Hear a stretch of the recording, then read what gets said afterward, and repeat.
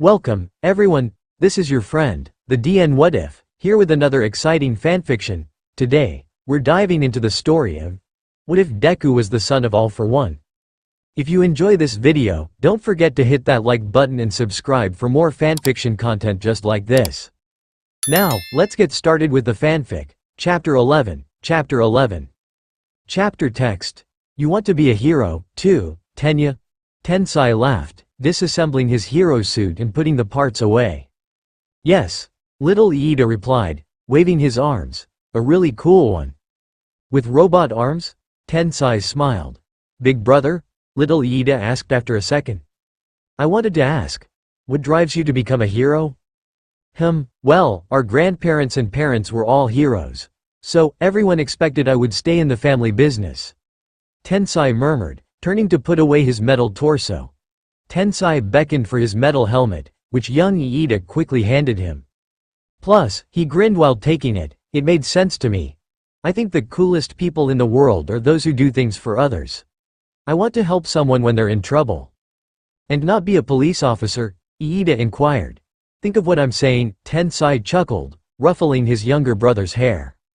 You take things at face value too much. But my secret is this. Knowing that you look up to me makes me better. You're truly something special, Tenya. I have to make sure that I'm the one who makes you proud. Iida stepped out of that memory, back in the now. Here he was, taking his brother's name on and not living up to it. Watch your right. Izuku called frantically, still paralyzed. Todoroki aimed his flames in the direction Stain was coming at him. Stain dodged and leapt away, cutting down the ice barriers that Todoroki kept throwing at him. You're right, hero killer, these three are different from me. But still, Iida thought as tears fell down his face. Ice and fire, Stain cackled. Try dodging this, hero killer. Kirishima called, the alpha charging up one for all in his legs as he hardened his upper torso and slammed into the killer, only to be thrown away from the older alpha. Anyone ever tell you that you rely on your quirk too much? Stain inquired as he dodged and ducked, getting closer to Todoroki. Izuku screamed, seeing what was about to happen. Makes you a careless fighter, Stain concluded, running under the blast of fire and swinging his sword at Todoroki. Todoroki's left arm was going to get sliced off. Todoroki! Izuku screamed, seeing that the dual-haired boy would not move in time. If I don't move now, I'll never be able to be as good as Midoriya, Kirishima, or Todoroki. I won't bear the name Ingenium if I don't start now to be a hero, Iida thought, standing in slow motion. Iida's engines fired up, and he launched himself at Stain, punching him away from Todoroki. Todoroki was unharmed, and no blood was drawn. Iida stopped himself by Todoroki, and Stain got to his feet, now a good distance from them. Iida! Izuku cried with relief, while Kirishima came back over to the other three and pulled Izuku off of the ground. Though the Omegas soon realized that he was regaining feeling in his body once more. You're free too? Todoroki asked. Todoroki, Kirishima, Yamada, Iida panted. This has nothing to do with you. I apologize. This again? Izuku gritted his teeth, now able to move once more. We're not leaving, I'm okay, but no more of any of your blood will be shed tonight, Iida stated. It's no use trying to put up a heroic front, no, Stain grunted, his blade now broken in half. A person's nature doesn't change in just a few minutes. You'll never be anything but a fraud.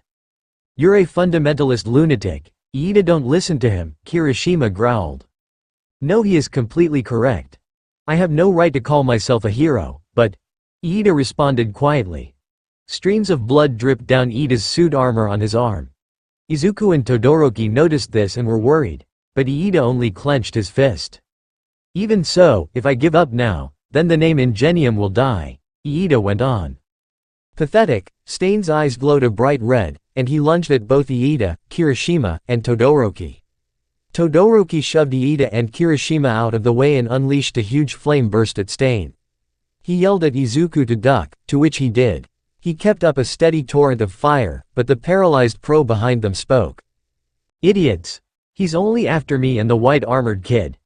Get Endeavor's kid and the green-haired boy out of here and go. The pro called out, only for Kirishima to growl quietly under his breath. I don't think he'd let me run even if I wanted to, Kirishima called back. He's gone almost rabid now. Stain jumped from his safe perch on a wall away from the flames down to Todoroki's right. Todoroki stopped his flames and sent an ice attack the hero killer's way. Todoroki thought quickly in his mind about how Stain fought and how his quirk worked. Using it on too many people with unpredictable blood types was hard, but they would have to keep away still. He was dangerous. Iida tried to fire up his engines, but they only sputtered. Crap! Did they stall or get beaten when he attacked Stain? Todoroki, can you regulate temperatures? Iida shouted as Todoroki shot more blazes at Stain. Not well with my left, but yeah, Todoroki grunted. Freeze my legs by plugging the engine exhausts, Iida called. Todoroki looked over at his classmate questioningly but obliged. As Todoroki moved to do so, his flames went out. Stain threw a knife at the dual-haired boy's chest, but Iida took it for him in his arm. Iida, no, Izuku cried.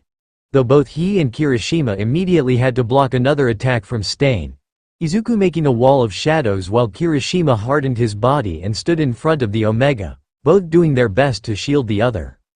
Why won't you stay down? Stain yelled, tossing a larger blade at Iida. Iida's arm was pierced straight through, and he fell to the ground. Though Kirishima immediately went to punch away the killer, only for his torso to get slashed, Izuku was able to use a shadow to grab the offending blade before the older alpha could paralyze Kirishima. Hurry up, Iida ordered Todoroki, gritting his teeth. Todoroki froze Iida's way the way Iida wanted to, telling him it was done as he fired off more blazes at Stain. Iida used his teeth while he was on the ground to force both knives out of his arm. I will fight, with or without my arms, Iida thought as he stood slowly, the knives clattering to the ground. Recipro. Extend. Iida's engines fired up over time, going at their full limit. He shot off directly at Stain, who was subject to gravity now as he fell close to a wall, having dodged Todoroki's attacks. Kirishima made his jump at the hero killer, using full force, while Izuku sent shadows to spin around the group, creating a powerful wind current, knocking the killer off balance. If I just keep, Iida thought, nearing the falling hero killer. If I just keep going, Kirishima yelled in his mind, cutting his leg on some stray ice but swiftly shooting onward. Go, guys, Todoroki exhaled, as he and Izuku watched their two friends. I'll use my leg, Iida shouted in his head, raising his strongest and more dominant leg, preparing to kick the hero killer hard and away. I'll use my arm, Kirishima breathed in his head, preparing his fist and drawing it back. Stain saw both kids, but could not move in time due to the wind currents around them. That's all I need to beat this guy, both Iida and Kirishima yelled in their minds, landing their strong blows. Kirishima punched Stain's face, his head going sideways and his neck receiving severe whiplash. Iida's kick landed straight into the hero killer's side. Stain was overpowered by the four young heroes. Meanwhile, in Hosu, Gran Torino, Mirko, Endeavor, and other heroes were busy with the Nomus. One of the scrawny Nomu's quirk was absorption and release, but Endeavor knew it still took damage from his hellflame. The beast was shaking and drooling, but still fighting. Its muscles grew, and it launched itself at the elder Todoroki. Gran Torino shot at it and pummeled it down, knocking it out instantly. Nice work, old man, Endeavor nodded, extinguishing his flames and looking at the horizon. These local heroes need practicould be under control by now. Let's just tie this freaky thing up, Gran Torino said, observing the Nomu. The police will take care of him from there. Endeavor then remembered something as he watched the elder move. Shoto, there's trouble ahead, Endeavor called back to his son. I'll show you what it means to be a hero. Todoroki was running behind him until he stopped. Endeavor noticed this and paused as well, extremely vexed that his son had stopped. It only angered him more when he pulled out his phone. Damn it, you should be watching me, Endeavor growled, the alpha growing tired of his Omegan son's resistance, before watching his son run away. Wait, where the hell are you going? The alpha roared while Todoroki didn't so much as look back. An alleyway, 4210 Echo Street, Todoroki yelled back as he ran. Once you're done, or if you see extra pros, send them there, I'm sure you can handle this by yourself. My friends might be in danger. And the young Todoroki was out of sight.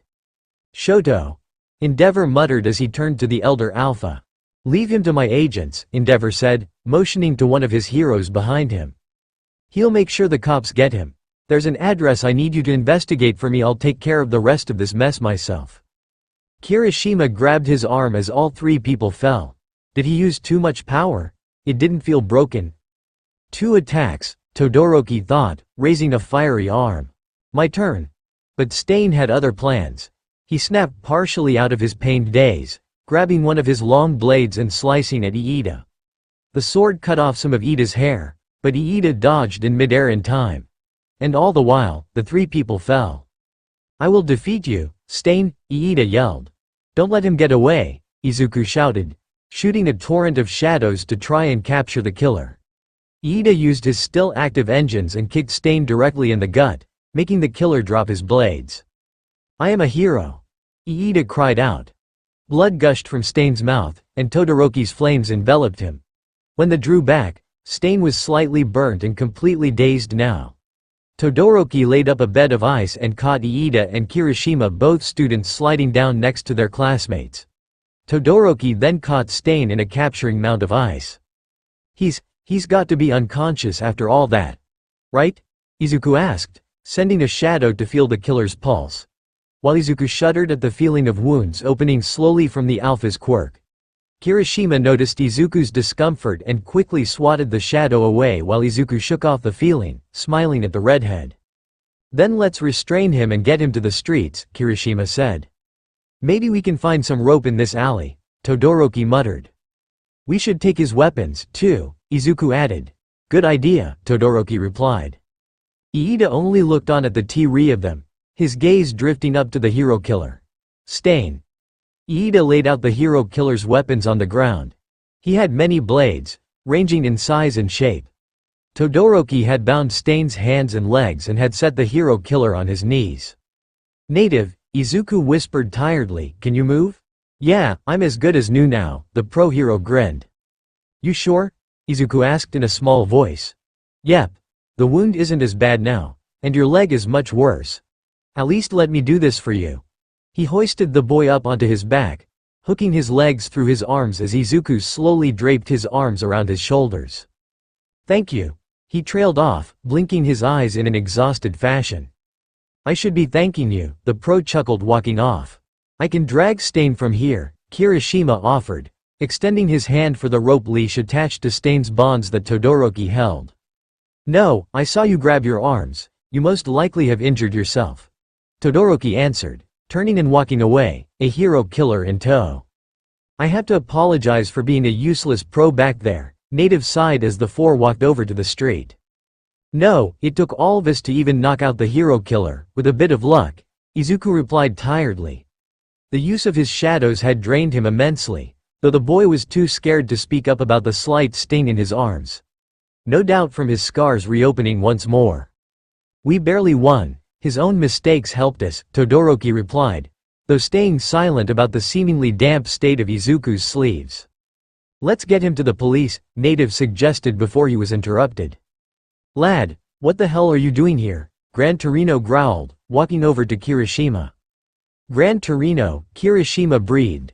Gran Torino whopped him on the head as he neared. "I told you to stay on the bullet train," he scolded. "Who's that?" Todoroki asked. "Gran Torino, the hero I'm interning with," Kirishima mumbled. "How'd you find us?" "I was told to come here by someone else," Gran Torino grumbled. "Glad you ain't dead, at least, you thick-headed zygote." "Me too," Izuku's eyes fluttered, painfully adjusting himself. While Gran Torino looked over to the boy, only to tilt his head slightly as he recognized the Omega. "Well, I'll be damned," Gran Torino thought to himself, only to notice Izuku's damp sleeves and the small array of scars that were visible on the boy's arm. They looked as if they were scabs about to tear. "Did you all take down this one?" Gran Torino asked as he pointed to the tied-up villain. "Yes, they did. The armored kid and I both wouldn't have made it if this one here hadn't shown up and called for backup from these two," Native replied as he nodded to the boy on his back, while Gran Torino's eyes widened slightly. A boy nothing like his father. It's hard to even believe that he could be related to him. They seem far too different, Gran Torino thought, shaking his head. Around the corner, A female voice called, though Izuku perked up once he recognized the voice as Mirko. "Who's that?" Todoroki questioned again. "That's Mirko, the one I'm interning with," Izuku stated with a sigh, both thankful and worried when Mirko and a few other pros came around the corner. "Holy shit," Mirko muttered as she walked forward and grabbed Izuku from native, allowing the boy to lean on her as he stood. "Endeavor told us to come help here, but a pro stopped." "Children," another exclaimed. "Those injuries look bad," one noted. "I'll call an ambulance." "Wait," the female cried, looking down. "Is that Stain, the hero killer? I'll get the police on the line," the first hero exclaimed, fumbling with his phone. "Can you walk?" Mirko asked Izuku, being sure to keep a firm grip on the boy, while Izuku only nodded softly. "Taking down the hero killer. That's badass kid, I'm impressed," Mirko stated with a smirk, rubbing the boy's back encouragingly. "You're bleeding badly," a pro told Iida, Kirishima, and Todoroki. "The ambulance will arrive soon. Guys," Iida said, ignoring the hero and standing in front of Kirishima, Izuku, and Todoroki, bowing. "You were all hurt. Because of me. I'm truly sorry." Because his head was bent, no one could see the boy's tears. "I was just so angry, I couldn't see anything else," Iida whispered. "I'm sorry, too, Iida," Izuku replied, his eyes softening. "You were going through so much on your own, and I didn't help you sooner, even though I'm your friend. Pull yourself together." Todoroki inclined his head at Iida. "It's over, and everything's going to be fine. Right?" Iida wiped his eyes and straightened himself. All things considered, the fight with Stain lasted about 10 minutes. For the 4 students, it felt like a lifetime. But it was a lifetime they would not soon forget, where they stood side by side and fought as friends to defeat an enemy.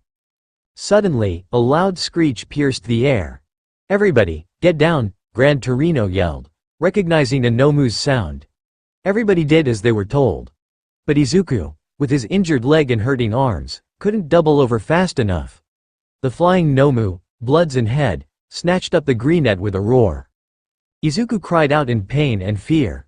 "Let go," he screamed, struggling. "Izuku!"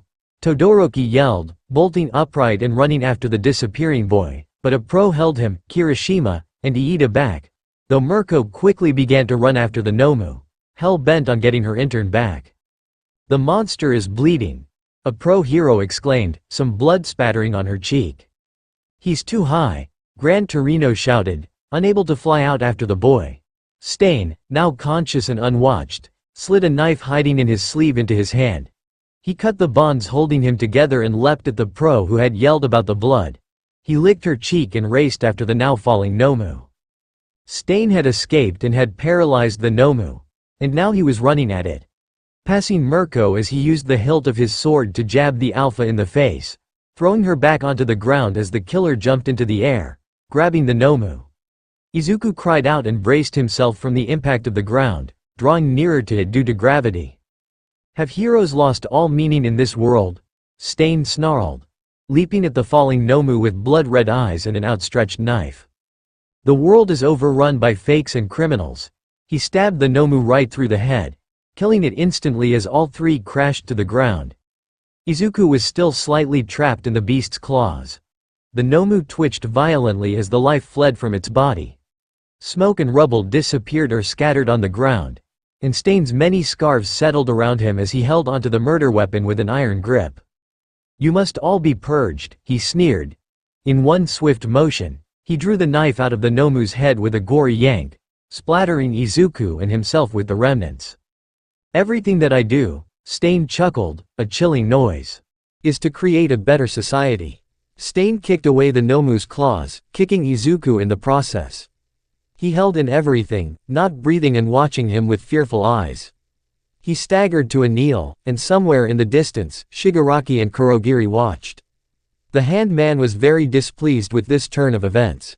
But that is something to focus on at a later time. Did he just save that kid?" a pro asked. "He killed that guy with no hesitation," another took a step back.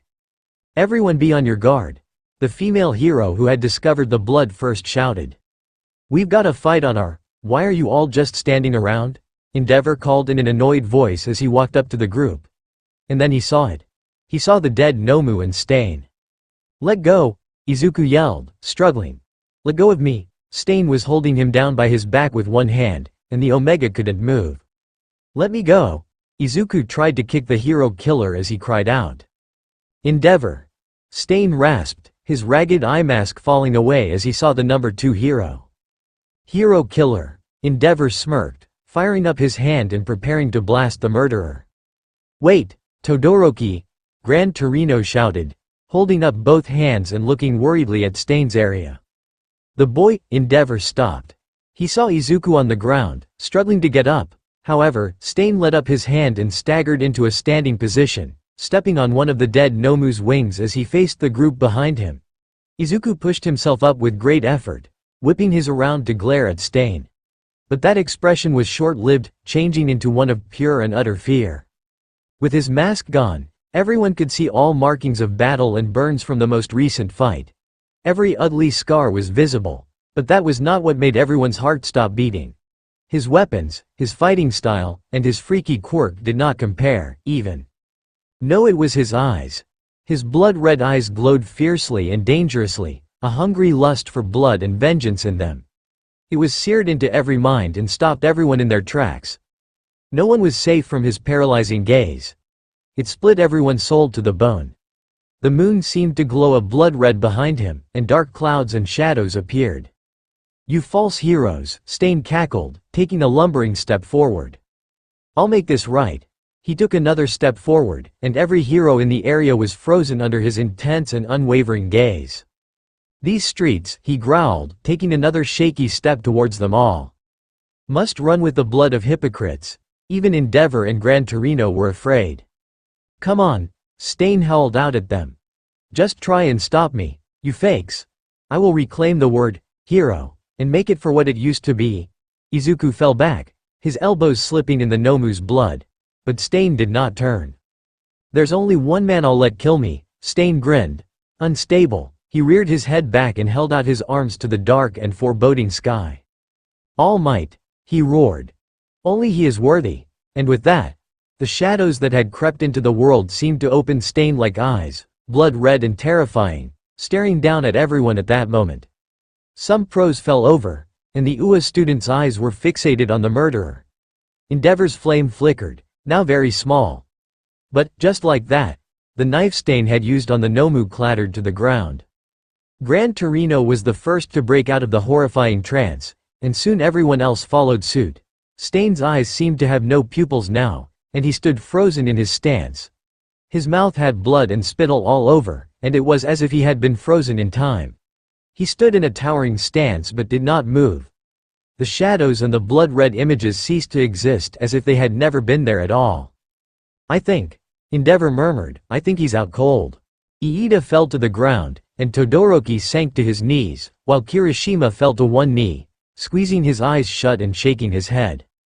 Gran Torino doubled over and coughed for a second. He had forgotten to breathe. Other heroes got up or tried to still their palpitating hearts. Izuku brought himself upright slowly and unsteadily, staring with wide eyes at the man in front of him, only for Mirko to shoot up from where she had been thrown and grab the young Omega, pulling him close to her as she hugged him tightly. Later, of course, they all quietly learned that one of his broken ribs had pierced his lung. It took some time, but he died standing at that moment. He had not used his quirk on anyone but the Nomu, and yet, in that instant, nobody could bring themselves to move. They were all paralyzed under his terrifying ideals and last words. Chapter 12. Chapter 12. Chapter text. Hospital beds. Pale blue hospital gowns. White bandages. "Did you sleep well, Izuku?" Todoroki asked, gently opening the curtain that separated them from Iida and Kirishima. The hospital they were staying in had many occupied rooms, due to the chaos of the previous night and all of the havoc the Nomus caused. Therefore, Izuku, Iida, Kirishima, and Todoroki, having known each other and being a part of the stain incident, were placed in the same hospital room. Some nurses came in beforehand to put up a curtain in the middle of the room, between the Omega's beds and the Alpha's. It was supposed to be one of subtle privacy. "Not really," Izuku mumbled, rubbing his eyes and sitting up in his bed. He wasn't beneath his covers and was right next to the window. His arms and leg were wrapped with bandages. I figured, Todoroki sighed, stepping away from the open curtain and sitting back on his bed across from him. Me either. Looking back on our fight, Izuku said, looking up. We did something pretty amazing. It's a miracle we're even alive. Yeah. Todoroki nodded. Hey, guys. We're back. Did we miss anything fun? Kirishima asked as he entered the room, the alphas and omegas having been put on different schedules for checkups to ensure privacy and such. Unless you mean us boring ourselves to death, then no, Todoroki answered blandly, Kirishima merely chuckling awkwardly in return. The room's door suddenly opened. Oh, about time you lazy degenerates woke up. Gran Torino Kirishima exclaimed. Manuel, Iida faltered, seeing the hero he was interning with behind the retired elder. Mirko, Izuku cheered, truly the only one happy to see the pro they interned with. While Mirko smiled at the boy. The woman also being the only one who wasn't cross with the children. Idiot, Gran Torino growled, stomping up to Kirishima. Ah! He shrieked, ducking back a bit from the old man's hand that went to smack his head. I could yell at you for hours, you know, he scolded the younger alpha. I know, I'm sorry sir, Kirishima whined, rubbing the back of his neck. But before I do, you three zygotes have a visitor, he interjected, turning around, a tall person walked in. He had the head and limbs of a dog but walked tall like a human. He wore a suit with a formal tie and looked at the three kids. This is Hosu's chief of police, Gran Torino introduced. Kenji Tsuragame. Tsuragame. Izuku thought, remembering the name vaguely. Todoroki and Iida stood. They were able to do so, as their legs were uninjured. Their arms were the wounded parts. Izuku and Kirishima tried to do the same with great effort, though both had an injured leg, causing the action to be difficult. No, please, the dog man woofed, waving the two off. Stay seated, I would want you both to strain yourselves, woof. Woof? So, you're the UA students that brought down the UA killer, huh? He asked. We are, Todoroki responded, not sure as to why the police chief came all this way to see them. Stain received many broken bones and severe burns, the police chief explained. The injuries were so great that one of his broken ribs pierced his lung. He is dead, to say the least, unfortunately. All four froze. Dead? Stain, unfortunate? No life, no matter what was done with it, should be valued over another, Tsuragame went on. It is disheartening that he is dead so he won't be able to face his crimes, but I suppose you kids are relieved that the danger is over. None of this seemed to compute with the teens. Here's a lesson you should have already learned, the chief barked. The police force is the main way of maintaining crime, even if the heroes are put front and center by the public. We decided not to use quirks as weapons long ago, but we could still use them to help. If they were licensed, of course. Woof. All four flashed back to the night in the alley. It would be impossible for the police to condone the use of unlicensed quirks without causing an uproar, Tsuragame continued. We're here to stop such harm from being done. That is the work of villains, as they do not follow the strict code of ethics laid out by the government that the pros abide by.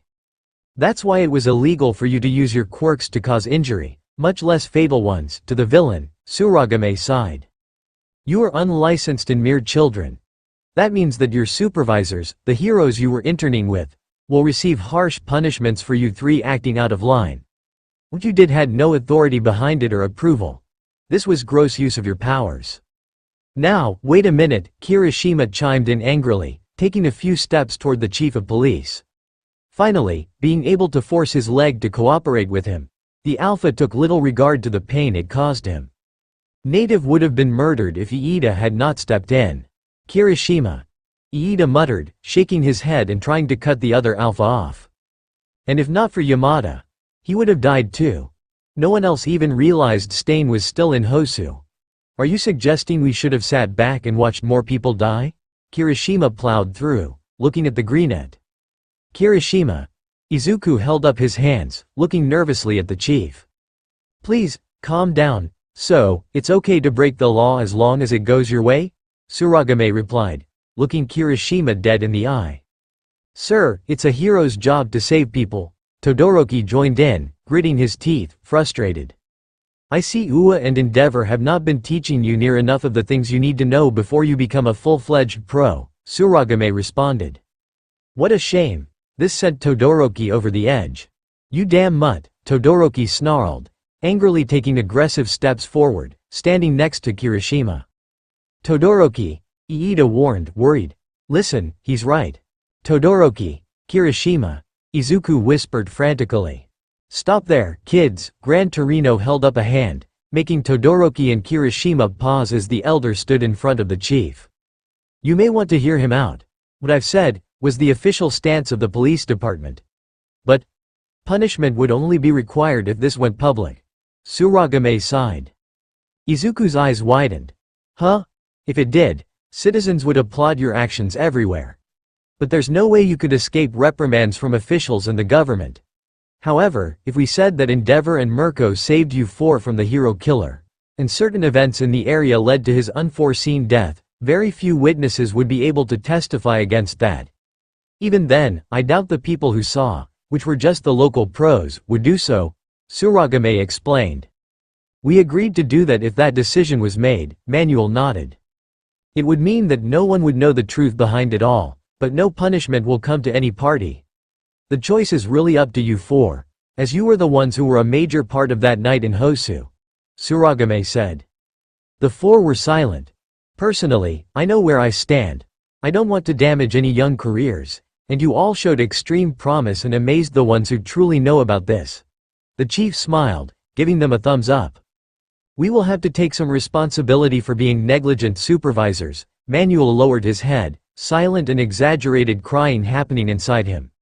Though Mirko merely patted him on the back. But it's worth it. You four were amazing. You handled the situation with great care. You worked well as a team, and you saved a life. You should all be proud. Mirko chimed in, giving the four a thumbs up. Thank you, ma'am. Izuku chimed in. Kid? No ma'am shit. I'm too young to feel old like that. Sorry, I'm sorry. Iida apologized, stepping forward and bowing, being careful not to move either of his arms in their heavy-duty slings. I should have listened to you. Yeah, Manuel flicked him on the head. You caused us a lot of trouble. Remember that, and don't repeat it. I apologize as well. Izuku bowed slightly, using the bedpost to support this movement as he got off his bed. Me too. Todoroki bowed low. I'm sorry as well. We'll leave it to you, Kirishima stated as he bowed. I know it's not fair, but at least allow me, the chief of police, to thank you for fighting and putting an end to his terrors. Tsuragame chuckled. Tsuragame bowed low as well, surprising the students. You could have started with that, Todoroki muttered. Looking away slightly, Izuku laughed a bit at his friend's embarrassment, and the heroes left them alone. No one would find out about the battle, in the end. But that night would continue to eat at the three long after, as their wounds healed. The people learned of Stain's end through a prolonged battle with Endeavor. The people were relieved. Not too much on the outside, of course. One can't be happy about another's death, it was rude. News channels talked about possible connections linking the Hosu Nomus to the USJ attack, but they mostly discussed Stain's path of destruction. A strange and scary video was even released by some anonymous person. It was confusing to some, but most people were just glad that the tension was somewhat gone. Let's take a moment to talk about what happened in Hosu, Best Jeanist told his interns and agents. Stain's death and the capture of more Nomus that resemble the one that attacked Ua are all over the news. It's likely that this all stitches together. We're all concerned, and people tend to come apart at the seams in times like this. Fast remain calm. We are here to protect others, and not seek vengeance or act out of line. In the back, Bakugo was shaking in annoyance and anger. His hair was stuck the way Jeanist had combed it, and his breathable black pants had been replaced with skinny jeans. He was not happy. This place was the fifth circle of hell. May our minds and bodies be as sharp and crisp as our genes, Jeanist went on. Thank you, Best Jeanist. Everyone but Bakugo chorused in unison. Damn it, I'm so ready to blow this fucking shithole and leave. Bakugo seethed in his head. That's so scary, Ochako said into her phone. I'm just glad you three are okay. I got nervous when the only thing you sent was your location. Yeah, sorry, but it's all had time for. Izuku mumbled over the phone. Don't worry about it, Ochako assured him. You rest up, I'm sure your parents and brother are going to be on your case once you come home. We'll talk later." Izuku groaned in response. The boy had forgotten to call either of his parents or brother due to the situation. And he knew that if he were to check, there would be at the very least 100 messages from the family chat, seeing as he sent his location to them as well. "Don't remind me, my parents are going to kill me, then Toshi will resurrect me and kill me again." Izuku whined while Ochako laughed over the phone. "Tell Iida, Kirishima, and Todoroki I said hi, bye Izuku." "I will, bye Ochako," Izuku stated as he hung up the phone. "Hey, Todoroki, Iida, Kirishima." Izuku nodded, walking back from the hallway into their room. Limping slightly. Phones weren't allowed to be used inside the rooms for some reason. Though Todoroki was quick to grab the other Omega and sit him next to him on the dual-haired boy's bed. "I just finished talking to Ochako, Izuku," Todoroki interjected quietly, making the boy pause as he looked at the boy next to him. "Iida just got his test results back." Izuku looked at Iida, immediately concerned. "I may have permanent damage to my left hand," Iida said after a moment, looking at the floor. "Permanent?" Izuku repeated softly, his lip trembling. "Both of my arms were pretty torn up," Iida said, moving them a bit. "The injury to my left arm was especially severe. I'll spare you the technical terms, Yamada, but I'll have trouble moving my fingers. And I'll experience some numbness. It could be healed with nerve transplant surgery." Izuku shifted slightly, moving forward somewhat towards Iida. "When I came across the hero killer," Iida went on, looking down, "I stopped thinking rationally. I should have called Manuel first, but my anger swallowed me whole." Stain's words of Iida being a fake, and a vengeful disgrace to the Hero Society struck him once more. "I hate him so much," Iida looked up. "Even in death. I can't deny that he was right, though. So, I'm choosing to leave my left hand as it is, a reminder of what I did that night until I can call myself a real hero." "Are you sure?" Todoroki inquired. "If I had been a better friend." "No, stop it. He's already accepted all of what happened. It'd be selfish to make it about me." Izuku thought you himself, subconsciously rubbing his scars. Though Todoroki of course noticed the action and placed his hand on top of Izuku's, placing a grounding weight on Izuku's limb, helping to settle him. Iida looked up again from his bandaged arms. Izuku held out his open palm, revealing the vines of scars that wrapped from his fingertips up to his collarbone. A weak smile on his face as he leaned on the bedpost. "I feel the same way, and if you know that is what will help drive you, then you have my support," he murmured, understanding in his viridian eyes. "My hand is a reminder too, of my past. Let's get stronger together. Okay?" Iida nodded after a moment of looking at his hand, the alpha wanting to ask multiple questions, though choosing now was not an appropriate time. So, he decided to place a bandaged arm on the boy's palm, almost like a handhold of sorts. Todoroki looked down. "I feel kind of bad," he mumbled. Izuku said, looking at him. "Why? We'll first with the sports festival." Izuku broke his arm and hand, and now Kirishima and Iida have hurt their hands and arms as well. "Am I cursed?" Todoroki asked while the other three stared at him with slight confusion. "Huh?" Iida frowned. "Am I cursed to be the hand crusher?" Todoroki asked. Dead serious. But it wasn't so serious to the other three. It only took 3 seconds before they burst out laughing. "Who knew Todoroki could make a joke?" Kirishima hollered, trying to breathe in between laughs. "This isn't a joke," he pleaded with the three of them. "Stop laughing. I'm going to mess up everyone's hands for the rest of my life." Todoroki whined desperately, fully serious about his anxiety. While Izuku only hugged the boy tightly, purring quietly to ease his friend's distress. Todoroki merely purred back just as quietly, nuzzling the boy's hair with his cheek. "Look out, everyone, hand crushers coming to save the day, but not your hands," Kirishima wheezed. "I'm not going to be able to save people's hands?" Todoroki questioned frantically. "Dear gods, this is comedy gold," Iida laughed, he looks so serious too. "But I am," Todoroki tried, before stopping himself. It was no use to try and persuade them. "Guys, he is serious," Izuku chimed in, trying to help his friend, though also growing slightly peeved with the alphas for joking about his friend's distress. Iida and Kirishima could only choke further on their laughter, both shaking their heads frantically, trying to stop their laughter, only for the actions to worsen it as they tried to apologize through their laughs. Though Izuku and Todoroki merely rolled their eyes as they curled up closer to each other, both taking comfort in the cuddling. Besides, it was good to see them laugh, after everything that had happened. Asterisk a phone call is here. A phone call is here. A phone asterisk. Hello? All Might answered. I may commit murder today. Just once, Aizawa thought before All Might bolted upright. Look, the man heard about what happened in Hosu with Endeavor and Mirko, and he had yet to hear from his child. So, he was not in the mood to deal with anything or anyone. Nor was Hisashi or Hitoshi. You could have warned me about that kid of yours, Gran Torino grumbled into the phone. My pay has been cut, and my teaching license has been suspended for 6 damn months. What the heck are you teaching this boy? I humbly apologize, sir. All Might in his skeletal form stammered into the phone, sweating bullets.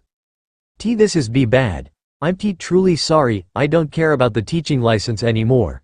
The elder harumphed as All Might walked out of the teacher's lounge quickly. I only got it to teach you originally, to keep my promise to Shimura. And I thank you for everything, All Might muttered into the phone so that no passerby could hear. It's because of you that I'm the #1 hero today. Then why the hell don't you visit? Gran Torino growled. Think an old geezer would take up too much of your time? That's not, All Might assured him quickly. My new life as a teacher is just really busy, and I called to talk about the hero killer, Toshinori, and AFO's boy. Gran Torino interjected solemnly. I only saw him briefly in person, but in that amount of time, he shook me to my very core. The child, what did he do? All Might shouted, though immediately covering his mouth to avoid being heard as he looked around him. What?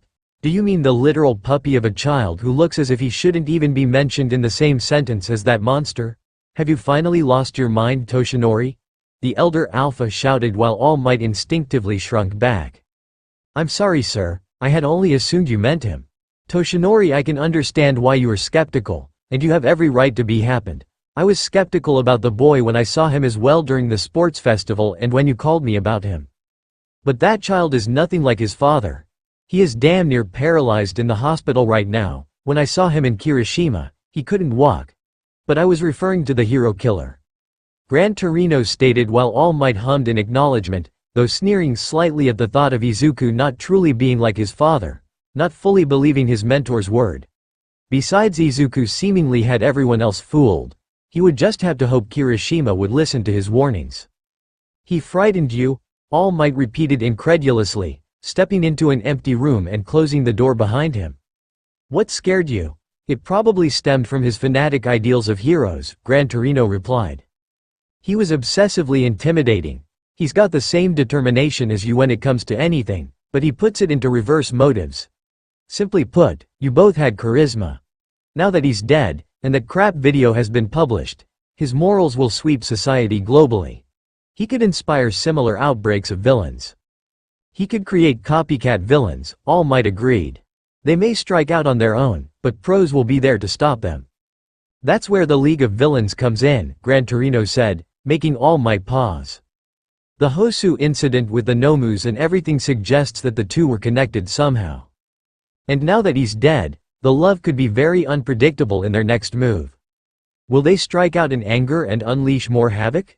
Or will their rage build up and then they let it all out, and we can't stop it? And the people worldwide who embrace Stain's dying ideals, or have already felt the same way. Those heroes shouldn't be paid and put on pedestals, that they need to be worthy to inherit the title of a hero. They'll look for that organization first, to partner with it or work with it. If enough mindless people join forces or submit to morals, then soon they could grow and enforce those ideals. The villain behind all of this will have made a brilliant strategy, whether he saw Stain's death or not, Gran Torino stated. He's back, isn't he? All Might said in a low voice. You're referring to the man who killed Shimura? Gran Torino clarified. You're afraid All for One is rising once more? Yes. That is why I am so skeptical of his boy, All Might muttered darkly. For him to survive such injuries, however, it's something I want to believe impossible. And I hope the fact that you and those other pros separated that child from him early on would mean that he would have no way of communicating with him or helping him," Grand Tornio stated. "Take a look at my stomach wound, and you never know, sir. There have been speculations of a traitor in Ua," All Might growled. "Toshinori, is he not with Eraserhead and Present Mic? Have some faith in your students. And have faith in your colleagues." "I will," All Might murmured, though he still couldn't help the doubt that settled in his gut. Chapter 13. Chapter 13 Chapter Text. It's been 5 days now since our UA students started their internships and 2 days since the little-known stain incident in Hosu. Izuku sat in his hospital bed on his phone, as his injuries had not yet healed, and he was now waiting for Aizawa, Hizashi, and Hitoshi to get there, seeing as the hospital had finally given them the information since the situation had been cleared up. Everyone on the news, he noticed, was still obsessed with Stain and that freaky video that kept getting published after being repeatedly removed. They told the public Endeavor had saved 7 pros and 3 students, and the battle between both him and Stain had resulted in an unfortunate death. No names were made public. Few knew the true story of what had happened that night. But in the end, it didn't matter. Right? It was all over now, anyway. The injuries they had sustained would be passed off as accidents during Todoroki's, Iida's, Kirishima's, and Izuku's internships. The night Iida got back the examination results for his arms, he went back to his house with his mother. Todoroki, Kirishima, and Izuku watched him leave through the window, nodding a meaningful nod when he looked back and did the same. Todoroki and Kirishima had light injuries, for the most part, so they both left that morning. Todoroki wanted to learn what he could from his father's agency, as his internship was still important to him. He also wanted to see his father's expression, knowing that he had no part in what occurred with Stain. While Gran Torino made it apparent to Kirishima that the boy had some hell to pay, so he needed to go back to his internship, though the Alpha did end up pleading with Izuku to call the cops if he didn't hear from the redhead in 24 hours. Izuku chuckled, knowing that Gran Torino wasn't letting the boy off easy, though promising to send reinforcements for Kirishima if he didn't hear from him. He looked out the window and smiled to himself, watching the fluffy clouds in the bright blue sky pass by. He was sure everyone was well, and working hard right now. And he would be lying if he said he wasn't a bit worried for his friends. The situation they had been in was not one most could move past easily. Izuku Yamada, though the poor boy had much more pressing matters to worry about now. Izuku jumped when the door to the hospital room was slammed open, a very pissed Aizawa standing in the frame of the door, Hizashi and Hitoshi standing behind him while the blonde Alpha looked just as pissed, though Hitoshi's expression was a mixture of shock and annoyance. Hi-P Papa. Izuku stuttered as Aizawa charged forward to his son, though Hizashi and Hitoshi both decided that it would be safer to stay back a safe distance, the older Omega radiating murderous intent. Though Izuku was both relieved and shocked when Aizawa said nothing and just wrapped his arms around his son tightly, the boy gently did the same as he thanked the gods that his father was seemingly showing him mercy. Though the boy was taken by surprise when Aizawa pulled back and cupped the boy's face with his hands. "You are grounded until I'm not mad anymore. And I'm happy you are okay. But if you ever scare me like that again, I will confine you to a sleeping bag for the rest of your life. Do you understand me?" Aizawa declared as he glared into the younger Omega's eyes. "Why yes, sir," Izuku squeaked while Aizawa's gaze returned to his normal tired expression, bringing the boy back into a hug as he positioned the two on the windowsill to where Izuku's legs were draped over Aizawa's lap while the boy rested his head on the older Omega's shoulder. Izuku happily snuggled into the warmth and comfort that Aizawa radiated. The boy had missed the feeling of physical comfort. While Aizawa motioned for the two alphas to come forward, the two knew better to get in between an Omegan parent who is concerned for their pup. "Izuku, what happened exactly? They didn't tell us much, and it's not a good sign when the hospital won't tell your parents anything or allow you to come to see them. And why in the hell did you not call us?" Hizashi questioned, the alpha still on the fence about the entire situation. "I don't know how much detail I'm allowed to go in, but basically Kirishima, Todoroki, Iida, and I all faced off with the hero killer, Stain. And we all got pretty hurt. But the police are saying it was Endeavor who faced off with him and took him down. And we can't really talk about it with anyone. And they told me I wasn't allowed to call either of you since you're both pros and it would cause some conflict with the situation until it was settled. Izuku explained while Hisashi growled quietly. 1. They're idiots. 2. I'm going to end up getting nothing but gray hairs by the time you two graduate with how you both are doing things. Hisashi stated while Hitoshi laughed at the statement, Aizawa and Izuku merely rolled their eyes at the man. I'm serious. Show look at these hairs and tell me, Udani whined as he grabbed a strand of his hair. All I see is that same horrible blonde and a man who's officially lost his mind. Aizawa teased while Hisashi gasped dramatically. Wounded by my own mate and husband, Hisashi exclaimed dramatically, placing a hand over his heart. They all laughed at the Alpha's antics, the relief of having his family with him easing Izuku's anxiety, while the Omega then realized that he would be allowed to continue his internship with Mirko the next day, thankful that he would be allowed to see the woman again, and thank her for everything she had done for him. It is possible that people inspired by Stain's morals and death will be more active now. This may just seem like a patrol, but keep your guard up, Best Jeanist stated as he and Bakugo walked along the street. Yeah, Bakugo grumbled. His hair was combed down like Best Jeanist had styled, much to his distaste. The jeans were something he had sort of gotten used to now, but that didn't mean he liked walking around the area in front of other people in skinny pants. Here's a question for you, the pro asked, looking back slightly at his intern. Patrols are meant to deter villains from doing their work, but it also has a secondary purpose. What would that be? If we see some villains, we beat them up on the spot, Bakugo answered immediately with an evil grin. Wrong. Best Jeanist replied. Hey, it's Best Jeanist. A schoolgirl squealed, and her friends around her shared her lovesick look and ad-libs. The right answer is, Best Jeanist went on, waving and earning fangirl giggles. To remind the public who we are, to give them peace of mind. I've told everyone this for quite some time. TCH, Bakugo rolled his eyes, disgusted at the girls. Gods, don't they have a little normie school to be at? I swear, they're worse than how D-. Bakugo thought to himself, only to cut himself off at the end of his thought, trying to not allow himself to grow angrier than what he already was. Especially at the reminder from the back of his head that Izuku hadn't talked to him since the Alpha confronted him. This helps weave a tapestry of trust, Jeanist added, taking away the Alpha's focus from the green-haired Omega. I think you just like getting recognized, Bakugo retorted. Hey, a little 7-year-old kid said, pointing up at Bakugo to his friends. I've seen him before, god damn it, another stupid fan from that dumb sports festival. The sludge monster guy, the kid added, making his friends snicker. He almost cried like a baby, yeah, he was saved by that black-haired kid too, I saw him on the news too. What did you say? Bakugo yelled, rounding on the 3 kids behind him, his hair bouncing straight up from its delicate style back to its old wild ways. The kids started crying, afraid now of the angry UA student. Bakugo, have you forgotten everything I've been saying? Talk with them like a pro, Best Jeanist scolded the younger Alpha. Bakugo rolled his eyes and grunted, looking back at the terrified children. Yeah, whatever, he grumbled, leaning down. Listen up, I wasn't helpless, and I didn't cry. I was just coming up with ways to fight him off. Sometimes a hero has to pretend he's been caught. Do you really think that I would lose? You'll eat those words when I become the new #1 hero. Never laugh at me again if you know what's good for you. The kids sobbed and bawled even louder now, shaking and clinging to each other. Best Jeanist rubbed his forehead.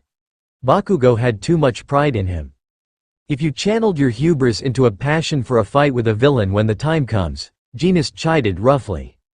Then maybe we'd get somewhere. But at this rate, you'll either turn out to be a very poor hero with a villain or superiority complex. Jeanist looked at the angry twitching boy. What was he going to do with this one? I know I wasn't here long, but thank you, for everything. Gran Torino yawned, leaning on his cane on his porch. Kirishima in his uniform, he was leaving for UA early in the morning. It was time for everyone to return to school, their internships were over. There's no need for that, the old man replied. I wasn't even around when the big stuff happened. Yeah, but the only reason I was able to stand all the big stuff was because of your instruction in sparring. The redhead responded, his hero's suitcase in his arms and his backpack slung over his shoulder. Suddenly, his previously injured ankle was given a swift knock by Gran Torino's cane.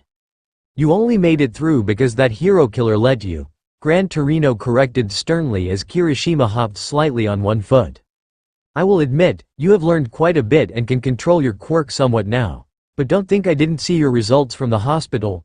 You went over your limit and got a stress fracture on your right arm as if it wasn't damaged already by your reckless ideas. You're too impatient and need to think before you move. Kirishima looked down at his scarred hand. I'm sure you know this already, but if you want to be a true pro-hero like All Might, you have to learn much more. The elder stated gently, giving the younger Alpha a gentle slap on the arm.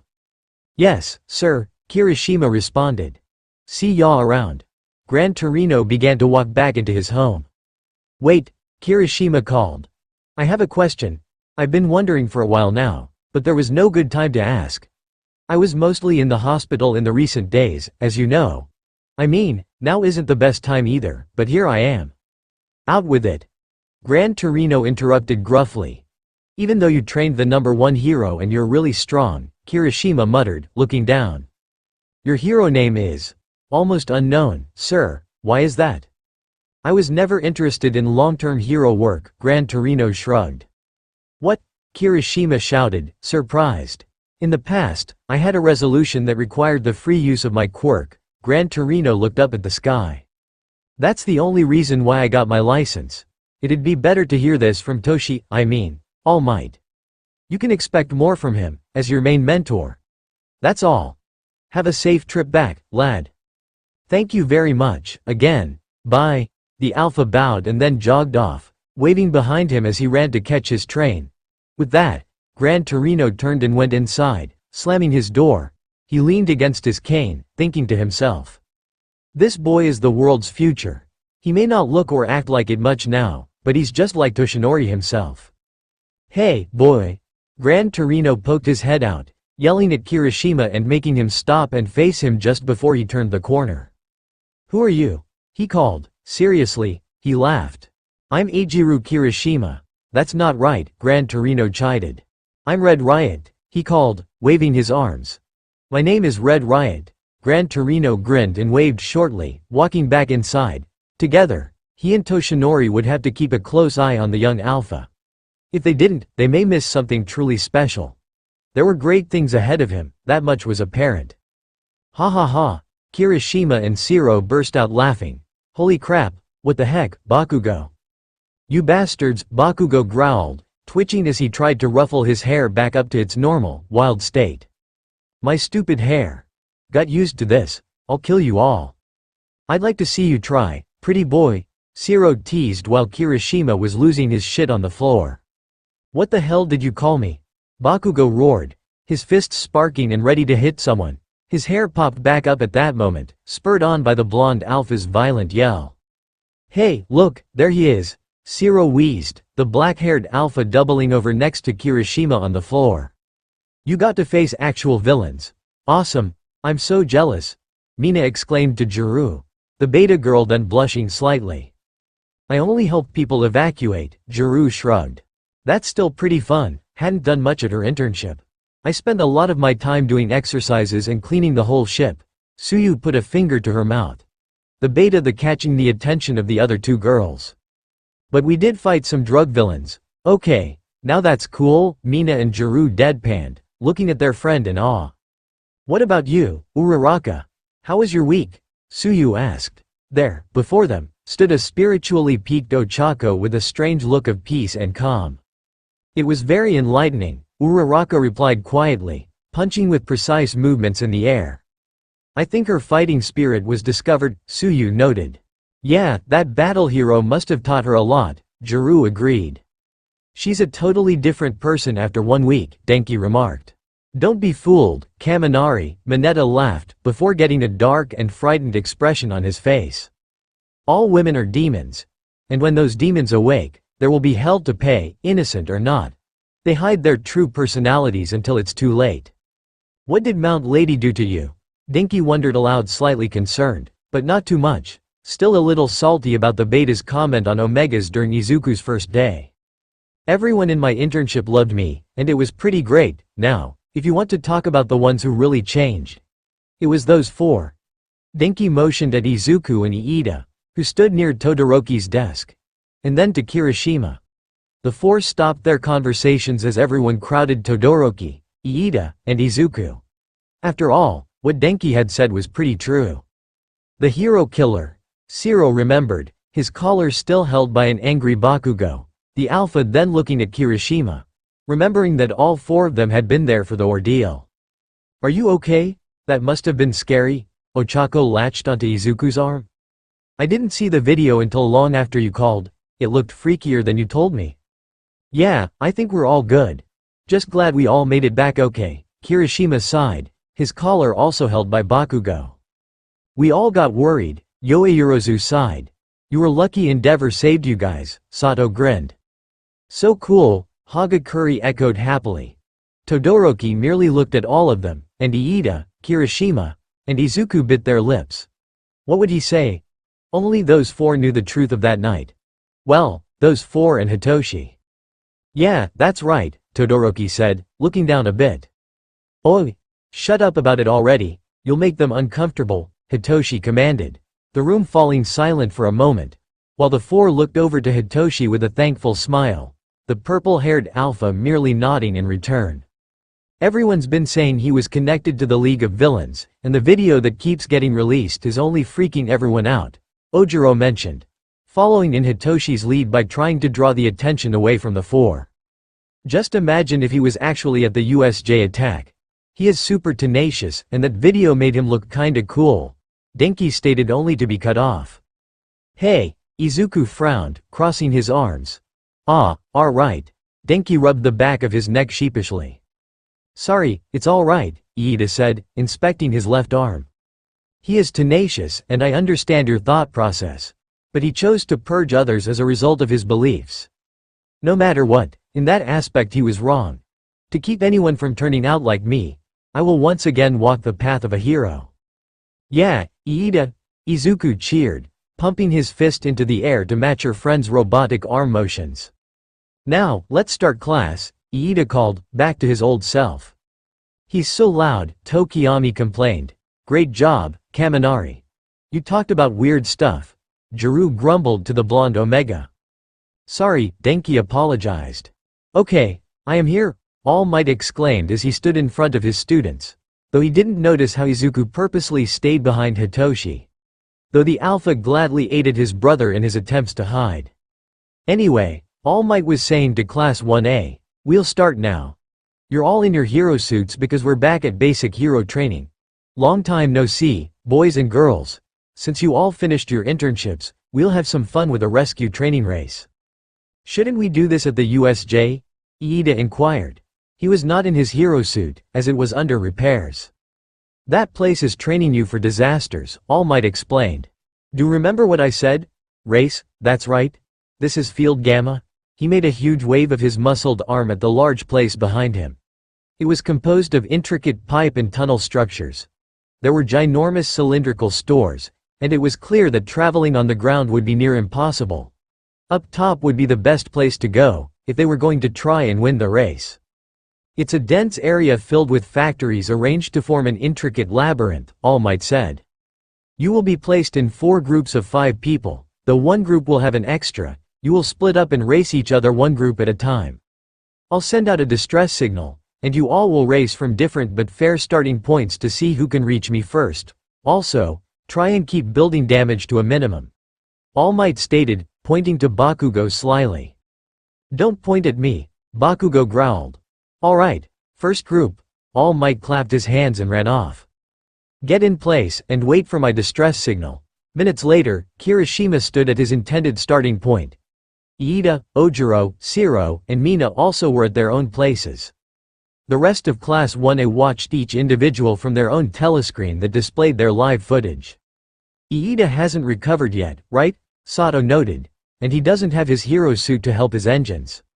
"This group has everyone with good mobility," Hagakure added. "Kirishima has a huge disadvantage," Momo pointed out.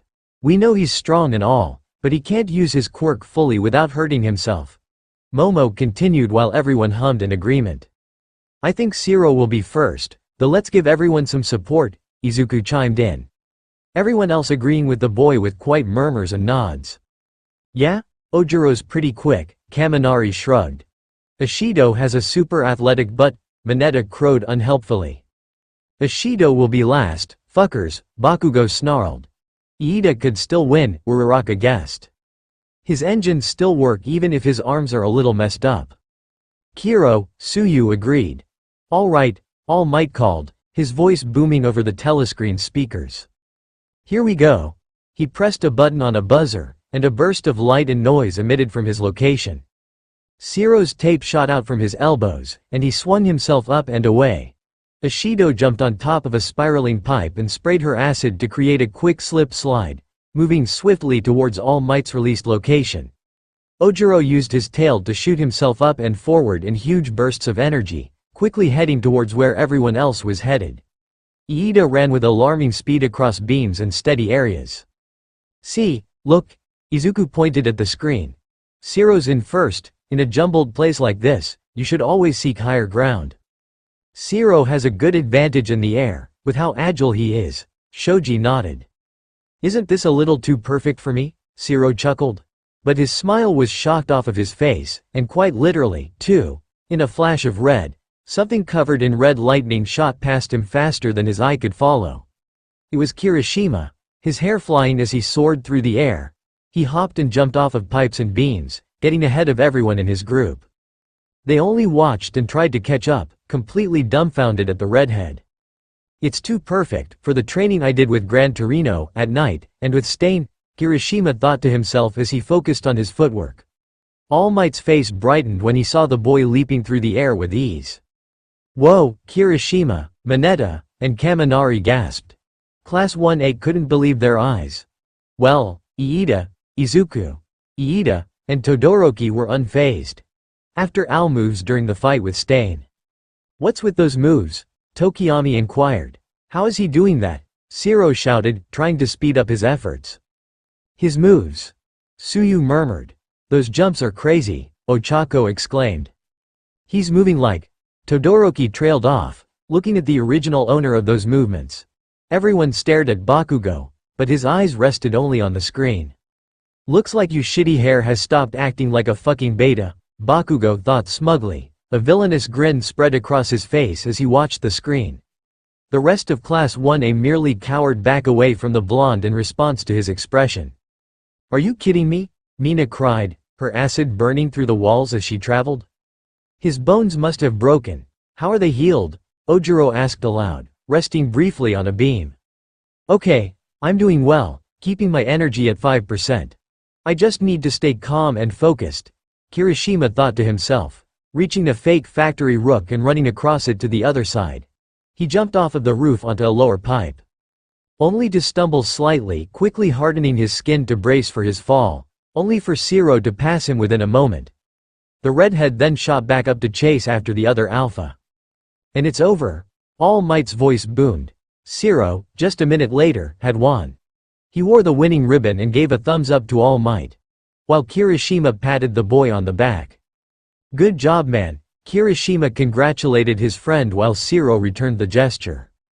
I was so close, Mina harumphed, with Ojiro sighing behind her. That was crazy though. When did you learn to do that, Kirishima? Zero asked while the redhead chuckled. I learned it during my internship, though since this area has unstable footing, I should be aware of all my surroundings. I need to be more alert and the slightest wrong move could end up like my fall there. Though I'm lucky I hardened my skin fast enough, Kirishima replied while Zero nodded. Young Zero may have come in first, but you four also did very well. You all have grown a lot since the start of the year. Learn from this experience, and congratulations to the whole lot of you for completing the race.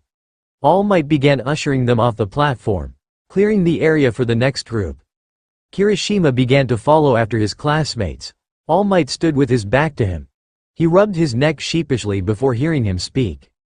Good job, he heard the older alpha say in a low voice, giving him a subtle thumbs up. You surprised everyone, and that included me. You're progressing well, young Kirishima. But come see me after class. It's time I tell you about One for All in its full story.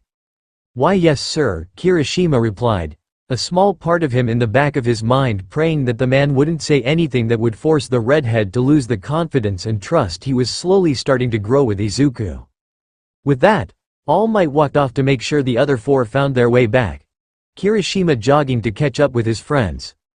The quiet exchange of words went unnoticed by most of the class, who were buzzing about Kirishima's improvement or making bets for the next race.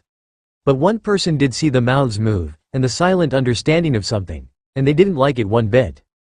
"Come have a seat, young Kirishima," All Might ordered as he patted the table where he sat. Kirishima gulped and did as he was told. The school day was over, and the sky was a hazy orange as people left the school to go home. All Might was in a yellow and black striped suit and was in his deflated or normal form. He looked serious, and his hands clasped together. "You've gone through a lot, for a week. I'm sorry about all that happened, and how I couldn't be there. Gran Torino talked to me." "Don't apologize," Kirishima said, sitting in front of him. "It's fine. What did you want to talk to me about? With One for All? That's more important than the past in my eyes." Kirishima retorted, though that small part of him started to grow louder, his prayers fighting to the forefront of his mind. "The past holds much more significance than you believe, young Kirishima. I know I have not told you much of All for One, and I have primarily tried to instill a sense of caution around young Yamada. But this is something you must know. About both of them." All Might stated grimly, while Kirishima's stomach sank when All Might said Izuku's name. The original name of that monster is unknown, but he chooses to call himself the same name as his quirk, which is All for One. All Might began. "You said, it's still around today, being passed down to other people?" "No, not exactly. All for One takes other people's quirks and makes them its own, storing up multiple powers to use as they please. It can give quirks to others, as well." Everything for one person?" Kirishima breathed, his brow furrowing. When quirks first began appearing, the basis of what made someone a normal human crumbled away. Laws and human rights were a major problem all of the time, and civilization's progress couldn't move forward in this time of fear and confusion. Society began to decay. "If quirks never existed, we'd be living in space or something right now, right?" Kirishima asked. Basically, All Might agreed. During that panicked period, there was someone who was the first to unite all of the people in the world. His name, through his power, was All for One. He stole quirks from others, and then, with his overwhelming abilities, he spread his influence across the country. He manipulated others, and his evil was met with little resistance. In the blink of an eye, he became the leader of all villains ruling Japan. "I've seen rumors about that whole ordeal online," Kirishima said, his hands tightening into fists on his pants. "But isn't this just a fairy tale? An exaggerated truth? When I looked elsewhere, for more hero research, I couldn't find it in school, textbooks, anything to do with history." "They can't put secret dealings in your history books, now, can they?" All Might inquired. "People need a place to use their powers. How does this relate to One for All? Or Izu Yamada?" Kirishima asked, tilting his head. "All for One gives quirks to others, and Yamada can borrow quirks as well, not to mention his control on the shadows themselves," All Might said, staring straight into Kirishima's ruby eyes. All for One made people surrender or trust him by giving them power. However, many couldn't bear the burden of new quirks, becoming mute living dolls. Just like the Nomus, Kirishima's eyes widened. In the meantime, there were quirks that mixed or changed as they were passed on.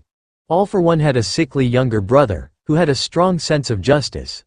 It pained him to see what his elder brother had done, so he continued to resist.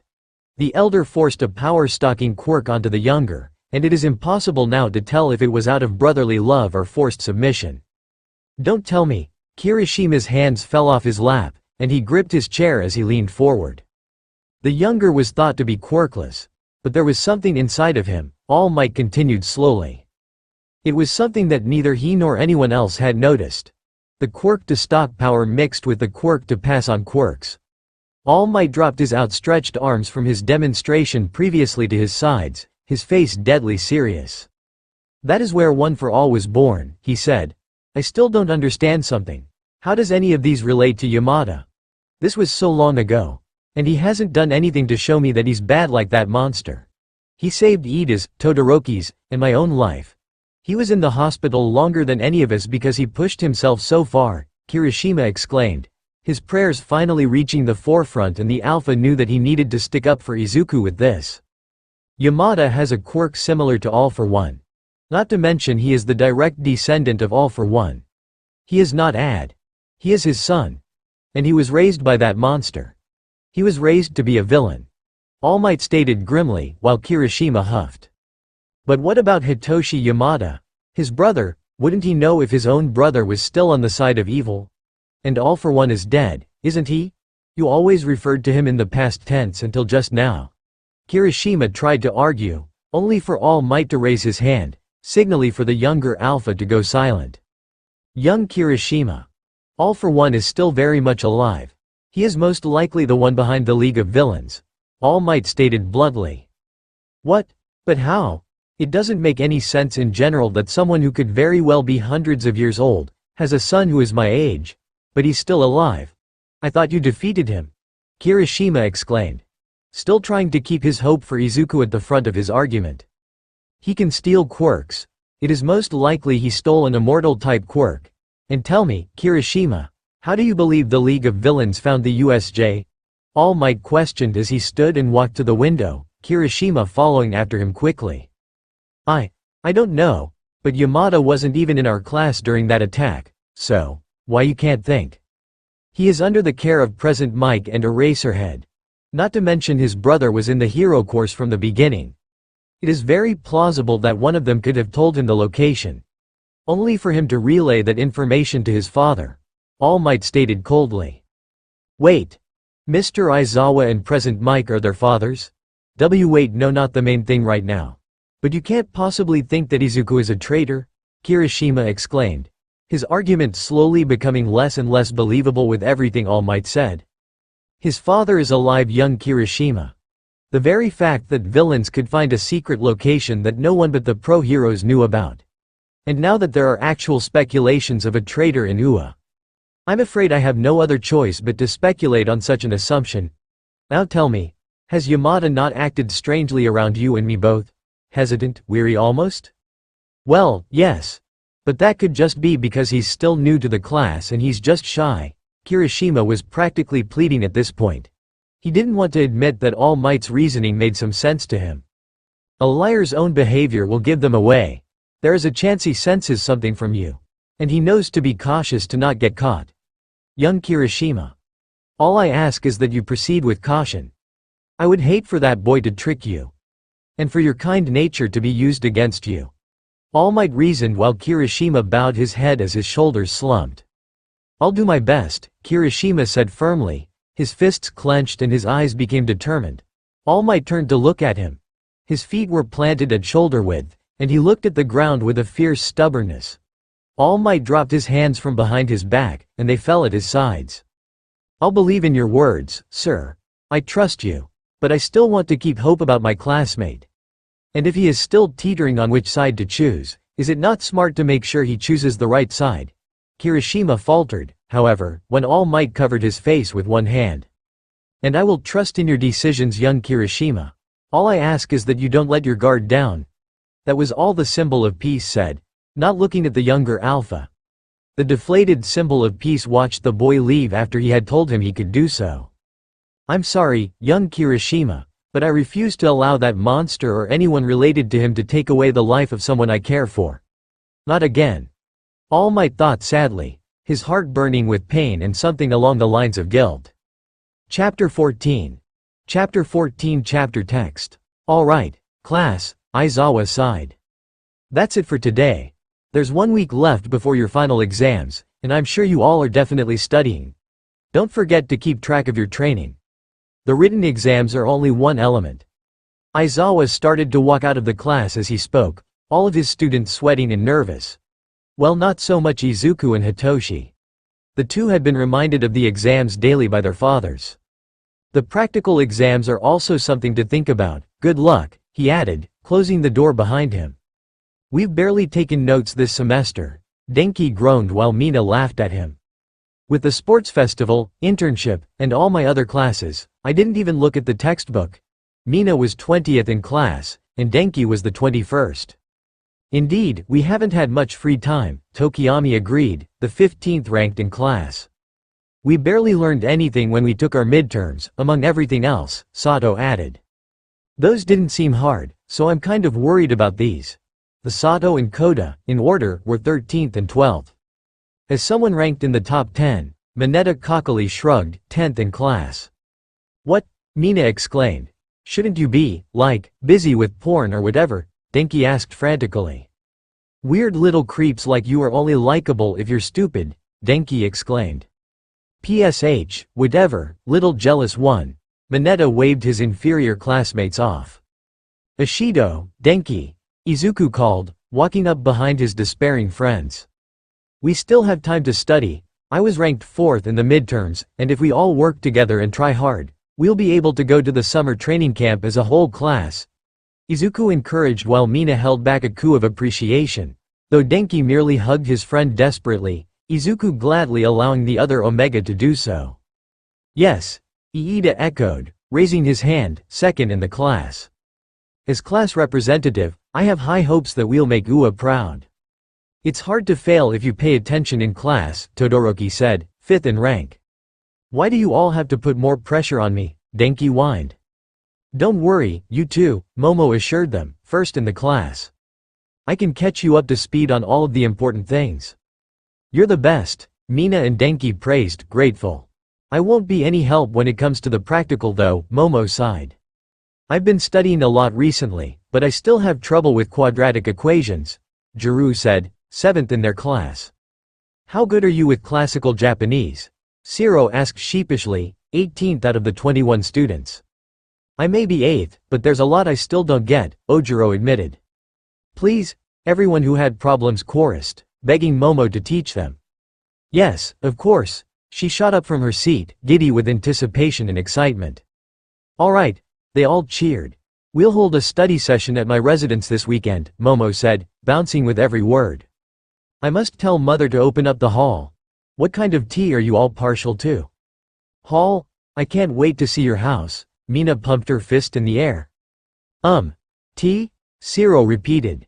In my family, we always drink Harrods or Wedgwood, so if you have any preference, let me know. You can always trust me to help you study, Momo explained happily. We're peasants, Denki muttered. Anything is fine, Juru replied. And that's how you ask people to study, Kirishima cringed. Want me to beat this shit into, dumbass? Bakugo growled. You're 15th in the class. You can't say anything. Bakugo was 3rd in the class. Sure. I need the extra studying, and with you pretty close to the top, it'll be awesome, Kirishima grinned. Everyone's panicking now, shouldn't you, in 19th place? Try cramming? Shoji, 11th, noted. Hush now, peasant. I am capable of flawlessly passing these pitiful tests. Aoyama waved him off. Aoyama, if you like you can study with me and Hitoshi. He got 6th so I think we could help. Izuku offered while Aoyama turned quickly to the boy with his classic dramatics and smile. Why thank you Mona May, I would be happy to, Aoyama stated as he posed dramatically, Izuku laughing at the boy's behavior. Great. It's like a dad 2.0. But weirder. Hitoshi grumbled under his breath while Izuku quickly slapped his brother's arm in response. DS. Izuku scolded while Hitoshi squawked at his little brother, quickly taking to pulling the boy into a headlock as he roughed Izuku's hair playfully. Beat his ass green bean. Mina cheered while Izuku flushed at the use of the nickname, though happily taking to the challenge of wrestling his brother, pulling the larger boy onto the ground with him as they wrestled. Denki, Mina, Ochako, and Shiro all cheered all the while. Yamadas. Just because you both are brothers does not mean that etiquette means nothing, Iida scolded as he tried to break the two up, only for Hitoshi to pull the blue-haired alpha down with him. Cackling as Iida sputtered. All might. I wish you could see this. Then maybe you wouldn't be so weary. A certain redhead thought to himself as he watched the wrestling match with a fond smile. I'm kind of freaked out by the practical exam, since we don't know what's coming, Izuku admitted, taking a bite of his katsudon. I doubt it'd be anything too crazy, Iida assured him. The alpha having broken up the two brothers and got them all to lunch. Yeah, the written exam should be a breeze, Izuku nodded. That easy, huh? Ochako asked with a feigned smile, her wide eyes showing that her 14th-ranked self was in no way prepared for either exam. The practical exam should still be hard, though, Izuku continued. It's a comprehensive test of everything we learned this year, Hitoshi said. That's all Mr. Aizawa will say, Tsuyu shrugged. So combat, rescue, and basic training, then, Ochako guessed. We can't just study, we have to stay in great physical shape. At this point, he was cut off when the back of his head was jostled slightly. He let out a yelp and brought his head back to where it was. He turned around quizzically. Could it be Kachan? No, he hadn't even so much as spoken to Bakugo since the sports festival. My, if it isn't dear little Izuku. Monoma purred while Izuku only sighed at his friend's behavior. Do not touch him, Todoroki commanded coldly, not realizing that Izuku wasn't at all hurt or upset by the blonde's actions. Oh, how frightening, I do hope you aren't trying to challenge me, though it would make sense, seeing as your class must always be in the limelight, Monoma teased while Todoroki stood to make himself appear bigger. Monoma. Don't start shit. Hitoshi threatened while Izuku quickly stood to block Todoroki from Monoma. Monoma. What are you doing? Leave them alone, Kendo shouted as she marched over to the table. Guys. Izuku shouted, summoning a few thin shadows to push everyone apart. Okay.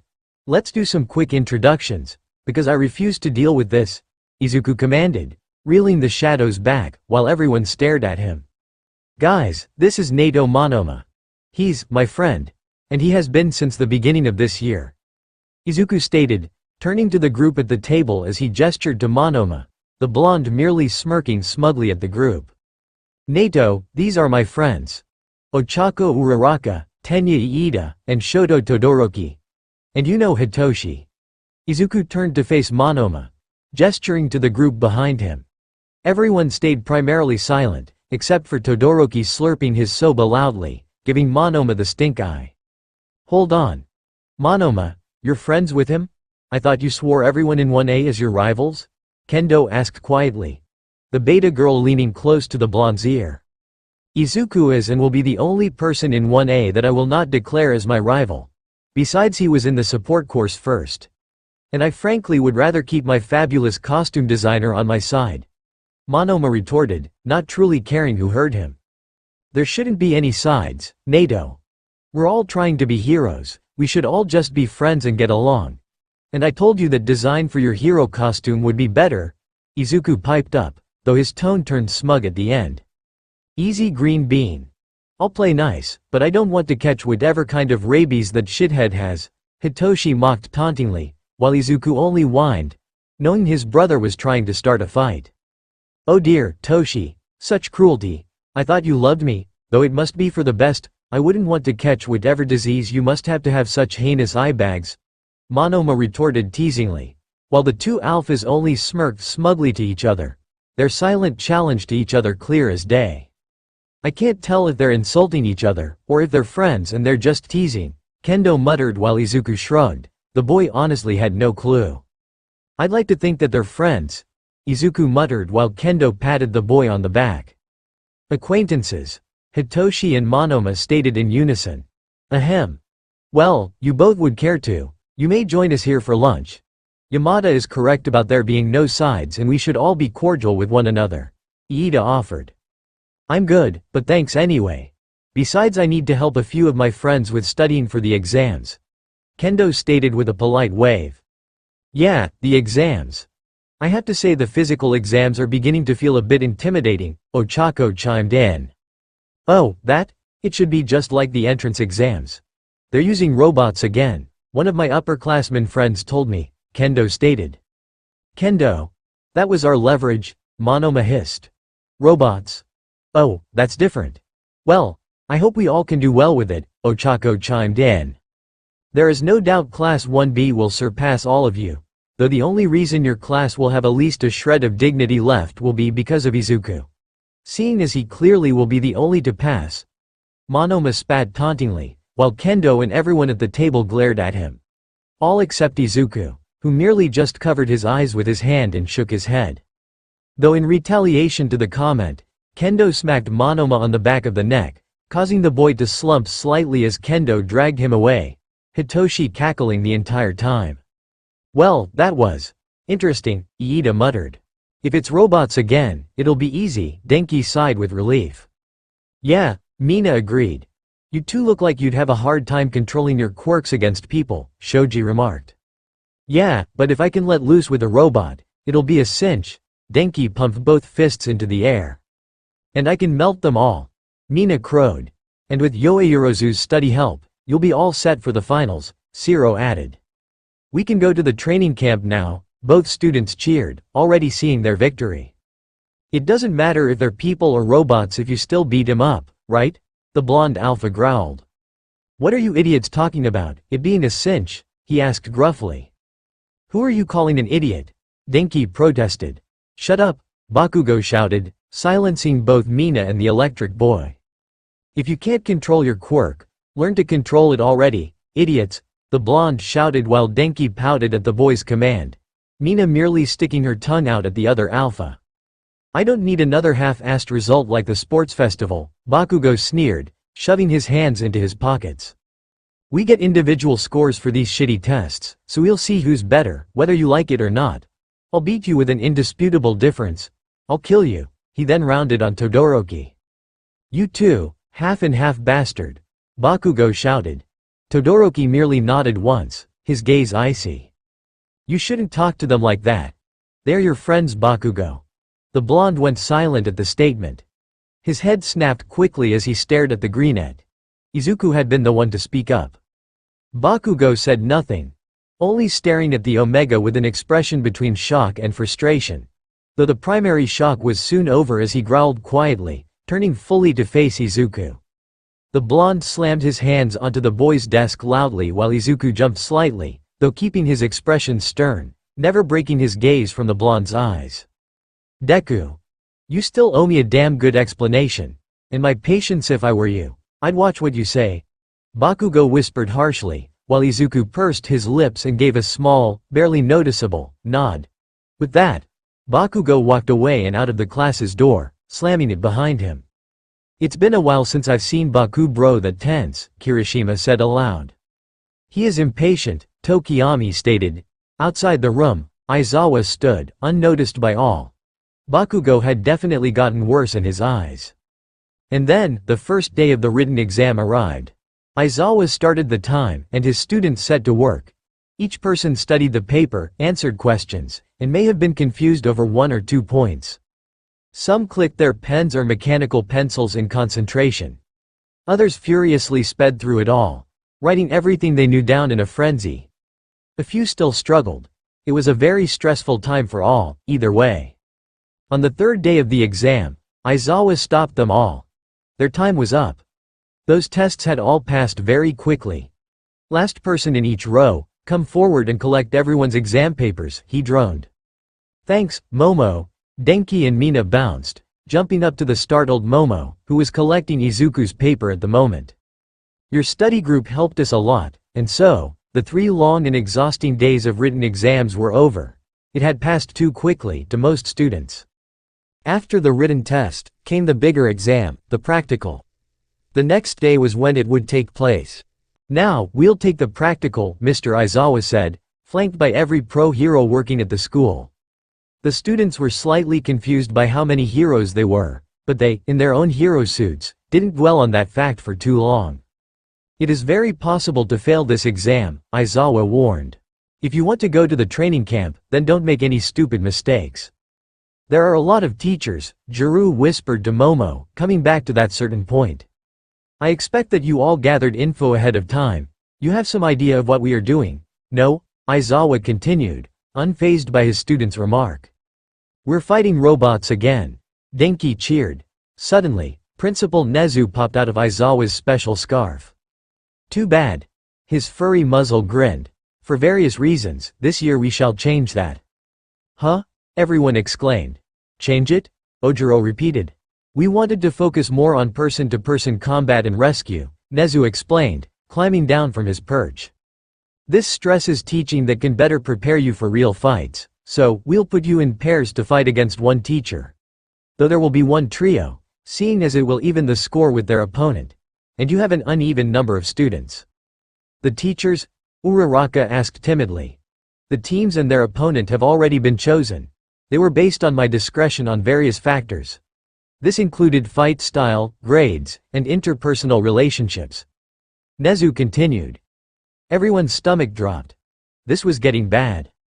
First, Todoroki and Yoeirozu are up against me, Aizawa said, grinning slightly. Izuku Yamada, Katsuki Bakugo, and Eiichiro Kirishima are also on a team, Nezu continued. What? Izuku yelped, the boy's anxiety growing slightly due to the realization that he would be placed with the two boys that he had done his best to either make peace with or somewhat ignore. Bakugo looked equally shocked and definitely angrier. Though Kirishima merely chuckled as he patted the blonde's back before reaching from behind Iida to grab the greenette and bring him closer to the two alphas. You three will be up against me, a voice boomed, and All Might crashed down in front of them. All Might? The three students exclaimed. Work together to beat me, you three? All Might advised. Kirishima, Izuku, and Bakugo stared at each other. Class 1A and even some teachers looked at the trio and their opponent. This would definitely be a memorable fight. Though Aizawa and Hisashi both turned to each other quickly, both hoping the other had an explanation as to why Izuku was on the same team as Kirishima and Bakugo. The two knew that the two alphas would face against All Might, but they and the other teachers had planned for Izuku to be placed with a different pair. You pay close attention, young Kirishima. If placing you in close combat with Yamada is what it will take for you to realize, then so be it, All Might thought, watching as Izuku quickly scurried away from the two alphas and over to his brother, who was originally staring at the trio with wide eyes, before quickly aiding Izuku in hiding behind him. Let's continue to announce the teams, Nezu called. Rikido Sato and Hitoshi Yamada, against Cementos, first match. Tsuyu Asui and Fumikage Tokiyami, against Ectoplasm, second match. Ojiro Mashirao and Tenya Iida, against Powerloader, third match. Shoto Todoroki and Momo Yoeirozu, against Eraserhead, fourth match. Ochako Uraraka and Yuga Aoyama, against 13, fifth match. Denki Kaminari and Mina Ishido, against Nezu, sixth match. Koji Kota and Kyoka Juru, against Present Mike, seventh match. Mizo Shoji and Toru Hagakuri, against Snipe, eighth match. Honta Siro and Minoru Mineta, against Midnight, ninth match. Katsuki Bakugo, Eiichiro Kirishima, and Izuku Yamada, against All Might, 10th match. The time limit is 30 minutes, Nezu said, holding something up in his paw. To win, you must put these handcuffs on your teacher, however, you can have one of you also escape from the stage, Nezu explained. Capture the teacher or escape, it's like the combat training, Denki murmured. Is it okay to run away? Mina asked. Yep, Nezu assured her. It will be different from the combat training. You'll be up against someone way better than you, Hisashi warned. You've got that right, Kirishima muttered. I can't imagine that, Juru replied, ignoring Kota's efforts to quiet her. Hey, girl. Watch yo mouth, Hisashi pouted. It will be like a real battle, please, think of us as villains, 13 added. Assuming you come across the enemy, if you believe you can win through fighting, go ahead and do so, it's all right, Snipe interjected. However, Aizawa interjected in a low voice, in cases where your abilities have a huge gap between them, it would be best to run and get help. Todoroki, Iida, Kirishima, Yamada. I'm sure you three understand this well, Aizawa stated as he looked at each of the boys. Iida remembered that time. He clenched his fist, running away would never again be an option for him. He swore it. He would be smarter now. So, we fight to win or run to win, Izuku's brow furrowed. That's right, Hisashi shouted. This is a test of your decision-making skills, however, some of you may believe that your only real choice is to flee. That's why the support course made these fantastic accessories for us. All Might pulled out a large metal bracelet and everyone could tell it was weighted down immensely. Behold, ultra-compressed weights, Hisashi crowed. These babies add about half of our body weight to our physique. It isn't much, but it'll eat up our stamina and limit our movements. These are heavier than I thought. We had a contest to come up with these designs, and Mei Hatsume won. Hisashi continued as all of the teachers strapped them onto their wrists and ankles. Good for her. Izuku grinned to himself, proud that his friend was doing so well. Let's begin, Aizawa sighed. The teams will take the practical exam in the order you were called. We have a stage prepared for you. Sato, Hitoshi Yamada. You're up. Yes, sir, both boys chorused. Those waiting their turn can either watch the exam or try to strategize together as a team. It's your choice. That's all. Aizawa went on as everyone began walking away. Ojiro, I'd like to discuss how we might coordinate the use of our quirks. Iida turned to his partner. Great, Ojiro smiled. Tokiyami, let's go come up with a plan. Tsuyu tapped his shoulder. Agreed, the bird nodded.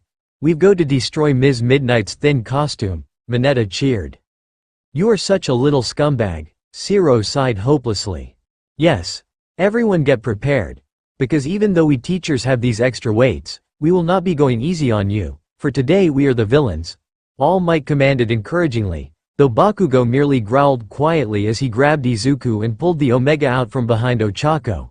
Though the Beta girl gave the Alpha a distasteful look in response, not exactly enjoying the fact that both Alphas immediately took to just grabbing Izuku and dragging him. You think we need a handicap to win against you? Bakugo snarled. Think again. Ha ha ha ha ha. All Might laughed, his blue eyes piercing everyone's gaze. This will be fun. All Might retorted challengingly, successfully getting Kirishima and Bakugo to take on the challenge, while Izuku could tell there was malice behind that challenge, and it wasn't meant for either Alpha. Izuku. The Omega then turned to see Hisashi rounding the corner to the hallway that Izuku has been hiding in. The boy had escaped from Kirishima and Bakugo for long enough to find a place to hide. Hi, Dad, Izuku whispered as he raised his head from where they had been resting on his arms. The boy curled up on the floor with his knees hugged tightly to his chest. Are you okay, Zu? I'm sure that I could talk to Nezu and explain that you need to be placed with a different pair. I doubt he would deny you. Hisashi offered as he kneeled in front of his son, placing a gentle hand on the boy's head. And while Izuku looked hopefully at the Alpha for a moment, the boy quickly shook his head in denial. Izuku? Hisashi asked gently. No, All Might doesn't trust me. If I pull out of the team with Kirishima and Bakugo, then it will give him all that much more reason to not trust me. But if I can help us pass the exam, it might make him see that I'm actually on the good side, that I'm not like Izuku Yamada, Hisashi commanded while Izuku fell silent immediately, the boy's statement having been cut off before he could finish. Izuku, while I couldn't be prouder of you, you shouldn't give two shits what that douchebag thinks of you.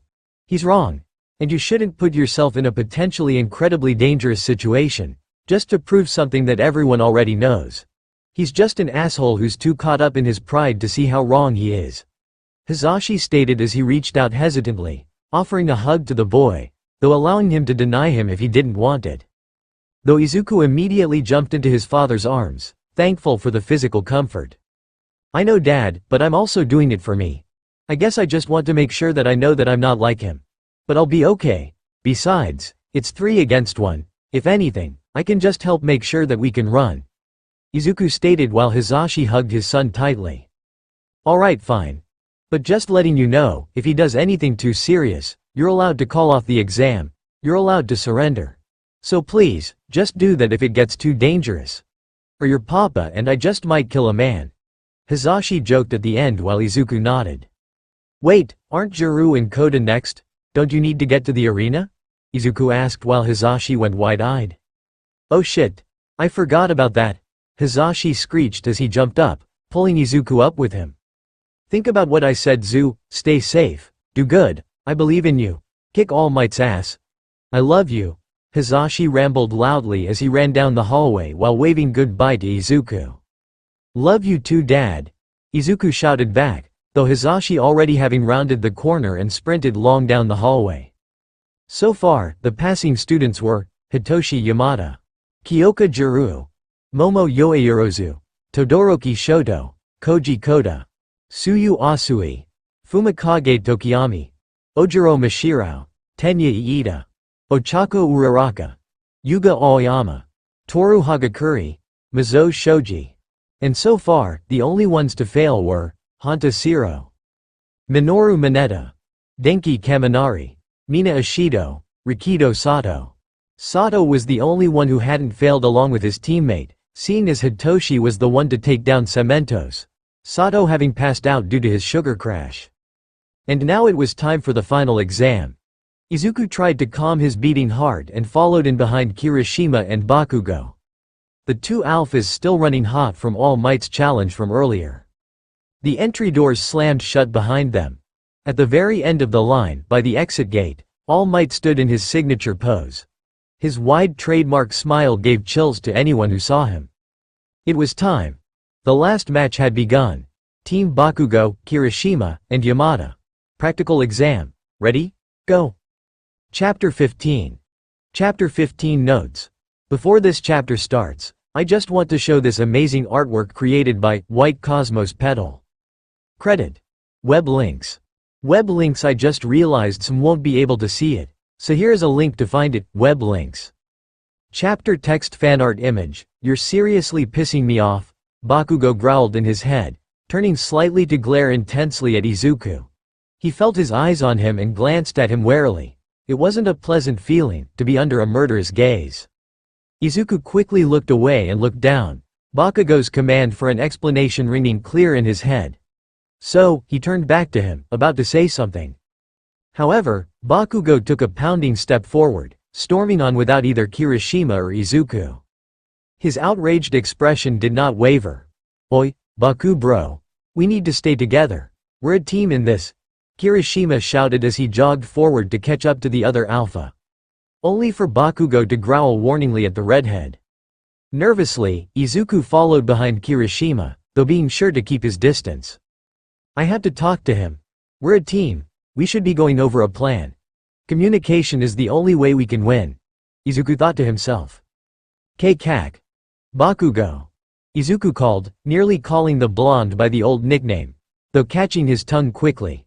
But what neither of the other two noticed, Bakugo almost looked back hopefully at the Omega's slip up. Only to growl quietly at the use of his surname. Listen, for this exam, All Might is the villain, and we have to be the heroes. We need a solid plan. Normally, I'd suggest analyzing the villain's combat ability and making our decision then, but here, All Might is the one we're up against. At this point, it isn't even a question. Combat against him is impossible and a complete suicide mission. We could never beat him. Izuku tried to reason while Kirishima reached behind him to aid Izuku in keeping pace with the other two boys' long strides. Though Izuku quickly hurried his pace, trying to avoid having to touch either alpha if at all possible. Stop following me, Bakugo snarled, walking ahead as Kirishima and Izuku froze. Bakugo, he's right. Listen to him on this, Kirishima argued. Stealing his nerves, the greenette ran up to try again. All Might is probably waiting for us on this main road. We should take another route. Izuku once again tried to reason as he slowly came upon the blonde, coming to walk beside him. I'm not gonna wait for this fight to happen. I won't run away. It'll look better if we blast that smile off his face, Bakugo growled. No, we should avoid fighting him, no matter what it takes, Izuku protested. We'll toy with him until the time is almost up and then knock him unconscious for real, Bakugo scoffed. Izuku stopped, watching the tall ash blonde walk on. As he looked at Kirishima for help, while the redhead groaned quietly at his friend's stubbornness. Why do things have to be so difficult between me and Kachan? I don't have time to worry about upsetting him, or about our past, Izuku thought to himself. Think about this, Izuku shouted. Runanile Kirishima sprinted close to Izuku, keeping pace with the greenette. We've seen the way he fights. Even with the handicap weights, it'll be impossible to win in a fight against him. In one quick move, Bakugo whipped around and smacked him backward. Izuku's head collided with his grenade gauntlet, with a small yelp. Though before he could fall to the ground, Kirishima caught his falling form. Though the redhead growling caused a small vibration to emit onto the Omega's back. While Izuku shuddered at the vibration and at the feeling of the flame that was one for all, the boy realized that the flame had yet to calm since the sports festival. I don't want to hear another goddamn word, Bakugo growled, using his tone as a warning to Kirishima, while the redhead refused to cease his growling. If anything, the sound only became louder. Bakugo, we are a fucking team. We work together. Now swallow your fucking pride for 5 minutes and listen to what Yamada has to say. He's right, fighting All Might head-on is stupid and a sure-fire way for us to fail. The redhead growled while Bakugo glared at the other alpha, while Izuku pushed himself away from Kirishima, now standing in between the two alphas, as the two continued to glare at each other, both waiting for the other to back down, though neither planned to. Izuku, Ochako cried, watching with fearful eyes. What is his problem? Momo growled. Oh, dear, Recovery Girl sighed. There's no teamwork between those three. I thought at least Kirishima and Bakugo would be able to get along and Izuku could help from the sides. But those two arrogant alphas can't get their heads out of their asses, Mina shouted, flabbergasted at the behavior of the two alphas. Don't they realize the trial ahead of them? Momo questioned. The two female alphas merely shook their heads, disappointed with the two male alphas' behavior. And still, All Might loomed menacingly by the exit gate, his signature pose and smile never faltering. Here we go, All Might boomed, pulling back one of his arms, fists curled. I am here. To test them. Damn it you two, Izuku shouted, finally having grown far too irritated to deal with the two boys. The Omega then used two shadows to shove the two of them a foot or two away and onto the ground. Right now is not the time. We're a team. Whether we like it or not. And right now, all three of us want to pass our exam. So, stop acting like 7-year-olds who are fighting over a toy, Izuku commanded, the shadows retreating into the darkness while Izuku crossed his arms over his chest, looking between the two like a disappointed mother. Both alphas merely stared at the Omega in shock for a moment before they both stood and nodded slightly. Thank you. Now please, can we figure out what to do before All Might finds us?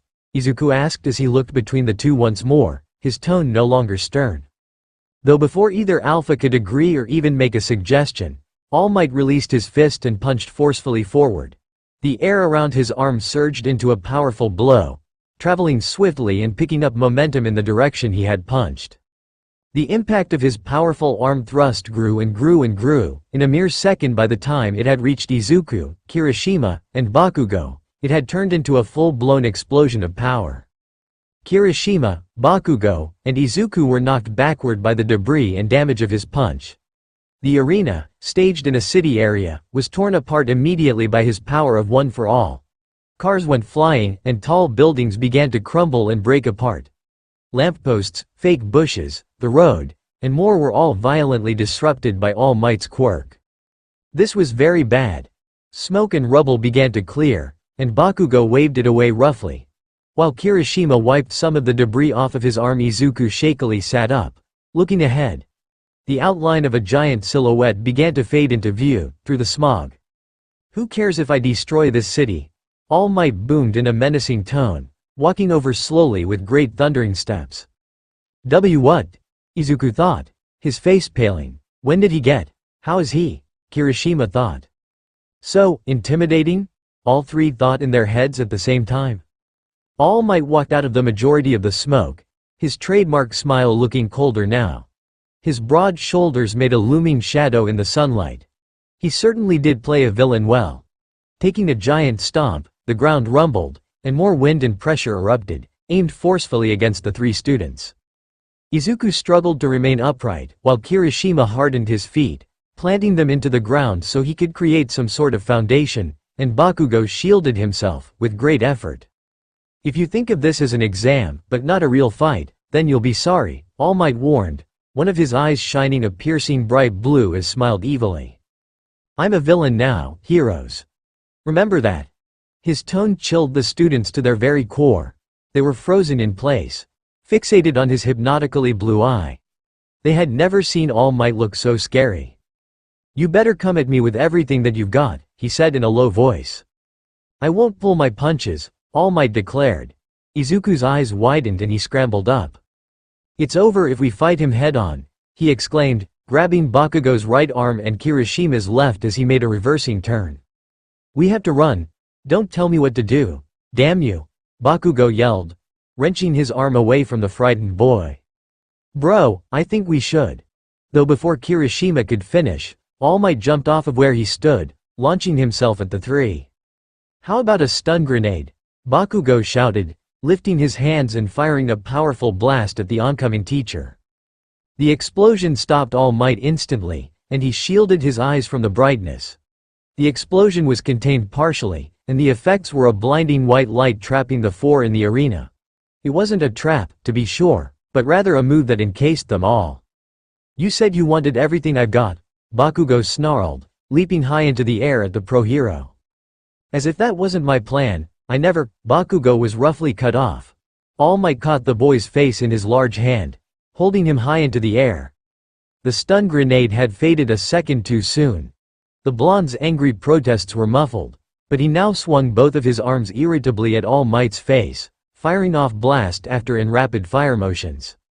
Normally, if you grab someone's face, they reflexively try to pull your hand off. All Might strained against the explosions.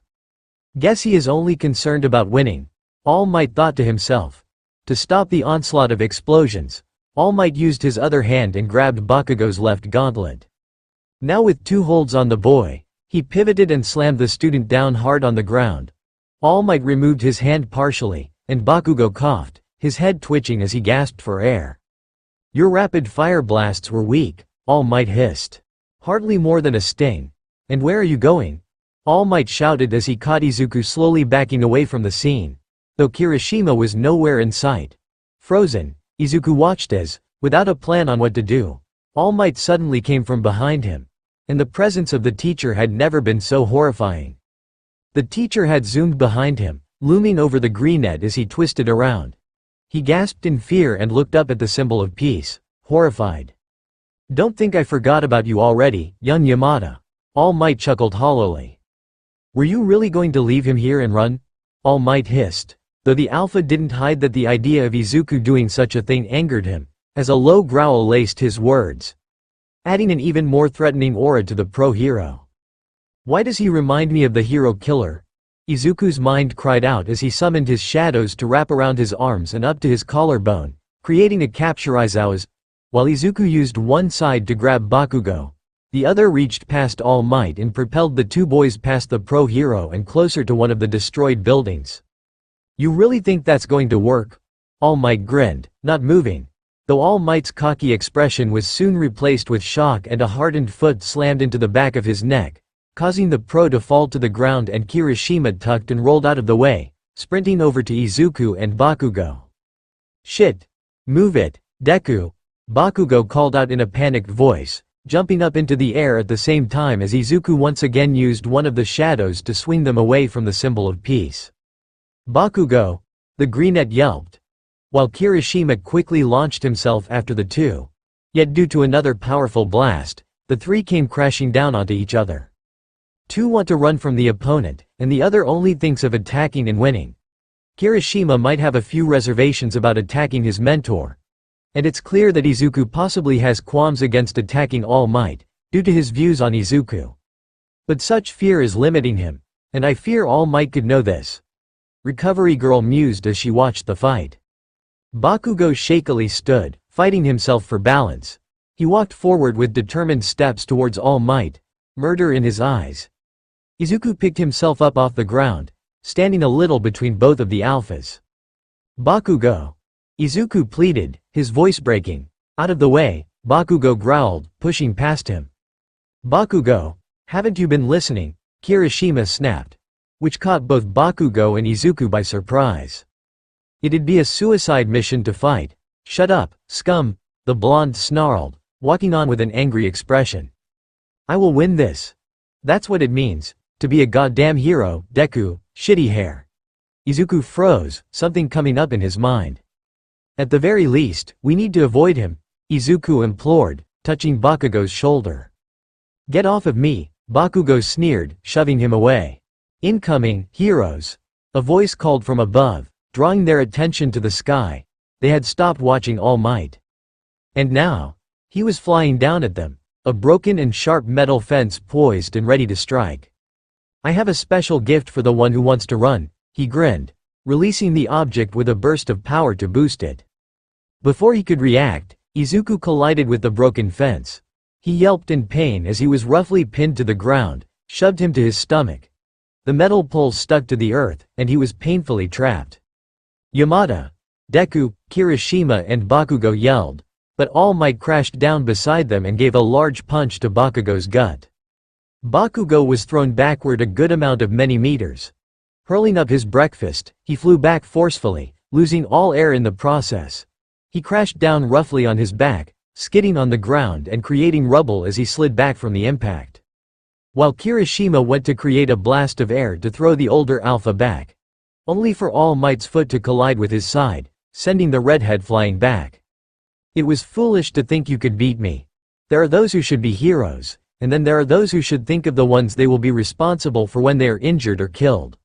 All Might stated with a low growl lacing his tone. While the two alphas hadn't heard him, the two both had been thrown too far out of earshot. But that didn't matter, the comment wasn't meant for them. Izuku knew whom it was meant for. Though that didn't mean that the Omega would take the pro's comment wholeheartedly. His father's words reminded him of why he was trying to be a hero in the first place. And All Might had nothing to do with it. And within a mere second, the metal was shot into the air by the shadows, while the capture weapon-like shadow that still rested on Izuku's arms, grabbed the fence from the air and hurled it towards All Might, successfully forcing the large alpha to the ground. While Izuku grabbed both alphas with the shadow capture weapon and used the shadow to propel them away from All Might. Damn! I didn't expect him to do that. And while normally I would take off after them. These things are so heavy, All Might thought to himself as he pushed himself up. The trio landed in a back alleyway, Izuku falling onto his back once they landed, the feeling of cracked ribs making him groan quietly. Son of a bitch. Bakugo groaned as he sat up, while Kirishima turned his neck at an angle to crack it, groaning as his joints cracked and popped. We need to work together. We can't fight him, Izuku whispered, the pain in his ribs limiting his breathing. Yeah. Shit. Yamada, are you okay? That was a whole fence? Kirishima questioned hurriedly, only then just realizing that Izuku had not only used a large amount of his quirk but he also got hit, hard, by a metal fence. I'm fine, Izuku stated quietly, holding his side as he sat up, his breathing ragged. While Kirishima looked at the boy skeptically before turning to Bakugo. Bro, we need to find a way around him. We need to run. Kirishima stated unwaveringly while Bakugo growled quietly. I won't say it again, I won't run. I'd rather fucking lose than run. The alpha breathed while Kirishima growled in frustration. Bro. Don't you dare say you'd rather lose. You don't accept defeat like that. You never have Kachan and I'd rather spend a cold day in hell than ever see you choose to lose. Izuku hissed, while both alphas stared at the greenette in shock. Though Bakugo fell completely silent at the Omega's use of the old nickname. We aren't losing, and regardless if either of you hates me, we have to work together right now. So, unless either of you has something to say on how we can beat him. I don't want to hear any more arguing, Izuku commanded as he stood to his feet, the boy waiting a moment in silence, refusing to raise his head to see either of the alphas' expressions. Damn nerd. Against that crazy speed, no matter how you run or hide, you can't avoid the fight. Bakugo chimed in, while Izuku sighed quietly, thankful that neither seemed to comment on his command. But we don't have a chance. Not against All Might, Izuku implored. I'll kill you if you don't shut up, Bakugo growled, his face contorted with rage. Izuku froze and obliged, leaning farther into the wall. He won't budge because he's got that stupid fucking power to withstand all attacks, Bakugo continued in an irritated voice. I figured that out with those consecutive hits earlier, so, Kirishima chimed in. Meanwhile, All Might ran along the ruined main street. He passed broken buildings and wrecked additions to the arena. He scanned every place, looking around himself as he jogged. Where is young Kirishima? Could he be heading for the exit? All Might thought to himself. Where are you looking? Bakugo yelled, jumping out of a shaded place between buildings behind All Might, both explosive arms outstretched and ready. They were behind me, huh? All Might mused, stopping and looking back. Bakugo had sweat and one or two vomit stains on his face. His face was scrunched up, anger clear in his expression. You're pissing me off, Bakugo yelled, blasting All Might in the face with one hand and touching down with the other, steadying his fall. All Might had covered his face by making an X with both of his arms. He was able to ward off the attack as Bakugo landed. Bakugo's head snapped up and he fired off another medium blast. Frustrated with everything, and put his anger into his explosions. The frustration was of course about Kirishima and Izuku. Because who else would the blonde think so much of? Deku. Shitty hair. Bakugo roared, firing off another powerful explosion. Behind All Might within the smoke, a flash of red lightning and scarlet-colored hair whizzed behind the man. All Might was too focused on Bakugo to turn around in time, but so. Kirishima had Bakugo's right grenade gauntlet on his right arm, ready to fire off. "We give him everything we've got at point-blank range," Bakugo growled quietly, while he sent off the signal for the Omega to join the ambush. Izuku landed square behind All Might, next to Kirishima. The shadow capture weapon levitating around his arms and shoulders. Bakugo fired off a blast and got high into the air from his own force, away from the danger zone. All Might then glanced behind him and saw what was to happen. "Shoot!" Bakugo roared. "Sorry not sorry, All Might," Kirishima thought to himself, removing the pin from the grenade gauntlet. His normally bright crimson eyes were small and cold. Almost emotionless. The gauntlet sparked briefly for a mere second, and then… boom! The largest blast ever to be seen in this entire match was unleashed. Fire furiously sprung out, its white-hot roars echoing as the explosion took form. The powerful blast launched and enveloped All Might instantly, sparks and smoke flying all the way. Kirishima quickly hardened his body and used his free arm to grab Izuku and shield the injured Omega, while Izuku quickly formed the shadows to create a shield around the redhead and himself. The two were blown back roughly, landing on their backs while Kirishima's body and Izuku's shadows shielded them. And the two continued to watch as the blast grew and continued to do what it was best at: exploding. "Bakugo, you used something like this?" Kirishima shouted as he pulled himself and Izuku up to their feet. The redhead still using his body as a shield for the greenette. "Run, idiots!" Bakugo yelled, using his explosions to propel himself forward in the air, far away from the fiery action. Kirishima and Izuku looked up and nodded.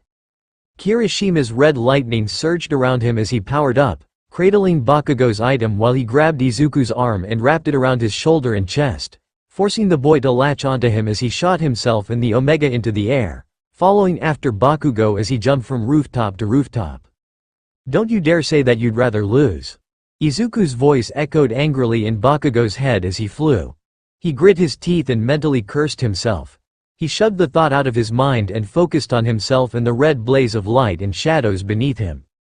"Ow!" All Might wheezed, coughing on the ground. "They got me." A compromise between running and fighting. Not a bad horrible plan. He looked around. They also limited the damage to the city by hitting places I'd already demolished, the hero noted. "I believe I taught them that a while back. No, I see, they're actually very smart. But they fall apart in a second when it comes to each other. I suppose young Kirishima has taken my warning seriously. Though what about young Bakugo?" All Might thought as he stood a little off balance. Kirishima sparked with bright red energy as he ran, his free hand clutching Izuku's ankles tightly as the boy was held piggyback style on the redhead's back. Bakugo still fired off his explosions above them, keeping himself in the air. The two alphas both headed speedily still in the direction of the exit. Young Yamada had made sure to grab the both of them, and they both protected him. Young Kirishima used himself to shield Yamada. And young Bakugo became fiercer once Yamada was down. I suppose they've become closer than what I originally thought. Young Kirishima, young Bakugo, I pray that you both are not placing your trust in someone who will only betray it. All Might thought as he coughed into his hand, pulling it away to reveal a small bloodstain. Now, All Might bent his knees, ready to take off after them with a burst of OFA speed, his blue eyes shining dangerously. "Your teacher is going to do his best." Almost at the escape gate, Izuku called to Kirishima and Bakugo as they ran still. "I'm not blind, damn it," Bakugo shouted back. "Not the point, bro. As long as one of us gets through, we pass," Kirishima shouted back cheekily. "Damn, he sent that blast from here all the way to where we were in the middle," Bakugo muttered, studying the wreckage of their present surroundings while flying, courtesy of his explosions. "It doesn't even look like that damn teacher is chasing us," Bakugo thought darkly. "What the hell?" Don't tell me we actually knocked him out. Hey, nerd! Shitty hair! Bakugo yelled, shifting his arms so that he lowered himself closer to Kirishima and Izuku as they ran on. I thought you said there was no damn way we could beat All Might. There's no chance in hell he could have gotten knocked out by that idiot. Next time he comes up, it's my turn to use the gauntlet, got it? Bakugo shouted while Izuku looked behind them, while Kirishima nodded. Yes, yes, and then? All Might asked innocently, somehow speeding between them in a blink of an eye, looking in an intrigued manner at Bakugo. Bakugo whipped around to face him, swinging his arm with him. He was about to pull the pin, but All Might swiftly smashed the suit item. The blonde's other grenade gauntlet burst into tiny little green and silver metal pieces, utterly destroyed in a second. What are you surprised about? All Might inquired, doing the same quickly to the other gauntlet on Kirishima's arm beside him. Though the punch caused Kirishima to let go of Izuku. The boy then flew off of the redhead's back as he flew out of sight. Shit! Yamada! Bakugo and Kirishima exclaimed while All Might paused briefly, looking over both boys to see where Izuku landed. Only for the pro-hero to be pulled to his knees as multiple tendril-like shadows wrapped around the alpha, pinning his arms to his sides while it forced his knees to buckle. Guys! Izuku shouted, appearing from behind the pro, while Kirishima and Bakugo smirked slyly at the sight of the Omega poking out from behind the large pro-hero. Lights out, All Might! Bakugo shouted as he aimed both of his open palms at the older alpha, a larger explosion preparing to emit from his hands. Not a bad move, hero. All Might muttered quietly as he grabbed onto one of the tendrils that were wrapped around him. Though you should always expect your opponent to be prepared for your next attack. All Might roared as he then snapped a few of the tendrils and stood up swiftly. The man then snapped the rest of the tendrils as he grabbed the ones that were still connected to the Greenet's capture weapon. The alpha then swung Izuku around in a circle before swinging the boy over his head and roughly slamming him into the cement, successfully knocking the air out of Izuku as silent scream escaped his throat. Though once All Might released the tendril, Kirishima and Bakugo fired their attacks. Now, die, heroes, All Might boomed, giving a good knee kick to Bakugo, sending him flying back into the top story of a building on the right. Bakugo, Kirishima shouted, trying to run to him. All Might, however, grabbed his right hand and yanked him back before he could pass him. Who do you think you're talking to? Bakugo yelled, flying out of the building and launching down at All Might. The teacher drew Kirishima back in a flash of his red lightning, throwing the redhead at the boy at the right moment. The two collided, and Kirishima gasped for air. Bakugo never reached All Might, prevented by the redhead's body he had thrown. All Might, now a semi-grip on both of them, smashed both students into the ground. The earth erupted in smoke, dust, and rubble, destroying the place even more. No! Uraraka screamed. Tsuyu buried her face in the brunette's shoulder, unable to watch. Iida watched with wide eyes, and Yoayurozu covered her eyes slightly. No other teacher had been this rough. No other teacher had gone to extreme lengths like this. What was going to happen to their friends? That's wonderful, kids, All Might grinned, letting go of the two alphas and lifting a limp Izuku high-eyed wrist. The boy groaned and whimpered slightly at the pain of his scars slowly ripping due to the overuse of his energy. The dust cleared a bit, and Bakugo could be seen struggling against All Might's right boot, which trapped him on the ground, while Kirishima was similarly trapped next to Bakugo. You eventually cooperated and faced me, All Might stated. However, you three. That was a prerequisite for this exam. Overwhelming speed. His strength and stamina are overwhelming assets.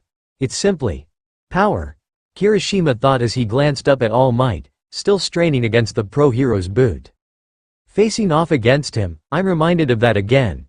This guy is the freaking #1 hero, who won that fight for us at the USJ. He's the greatest hero. Bakugo was jarred out of his thoughts.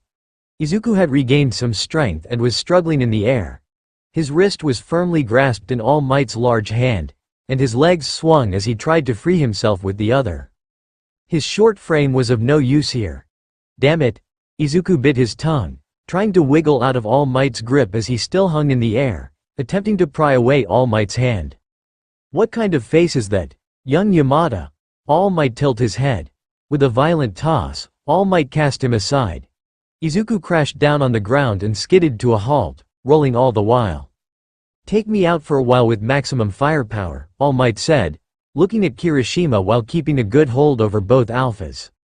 "And then the three of you make a speedy run for the exit gate, and you all win and pass as long as at least one person gets through. That was your plan, right?" All Might mused. Izuku bit his lip, straining to get up and stand. "However, I've destroyed young Bakugo's gauntlets," All Might sighed. "You've lost that firepower that bought you time." Bakugo, Kirishima, and Izuku now looked at the same place. All Might's face. The pro-hero looked deadly calm as he spoke his next words. "It's over." "Shut up," Bakugo roared in outrage. He flipped his palm up. It sparked, and then exploded into a huge blast that was nearly equal to the explosion that the gauntlet from before had released. All Might was caught up in it, as it had been directed towards him. Smoke and slight flame enveloped the area where all three alphas were located. All Might was blown back and off of Bakugo and Kirishima, whom both took their chances and immediately stood, fueled by pure rage at the spoken outcome of the fight that they had yet to finish. Bakugo balanced himself out within the smoke. His right arm twitched, and he gnashed his teeth in pain. The uncontrolled explosion had hurt him. Though while Bakugo prepared to attack once more, despite his pain, Kirishima bolted for Izuku, who was getting up. He grabbed the Omega by his shirt collar, lifting him to meet his eye level slightly. His breath and touch felt hot on the Omega's skin, and Izuku's eyes were wide at the close distance the Alpha held him, although his eyes stung from the smoke. "I'm going to send you flying," Kirishima growled. Turning to face the vague outline of the gate within the smoke, he hoisted Izuku over his shoulder. "Bakugo's going to hate this, but it's the only way we'll win," Kirishima yelled, preparing himself to throw the grenade. "Wait, Kirishima!" Izuku shrieked, not prepared at all. "Go!" he roared, throwing the Omega forcefully in the direction of the gate. He even added a small one-for-all boost to the throw, to be sure that Izuku would make it far enough. The blast singed Izuku's costume a little bit, but the Omega was too busy freaking out. He flipped over in the air multiple times, his partner's throw getting her closer to the gate. "Are you serious, Kirishima?" Izuku screeched, now going down slightly as gravity tried to work against him. "Never mind that now." Izuku shook his head, flying still towards the gate. While All Might is still up in the air from the blast, the exit gate is open, reaching far ahead with both arms. Izuku strained to fly closer to the gate. New Hampshire smash. All Might gave the air a fierce punch, and the smoke he was trapped in cleared instantly. He was blown back by his own gesture, but at least the sky was clear. He wanted to be blown back. When the force of his punch thrust him backward, he slammed into Izuku's flying body instantly. He had aimed for the Omega's soaring frame. Izuku cried out in pain, his back arching awkwardly as he collided with the teacher. "Damn it!" Bakugo swore, blasting himself up into the air towards the two, while Kirishima soon followed after the blonde. "Come, now, you're being naive, heroes," All Might chided, while Izuku smashed into a bus near the gate, bouncing off of its now damaged walls. He fell roughly to the ground, glass coming down in some tiny shards around him. All Might was still in the air, watching over Izuku's crumpled body as he too came back down to earth. "The gauntlets were so I could blast things without risk," Bakugo yelled, coming up behind All Might as he fired his hands to stay in the air. Kirishima landed as he began to charge up One for All, preparing to blast the teacher with everything he could. Bakugo raised his arms and set them in front. His body strained as he prepped a huge blast, getting closer with every passing second to the teacher. His nerves screamed in pain, but he ignored the jolts of agony as he looked murderously down on his target. "I was stupid to think I could take you on without taking risks," he shouted angrily. "So, get away from him," Kirishima growled as the two alphas fired off their large attacks, more smoke and fiery heat being the product of the blast. Kirishima's blast had caused a large air blast that contributed to Bakugo's explosion. Bakugo's explosion enveloped the pro-hero once again, and Izuku shakily got to his knees. He shielded his eyes from the blinding light above him, the heat reaching down and making itself known to him. "That's the same blast he used on Ochako in the sports festival," Izuku realized. "Go, Deku, hurry!" Bakugo yelled, recoiling in pain and falling from the air. He held his aching arms and gnashed his teeth. The pain was getting much, much worse. Though the redhead immediately caught the blonde as he hurtled to the ground, though Kirishima's arm was broken from the blast. Izuku nodded and tried to stand, but felt a burst of agony. Doubling over, he shut his eyes and clenched his jaw. Earlier, his back was. "I can still beat you, shitty half-assed villain," Bakugo shouted at all might, launching himself at the pro the moment his orange and black boots touched the ground. All Might flew out of the smoky haze Bakugo had created, aiming for the blonde himself. "Make yourself useful, damn it," Bakugo yelled at the Omega, lifting his pained arms at the teacher. Bakugo fired off another equally large explosion, roaring in pain from the effort. "I'll keep going, even if it hurts." Izuku strained as he watched Kirishima harden his body and run after Bakugo, hoping to help the blonde. Izuku got up, stumbling forward. His vision was fuzzy, and his sight doubled the amount of exits gates she saw before him. He was in pain, but slowly he summoned the shadows to once again take their place as a capture weapon around his upper torso as the boy lunged forward. "If I head towards the gate, then All Might will try to stop me. Kachan and Kirishima can take advantage of that." At the same time, All Might burst out of the smoke of Bakugo's most recent explosion. He jumped and aimed for the Omega, trying to reach her while she was vulnerable. But Kirishima had other plans, propelling himself between them quickly and plowing into the pro-hero. His body completely hardened as he used OFA to power up his movements. Yet this was not to be. As Kirishima yelled with the effort, All Might dodged the second attack and grabbed Kirishima's head. Despite the boy's jagged exterior, toga cut into the pro's palm. All Might made a swift turn in the air and raced down to earth in the opposite direction originally heading. The boy firmly in his grasp, All Might slammed him down on the ground, kicking up more rubble and debris. Izuku heard this and turned around with fear in his heart as his shadows hovered around him. "It's time to sleep. Good night, young alphas," All Might said, his cut hand down holding down Bakugo as his right foot was placed on top of Kirishima, holding down the redhead. "I'm sorry. I may be the villain now, but I'm still your teacher." Bakugo's right hand twitched a couple of times in the air. Bakugo's hand planted itself on All Might's right arm, blasting away weakly. "What the?" All Might was cut off. "Hurry up," Bakugo whispered, his breathing ragged. "I'll win the way I want to," Bakugo snarled, biting All Might's hand that still held his head. "I'll destroy myself before I accept defeat at your hands, you. Got that?" Izuku turned away, shutting his eyes to ward off the tears. "Kachan, Kirishima," Izuku screamed in his head as he clenched his jaw, the pain in his arms now becoming apparent, though he didn't take the time to care. Whipping shadows and large gusts of wind soon caught All Might's attention. He looked up and away from the alphas, turning around to look behind him. Izuku was sprinting at All Might, slight fury in his shadowy step. "Don't tell me," All Might thought as time seemed to slow. Izuku Yamada had a lovely smile normally. It could save the world within itself. But here, his smile was forced and deadly. He was fearfully angry. "All Might," he yelled, nearing the frozen hero. "Get out of the way." With that, he landed a shadow-powered punch to the pro-hero's face. The blow was fearsome and forceful. The impact of the gesture knocked All Might backward and down, and the shadows cleared instantly. All Might leaned over, coughing. At the same time, Izuku took the opportunity and snatched Bakugo and Kirishima up, using his shadows to keep his grip on the alphas. Darting away using his shadows to shield them from any other incoming attacks, while he also used the shield to create a powerful wind current around them that helped push the Omega forward. All Might saw him dashing for the gate then. "I won't," he tried, but doubled over again, coughing blood into his hands as his muscular body began to steam. "They're unconscious," Izuku thought quickly, sprinting towards the exit. "Geez," All Might wheezed. The pro-hero glanced down at the blood on his smoking hand. "Hit me with everything you had, huh?" He smiled a bit. He looked back up at the greenette, who was now very close to the exit. Everyone in the observation room began cheering for Izuku. His trademark red shoes passed through the gate, and he burst through the exit, running as though his life depended on it while carrying the two unconscious alphas. Tears of exhaustion, pain, and joy lingered in his eyes. His smile had softened but did not lose its fierce gleam.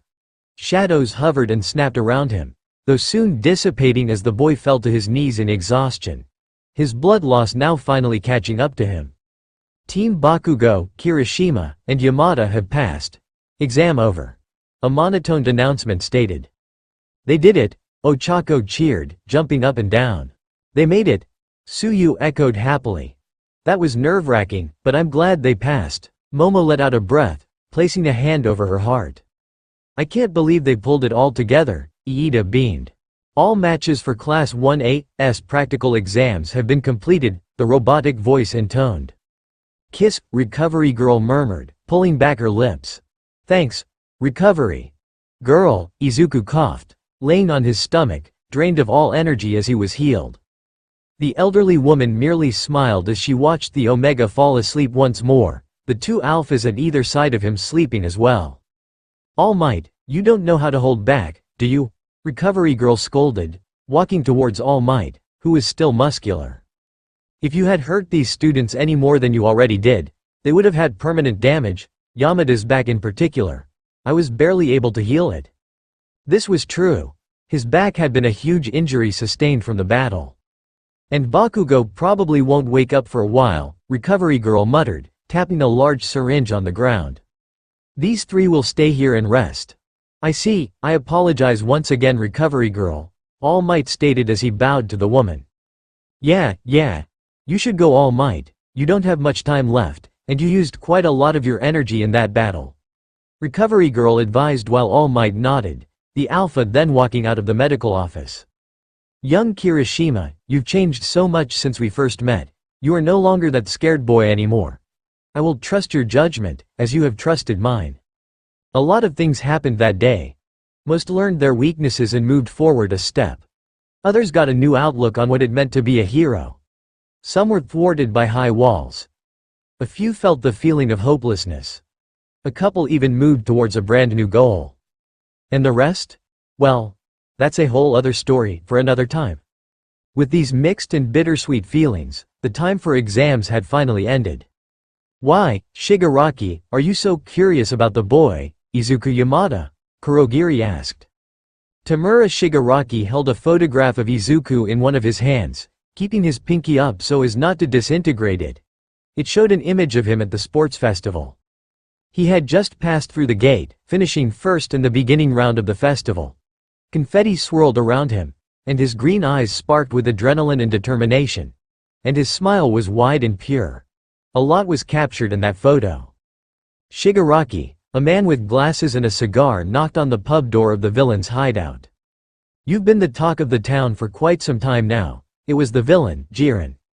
I hear you're starting something big, the beta grinned, exhaling a puff of smoke, while Shigaraki sneered behind the hand he used for a mask.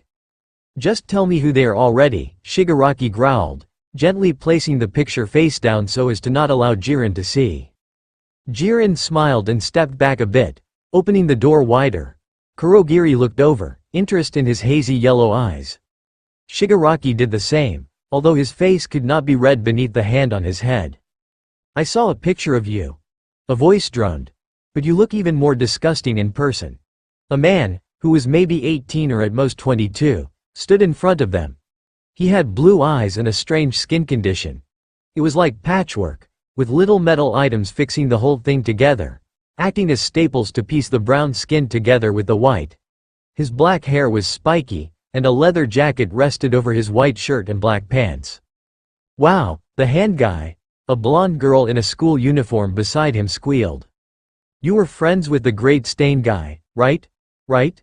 She put her slender hands to her face, her yellow eyes gleaming above her pink cheeks. Let me join, too. The League of Villains. The Alpha smiled sweetly. It looked like she had fangs, almost, among her perfect white teeth. Certainly, a fearsome asset. Both of them were. The villains were on the move again. They were starting over a third time, every time our heroes drove them back. They only returned stronger. An eternal cycle of pain, suffering, and more. Only to perhaps end in a worse way than anyone could ever hope to not be privy to. Things were only beginning, once more, this was. Bad. Chapter 16. Chapter 16 Chapter text. I'm killing him. The statement was blunt, murderous, and all too serious. While any onlooker would see an incredibly furious Omega charging down a hallway, with a just as equally fuming Alpha behind him.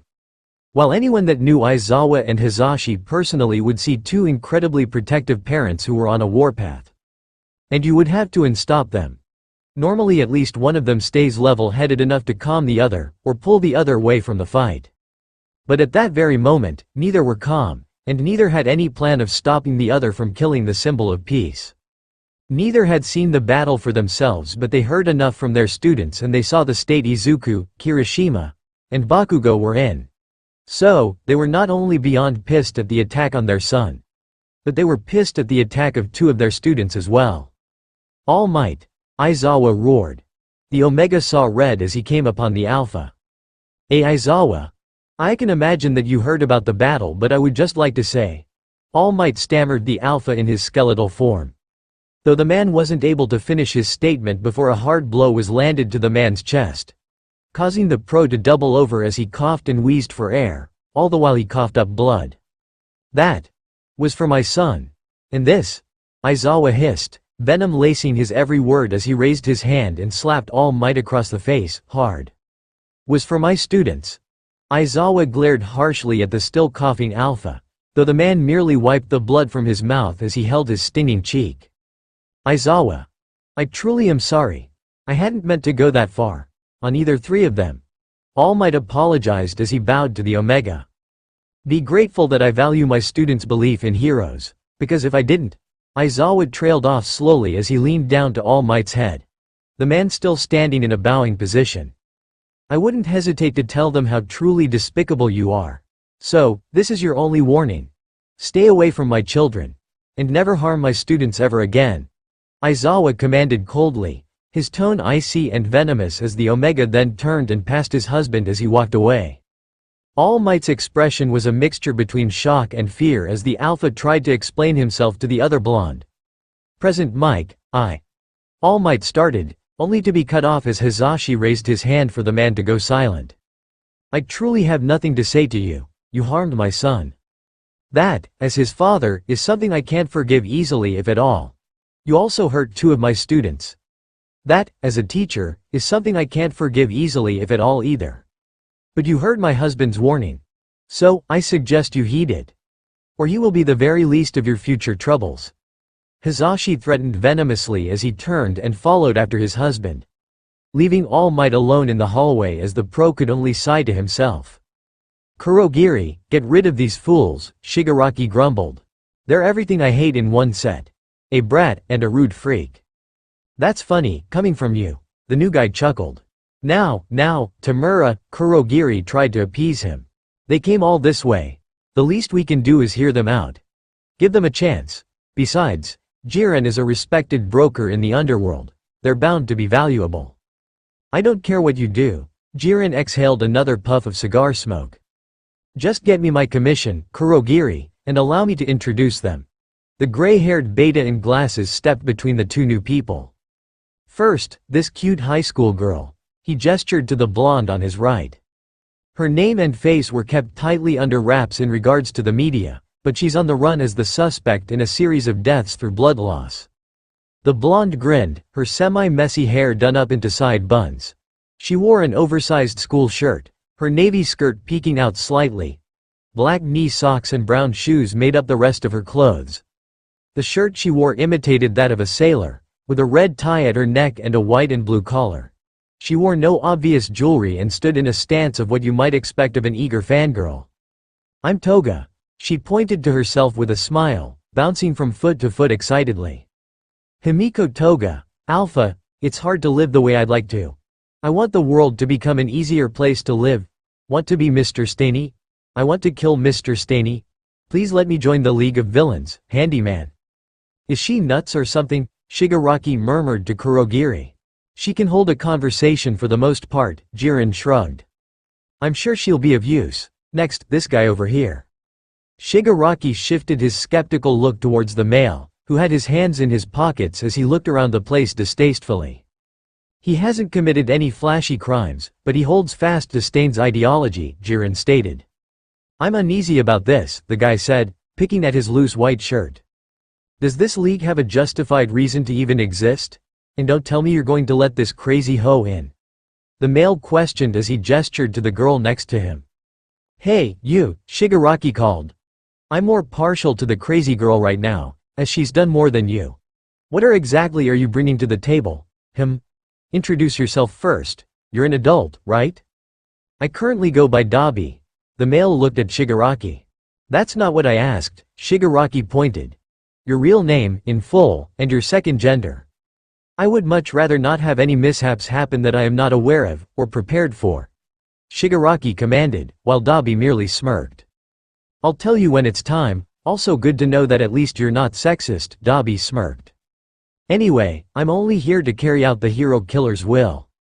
You don't have to say what you haven't been asked, Shigaraki grumbled, getting up slowly, with a slight swing in his body.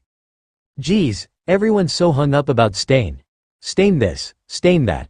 Frankly, I'm kind of starting to dislike it. Shigaraki, you mustn't, Kurogiri was cut off.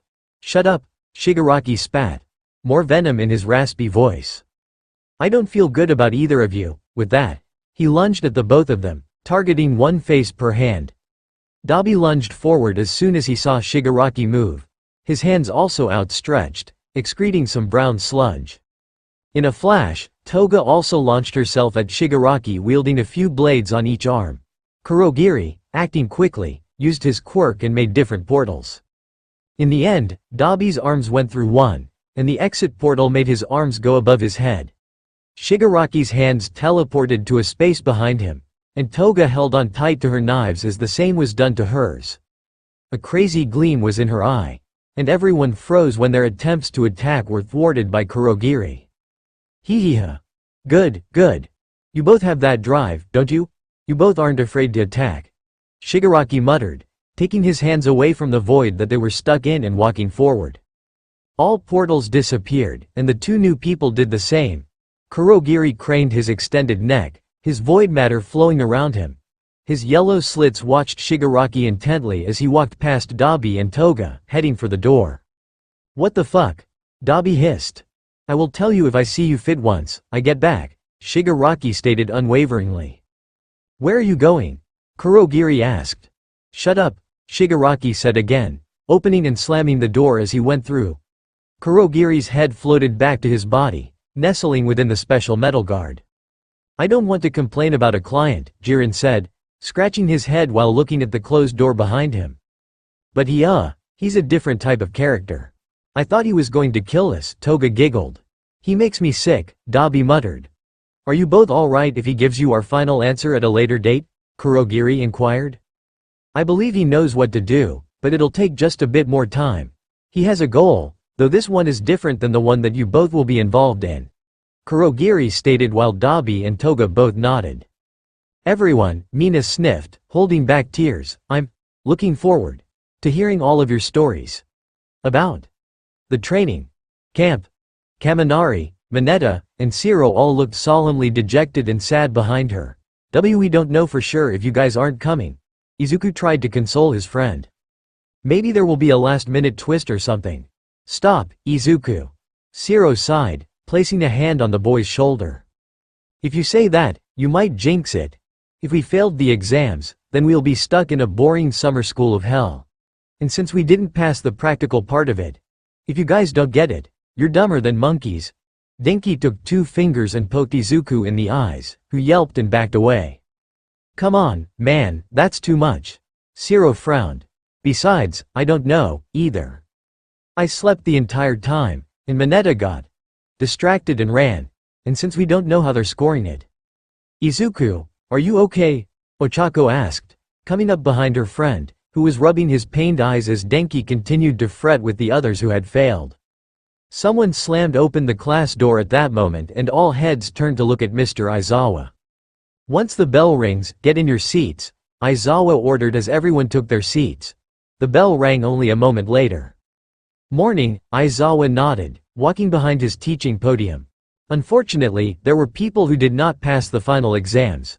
Mina, Mineta, Shiro, and Denki looked even glummer when that was mentioned. So, when it comes to the training camp in the woods, everyone is going. Aizawa grinned an unnerving smile. It's the last-minute twist, the four exclaimed, tears of joy in their relieved eyes. We get to go to the camp? Denki asked excitedly. Yeah, Aizawa sighed. The good news is that no one bombed the written exam. 5 failed the practical, badly. 2 teams, of course, and Sato failed as well. What? Sato yelped. Crap, I knew it. Yamada got me through, but I didn't score high enough to pass, the beta groaned. At least you get to go? Izuku tried. Allow me to explain, Aizawa said. For the practical battles, the teachers made sure to leave a way for the students to win, otherwise no one would have stood a chance. It was interesting to observe how you all worked together with your partner to pass. But didn't you promise that the teachers wouldn't hold back? Ojiro inquired. That was just to get you on edge, Aizawa shrugged. Besides, the training camp will focus on building your strength. Those who failed need those lessons the most. We were never going to separate you. That was just a logical deception we used. A logical deception? Denki repeated. They tricked us all. Iida clenched his fist in disbelief as the 5 failed students began cheering. I should have expected this. Iida then bolted up from his seat, his hand high in the air. Mr. Aizawa, this is another time thing that you've lied to us about, Iida said. Aren't you afraid we'll lose faith in you? Iida questioned. Little blunt, Iida, also watch it, Hitoshi hissed quietly. That's a good point, Aizawa said. I'll consider it. But I wasn't lying about everything. Failure is a failure. We've prepared extra lessons for the 5 of you. At this, the happy cheers from the ones who bombed the practical ceased, and a slight gloom took them over again.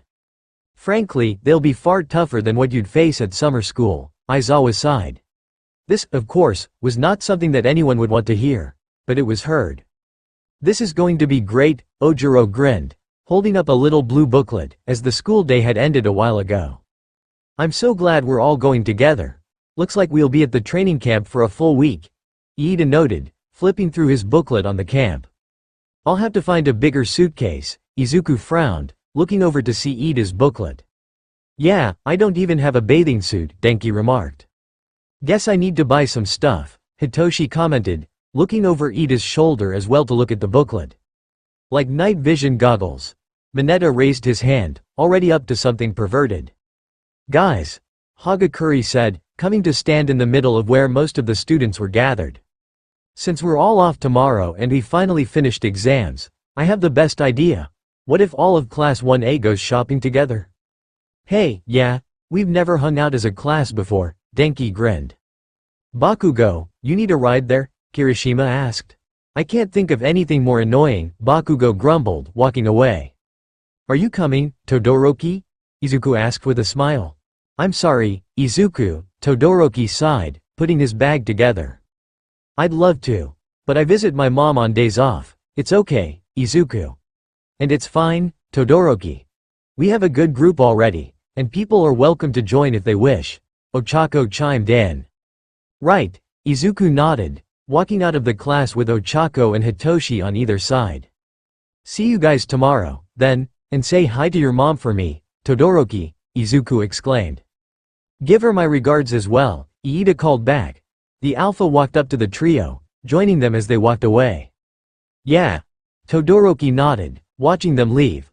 I'll set up a time on the group chat, Denki said, pulling out his phone. Got it, Shiro grinned, also getting his device out. Oh, gods. I'll never get any sleep, Hitoshi groaned. See y'all tomorrow, Hagakure crowed, bouncing out of the classroom. The next day, the people who came gathered in a huge mall. Palm trees, bright colors, and people surrounded them, all taking part in the shopping aesthetic. Everyone stood in a huddle, looking around excitedly. Oh, I love this place, Mina crowed, jumping up and down. There are so many different places to be and things to buy, so many stores to shop at, and they're all super cool and hip. The Kiyoshi Ward shopping mall, everybody, Mina exclaimed excitedly. They don't just try to cover the various body types due to quirks by numbers, Izuku began muttering, examining the mall around him. But they have designs that fit a wide range of ages, from teens to seniors, so You're going to scare someone, Izuku. Hitoshi joked as he nudged the boy gently. Whoa, aren't those UA kids? A man in the passing crowd pointed at them. It's Class 1A, one of his buddies said, craning his neck to get a better look. Well, it wasn't all of 1A. A decent amount of the class had shown up, though. Kirishima, Shoji, Iida, Izuku, Hitoshi, Tokiyami, Mineta, Juru, Ochako, Hagakure, Momo, Mina, and Denki were all there. I saw them on TV, another friend piped up. The sports festival was awesome, they called, waving their arms. Hee hee, Ochako laughed nervously. I can't believe some people still talk about it. The beta fidgeted as a few other onlookers pointed at them. I want to track down a new duffel bag, Juru said, using her hands to show her desired bag size. Yeah? Maybe we should go together, Momo smiled. Let's see, I need a lockpicking kit and a small drill, Mineta remarked, looking at the many store signs. Only to be slapped harshly on the back of the head by Hitoshi. Guess I should buy some outdoorsy shoes for this thing, Denki shrugged. Oh, that's a great idea, Hagakure bubbled. Aizawa said your shoes should already be broken in, though, Iida protested, waving his arms. But wait, maybe it would be a mistake not to factor utility into the equation, Iida muttered. Why don't we split up and look around, Kirishima suggested. We could meet up back here when we're done, and go grab something to eat. I'm down, Mina grinned. Perfect, let's see that we're back here around 3, Kirishima smiled. Right, everyone else chorused, before running off in their smaller groups. Hitoshi inevitably got dragged away by Shiro and Denki. The blonde Omega stated that he needed Shiro's help, and the other Alpha refused to be the only man going down with the ship. While Mina somehow grabbed Ochako without anyone realizing and sprinted off with the girl. And then, only Izuku remained. And then there was one. Izuku laughed to himself. Though happy to see that his brother was making friendins that he only wanted and had Izuku as a friend. Oh, it's someone from UA, nice, a raspy voice exclaimed near Izuku, while the Omega then looked around to find the owner of the voice. Izuku looked around to find the voice, only to have a taller person come to his left. I want an autograph, the person rasped, slinging his arm around Izuku's small shoulders. Ah! He yelped slightly, uncomfortable. You're the one who won the first round of the thing, right? The guy in the black sweatshirt asked. Why yeah, Izuku stammered quietly, his voice barely audible, not making eye contact. Wow, UA is amazing. I can't believe how many people watch and remember us. Aren't you one of the boys who ran into the hero killer, too? The random guy asked, his arm still around Izuku. You're practically famous, you sure do know a lot, Izuku muttered weakly, still not facing him. What can I say? I'm just a big fan of yours, the man purred. I wanted to talk to you about a problem of mine. A problem? Well, more like 2. But we can discuss the second one in a minute. Now follow me and don't make a scene. All these people here. They're just sheep. I could get rid of them all in a matter of seconds and it would be too late for anyone to stop me. The man threatened while Izuku shivered. Though ultimately nodding carefully. The man's hand was still wrapped securely around his neck. Shigaraki walked him over to a large plant in the center of the mall. The plant was a variety of large green plants, all contained in a short stone wall. A bench protruded from this wall, and the two sat, seeming like old friends to any onlooker. But of course, no one looked. Not one looked. When it comes down to it, Shigaraki sighed. I hate pretty much everything. The hero killer pisses me off the most right now. As if I'm some lower-level villain compared to him. Shigaraki growled. Why? If you're a villain, wouldn't you be on the same side? Izuku asked through gritted teeth. Not technically, but the media does what they want, Shigaraki grumbled. And that's what my problem is. It's like suddenly everyone is obsessed with that stupid guy. The Nomus that I released in Hosu. He upstaged all of it. I'm not receiving any second thoughts. Why? Despite what he claims to believe, all he did was get rid of the things he didn't like. Shigaraki leaned closer to him now, looking at his freckled face. That was you? Izuku stuttered.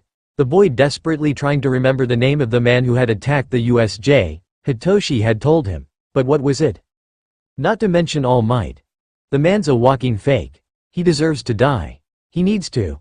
Shigaraki stated more so than asked any question while Izuku tensed up next to him.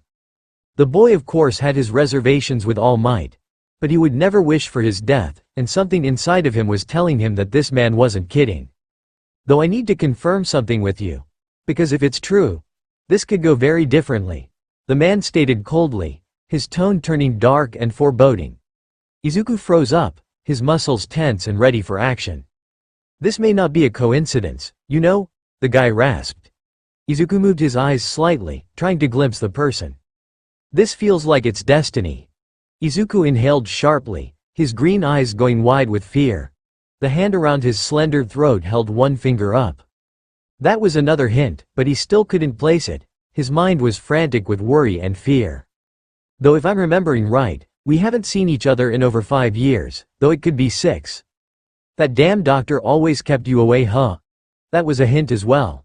And finally, Izuku's eyes widened even more. The boy was left speechless as he turned his head ever so slightly. A face concealed within a black hood tilted to meet his gaze. Messy blue hair covered his red eyes slightly, and his scarred face grinned creepily. Though just as always, that smile didn't scare him. He recognized it immediately, just as he recognized the face, despite the more severe and various scars that decorated the man's face. And by the Omega's reaction, Shigaraki knew. He knew that this boy was his Izuku. Why don't we spend some time catching up, baby brother? We'll play the question game. Shigaraki smiled while Izuku practically went limp in the Alpha's hands. Shigaraki was taking a stroll through the mall, his black hood pulled low over his face. His hands were jammed in his pockets as he mulled over his arguments with Stain. He hadn't known the guy very long, and the author never documented their horrible exchanges, but his blood boiled every time someone mentioned him. He was dead. Good riddance. Shigaraki definitely had a just cause and didn't need some infamous hero killer's ideals to drive his actions. Just wait, hero killer. These people think they're safe, as if nothing can touch them. He examined the people milling around him.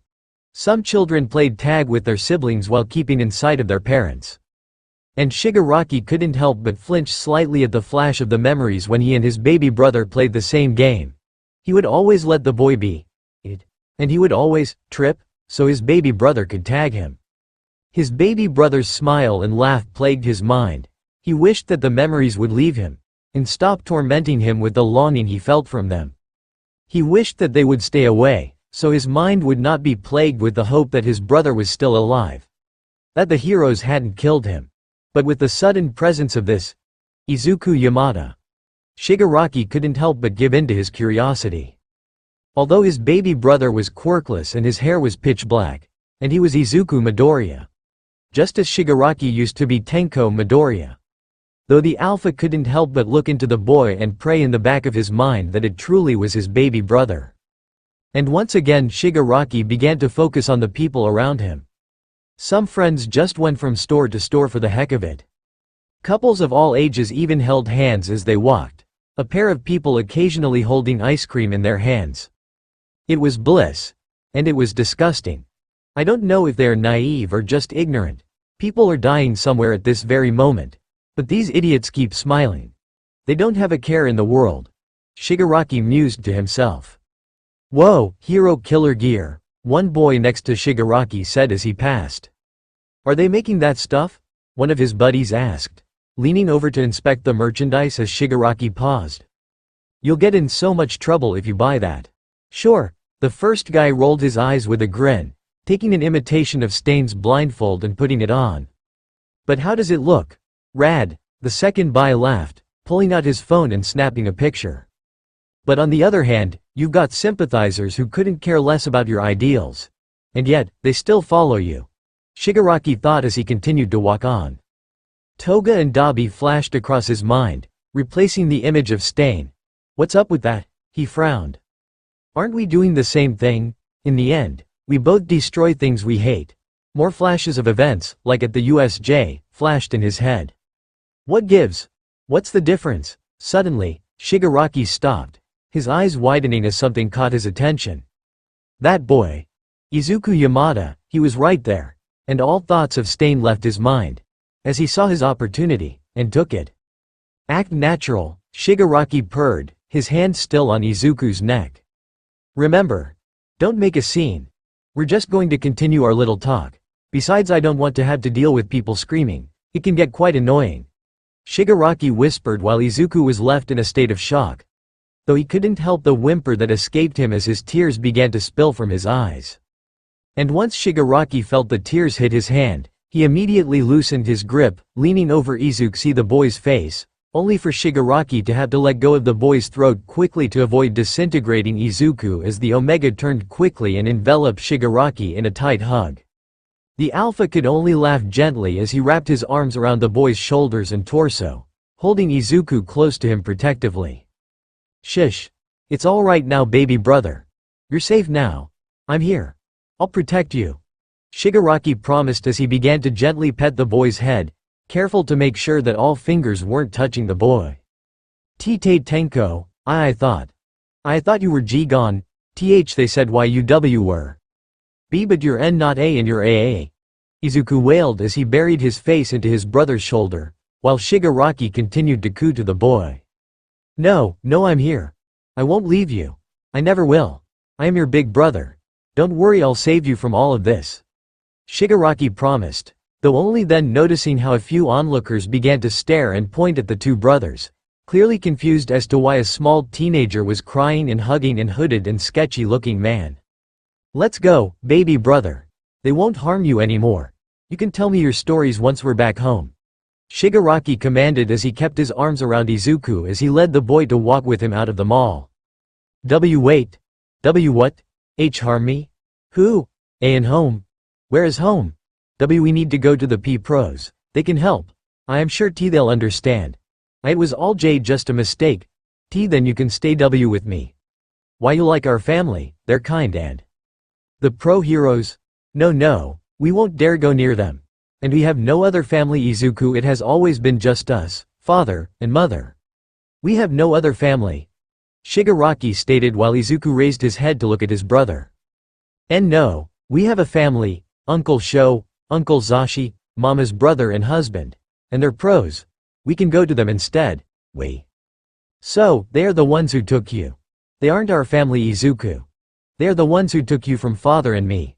They're our enemies," Shigaraki stated coldly while Izuku then dug his heels into the ground, forcing Shigaraki to stop. Izuku then backed away from his brother slightly, only leaving enough space for Shigaraki to keep an arm barely wrapped around his shoulders. They aren't our enemies, and no pro hero is," Izuku stated while Shigaraki's eyes widened. "What have they done?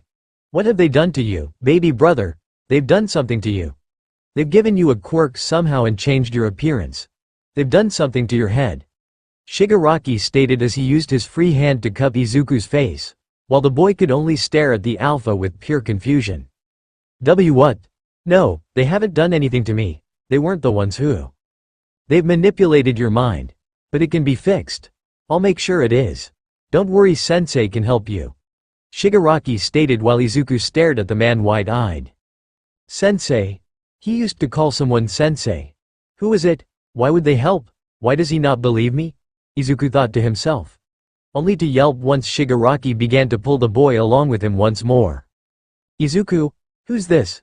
Shigaraki then stopped as he pulled Izuku to his chest once more, only for Izuku to peer over his brother's shoulder to look at Ochako, while the girl stared at the two skeptically.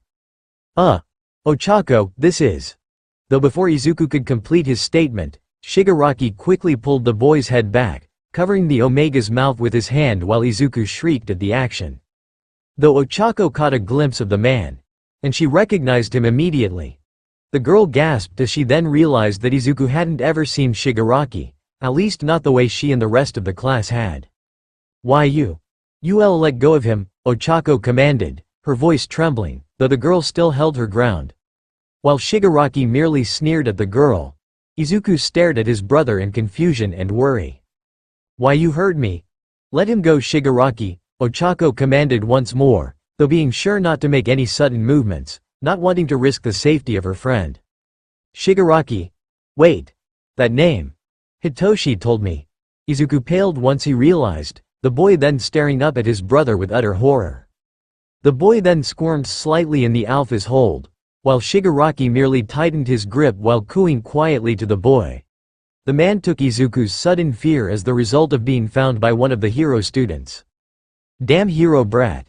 Shigaraki thought to himself as he then began to quickly walk through the crowd, Izuku being dragged alongside him. Hey, stop. Let him go now, Ochako screamed as she began to chase after the two, as a few onlookers began to turn their heads to look at them. Oi! What the hell do you think you're doing? Kirishima shouted, appearing in front of Shigaraki and Izuku, while Shigaraki growled in annoyance. Such brats. Izuku, close your eyes now. Don't worry, we'll go home in just a minute. Shigaraki whispered as he lowered his hand from Izuku's mouth. Though Izuku knew what he was going to do. His brother had always done the same thing. Whenever he would get angry, he would disintegrate anything close to him. And right now, Izuku's friends were what was closest. No, he'll kill them, but if they get him. Izuku thought to himself as Kirishima then began charging forward towards the two, while Ochako appeared from behind, the two seemingly trapping Shigaraki. When it was the exact opposite. Tenko, please, run, Izuku begged in a hushed tone while Shigaraki looked at his brother quickly. Izuku, I'm not. Please, Tenko, Izuku cried in a whisper, while the boy was horrified to have learned what his brother had done, and what he has become. He was petrified to imagine what would happen to him if he was caught. Shigaraki stared at Izuku for only a moment, though to the brothers it seemed like a lifetime. Though when Kirishima was nearly in reach of Shigaraki, the man ducked out of the way of Kirishima and ran, leaving Izuku trembling as tears ran down his face. And before Kirishima could run after the man, Izuku grabbed the boy's hand and held him back. Izuku, oh, my gods, are you okay? Did he hurt you? I'm so sorry. I should have grabbed you before Mina grabbed me. Izuku, please say something. Ochako begged as she grabbed Izuku's shoulders and pulled the boy into her arms. Izuku merely buried his face in the beta's shoulder. We need to go after him. No, he said not to make a scene. He'll kill these people if we chase him. Izuku muttered as he interrupted the redhead. The boy tightened his grip on the alpha's hand. Yama. Izuku. Please tell me he didn't hurt you? Can you look at me please? Kirishima begged as he knelt to where he could look up at Izuku. Though Izuku couldn't bring himself to look at either of them. Kirishima, go find Yamada. Maybe it'll help Izuku if his brother is here. Ochako commanded while Izuku had to choke back a sob at Ochako's words. Alright. Kirishima agreed as he slowly backed away before sprinting off to find Hitoshi. Are you okay? Hagakure cried, enveloping Izuku in an invisible hug. We shouldn't have split up, Kirishima cursed himself mentally. Too many people know our faces, Hitoshi stated, the Alpha pulling Izuku back into his arms while the Omega immediately latched onto his brother. So, all he did was talk to you about Stain and he told you to not make a scene? Momo asked while Jiru stood next to her, looking between Momo and Izuku worriedly. That seems to be right, Iida sighed. Yamada, are you sure there was nothing you could have done to stop him? Iida asked while Hitoshi growled lowly in warning, as Ochako slapped the blue-haired Alpha's arm in retaliation to his question. He had his hand around his neck, Iida. And he also had his hand over his mouth. He could have been killed if he tried to do anything. And he's never seen Shigaraki before, he wasn't at the USJ, so he was in even more danger because of Tottori turning to the brothers, Hitoshi merely nodding his head in appreciation to the beta. He disintegrates stuff, right? Denki asked, wide-eyed. Gods, are you okay? The blonde Omega fretted as he came up next to Izuku, placing a gentle hand on the boy's shoulder. That's not important, we have to tell the pros, Izuku stated as he pushed everyone who was crowding him away. All except Hitoshi, who kept a gentle hand on the boy's back. Ochako reported the incident to the mall, which temporarily closed afterward. The police underwent an investigation soon after, but in the end, they could not find Shigaraki. The police took Izuku away from his friends, saying that the rest of the group should heed Shigaraki's warning and head safely home, in case something else happened. Though Hitoshi called their parents and stayed with Izuku until they got to the station, having to wait out in the waiting room for Tsukachi to be done interrogating Izuku. Izuku talked to Mr. Tsukachi, the officer in charge of investigating the League of Villains. He relayed every word in their conversation, all except the parts where he learned that Shigaraki was his brother and the man promising to take him home. Though relaying how Shigaraki had appeared then left. He asked Izuku a few more questions before leaning back and sighing. "It sounds like they aren't a monolithic organization," the officer remarked. "The part where he wants to defeat All Might hasn't changed." The officer studied Izuku's quiet demeanor, how he only looked at his hands, gently tracing the vine of scars that decorated his arms and hands. "Anyway, thank you, Yamada." Sukachi smiled. "You're welcome," Izuku mumbled. I just wish I could have prevented this." "Don't worry about it," Sukachi assured him. "You held yourself well. In fact, when your life and others' lives were at stake, most people would panic. But the fact that there were no victims is thanks to you staying calm and stopping your friends from making any brash decisions. I'm glad you helped us here."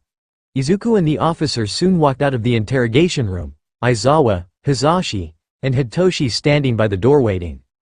"Hey, little listener. Let's go home," Hisashi stated as he hugged Izuku, though the boy could only stare numbly at the floor, guilt and shame weighing heavily on his heart. Once the family left, Sukachi made a phone call. "All Might. We have our information."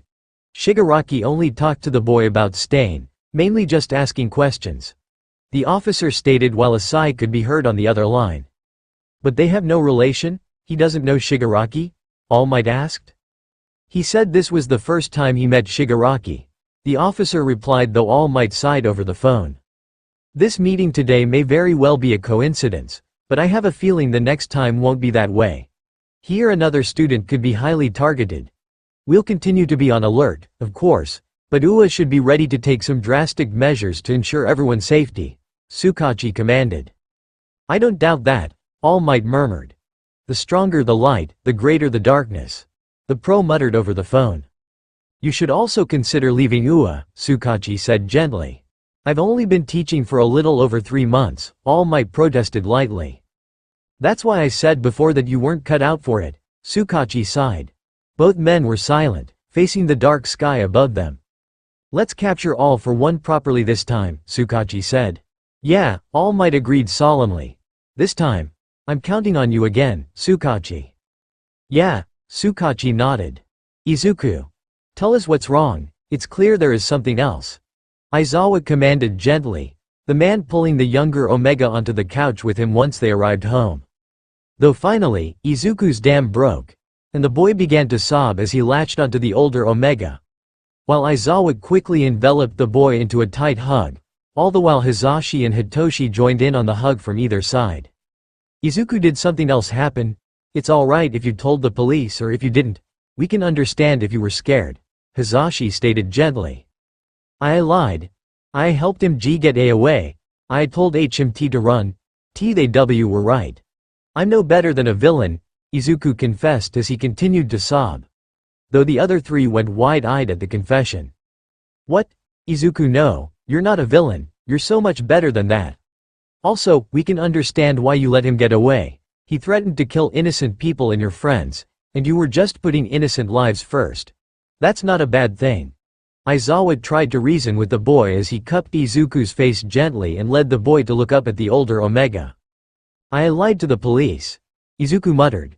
"No, you told them that you let him get away, you just didn't say what you said to him to make him leave. That's not truly lying, Izuku. You've done nothing wrong," Hisashi explained. "And not about that," Izuku murmured while Aizawa gently began to wipe the boy's tears. "What else, Izuku? I'm sure it couldn't have been anything that bad. You haven't done anything wrong." Hitoshi chimed in while Hisashi hummed in agreement with his son's statement. "I've met Shigaraki before. I know him personally," Izuku stated coldly as he looked down at his lap, unable to meet his family's eyes. The boy's tone turned icy, though the malice wasn't meant for his family, he meant it for himself. What?" Aizawa asked quietly, the Omega and the two Alphas left in pure shock. "Shigaraki is Tenko. He's my brother. I'm the brother of a villain," Izuku stated bitterly, his tears once again falling down his face.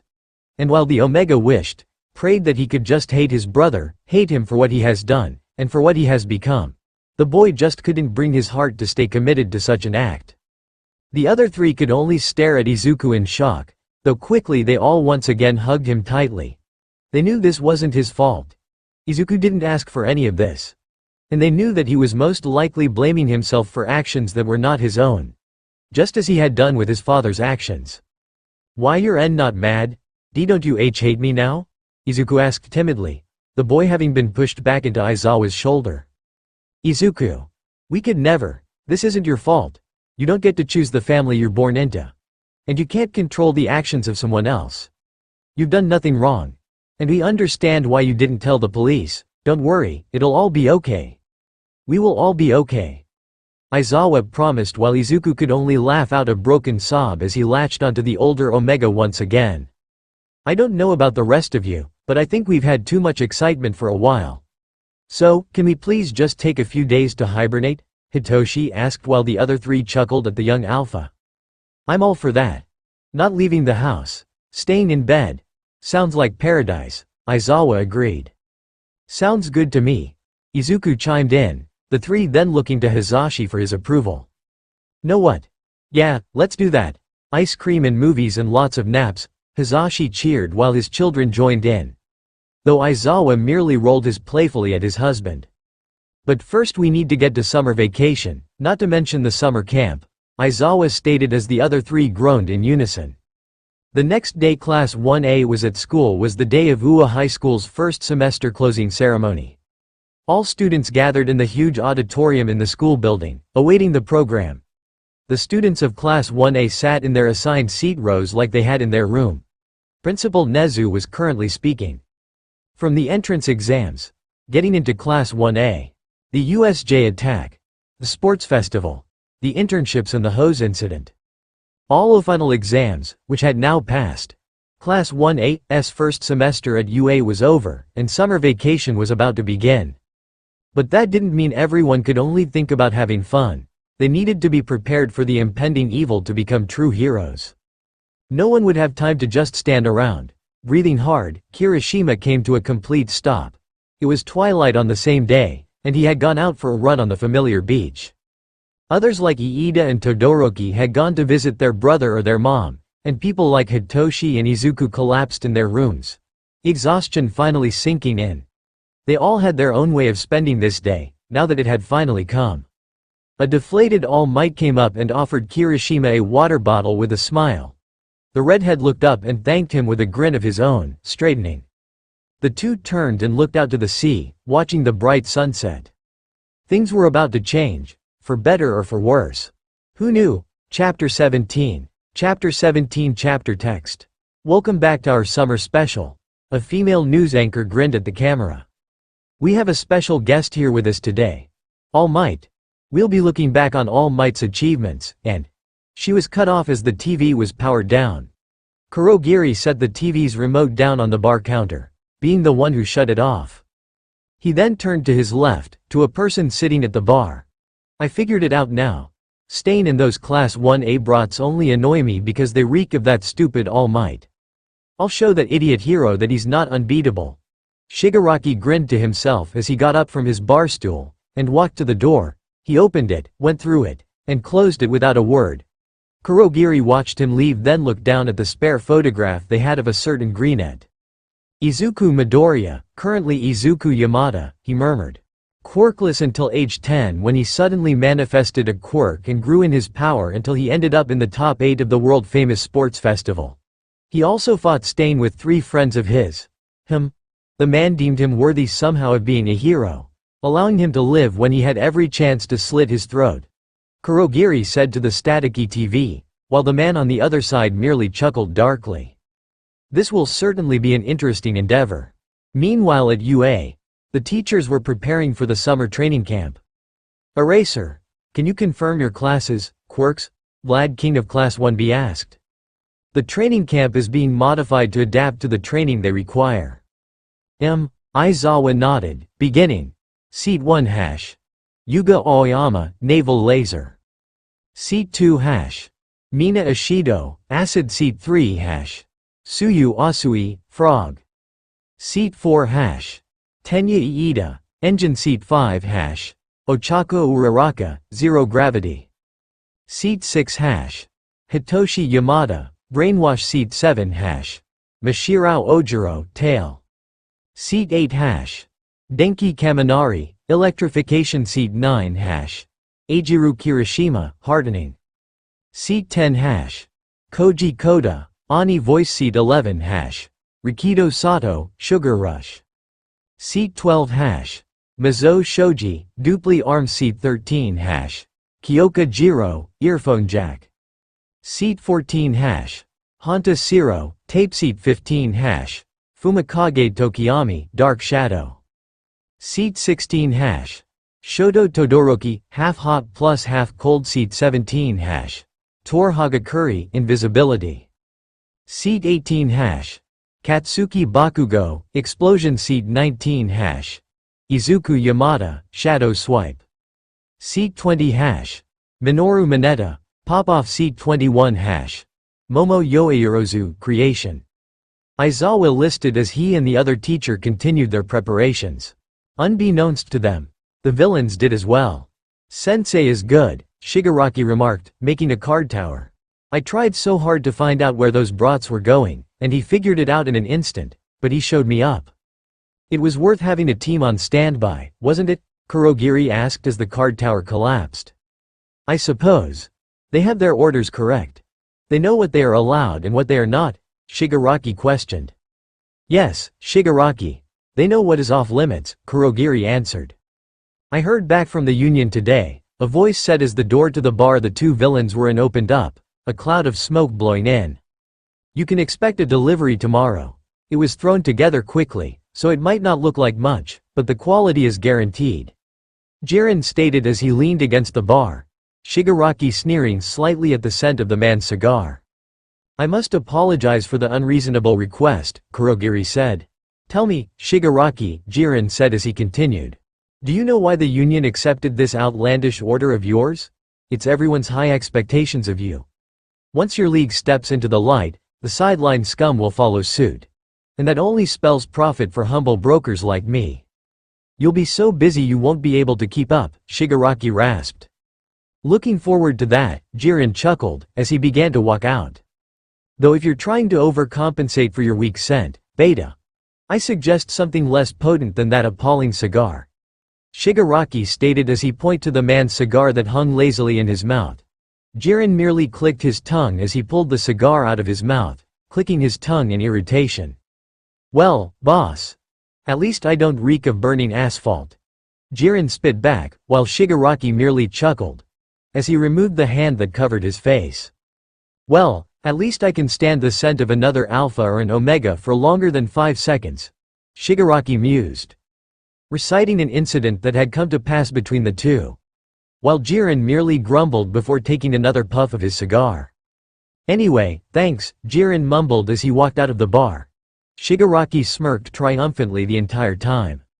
The board is set with my pawns and their prey, Shigaraki grinned at Kurogiri. Finally, the real game can begin. Now that your first semester is over, Aizawa droned. It's time for summer vacation, however, don't think these will be months of rest for you. At this camp, we'll push you to go beyond your limits. You're aiming to become plus ultra. Yes, sir, Class 1A chorused. I'm so excited, Ochako squealed, running up to Izuku. I've been looking forward to this camp all semester, Izuku, Ochako cheered while Izuku smiled at the girl. Though the boy couldn't share her excitement, the weight of his guilt and shame still dampened his usually cheerful mood.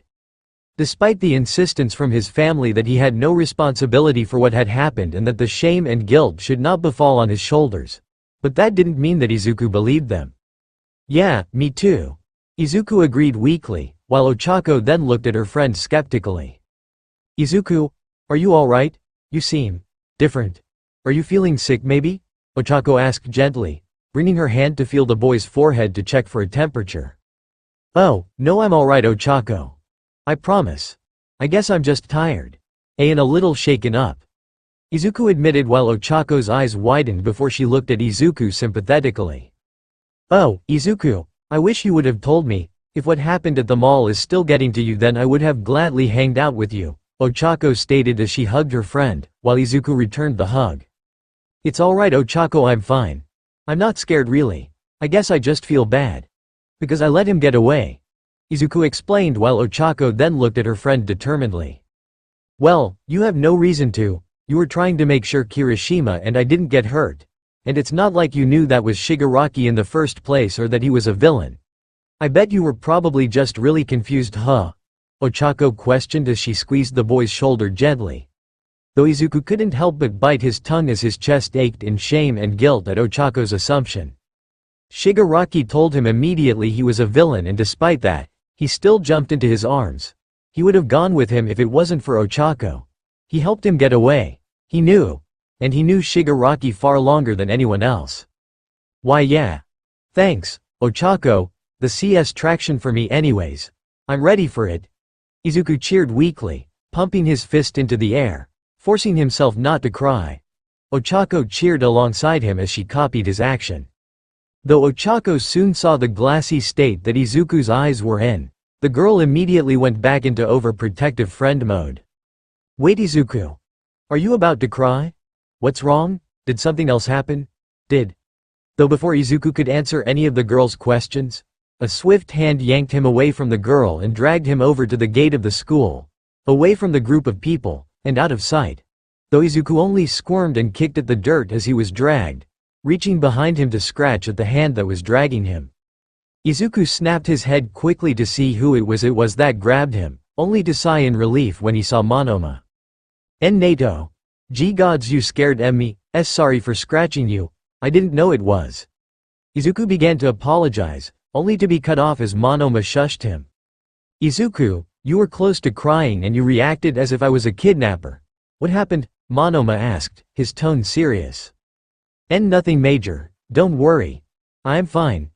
Izuku tried to reassure his friend, only for the alpha to give him a displeased look in return. Izuku. I've known you for a while now, and I can tell when you're talking absolute bullshit. Now for the last time. What happened? Monoma commanded more so than asked. The boy was unwilling to allow his friend to gaslight himself. If I tell you everything. Promise not to hate me or to tell anyone ever? Izuku asked hesitantly, holding out his pinky finger for Monoma to promise him. You have my word, Izuku. Not a soul. Monoma swore, locking his pinky with Izuku's while the Omega could only sigh, hugging his torso as he looked to the ground, trying to think of the best way to start. Though Monoma merely opened his arms to the boy, inviting him in for a hug, Izuku quickly jumped into the boy's arms, taking comfort from the affection while Monoma pets his hair gently. Would it be simpler if you explained it like this? So that way you don't have to look at my face? Monoma asked, knowing that having to make eye contact with someone while trying to explain something usually made Izuku uncomfortable. Yes please, Izuku answered. Very well then, I'm all ears. Izuku was sure to keep the explanation somewhat brief, though still covering all of the bases, from Izuku's incredibly traumatic childhood, how his brother was Shigaraki, and to the mall. Once everything was explained, Izuku expected Monoma to react horribly, awaiting for the boy to shove him away and go tell someone, immediately regretting having told so much. Though Izuku was surprised when he felt Monoma tighten his grip, leaving no room between the two. Nato? Izuku asked quietly. How in the hell are you still so good-hearted? Monoma asked breathlessly, continuing to hold onto the green-haired boy tightly. What? I've met people who turned into complete scumbags because of the most minor inconvenience, and yet you've been through all of that. You went through so much shit. Even from the symbol of peace. And yet you're still. You. Monoma murmured as he finally loosened his grip to look Izuku in the eyes. Yeah. Well. I guess I just knew better than to change myself, Izuku stated questioningly, not truly knowing exactly how to describe it. You're a different character, Izuku. But I suppose that's the best part. Monoma stated with a chuckle, ruffling Izuku's hair gently. But rest assured. I won't utter a word to a soul. You can trust me. Monoma swore while Izuku smiled at him appreciatively. Thank you, Nato. It feels better to have told someone who isn't direct family. Doesn't make it feel as bad, you know? I understand. And just know, Izuku. None of it. Not even a mere second of each event was at all your fault. And you shouldn't continue to blame yourself. Monoma commanded as he hugged the boy gently, while Izuku happily returned the hug. Thank you. No need to thank me. Besides, I am your first friend other than your brother, correct? This is my job, Monoma stated playfully while Izuku gently hit the boy's arm. May beat you to that spot. But nice try. Izuku remarked playfully, while Monoma merely rolled his eyes. Izuku, oh, there you are. I got worried when you got dragged off, Ochako shouted as she began to sprint forward to the two. Oh shoot. I don't want her to worry, she already almost saw me cry. Izuku muttered. Though Monoma heard him regardless. And the alpha decided to do what he does best. Make a scene. I heard some of Class 1A is taking extra courses, Monoma called obnoxiously, catching Class 1A and Class 1B's attention. Does that mean they failed the final exam? He crowed with glee. The boy walked forward slightly to allow Izuku to slip away from behind him. That would be so embarrassing, especially since they're supposed to be so much better than my class, all of you must be wallowing in shame. A quick chop to his pale neck from Kendo shut him up. He fell to the ground, and Kendo grabbed his collar.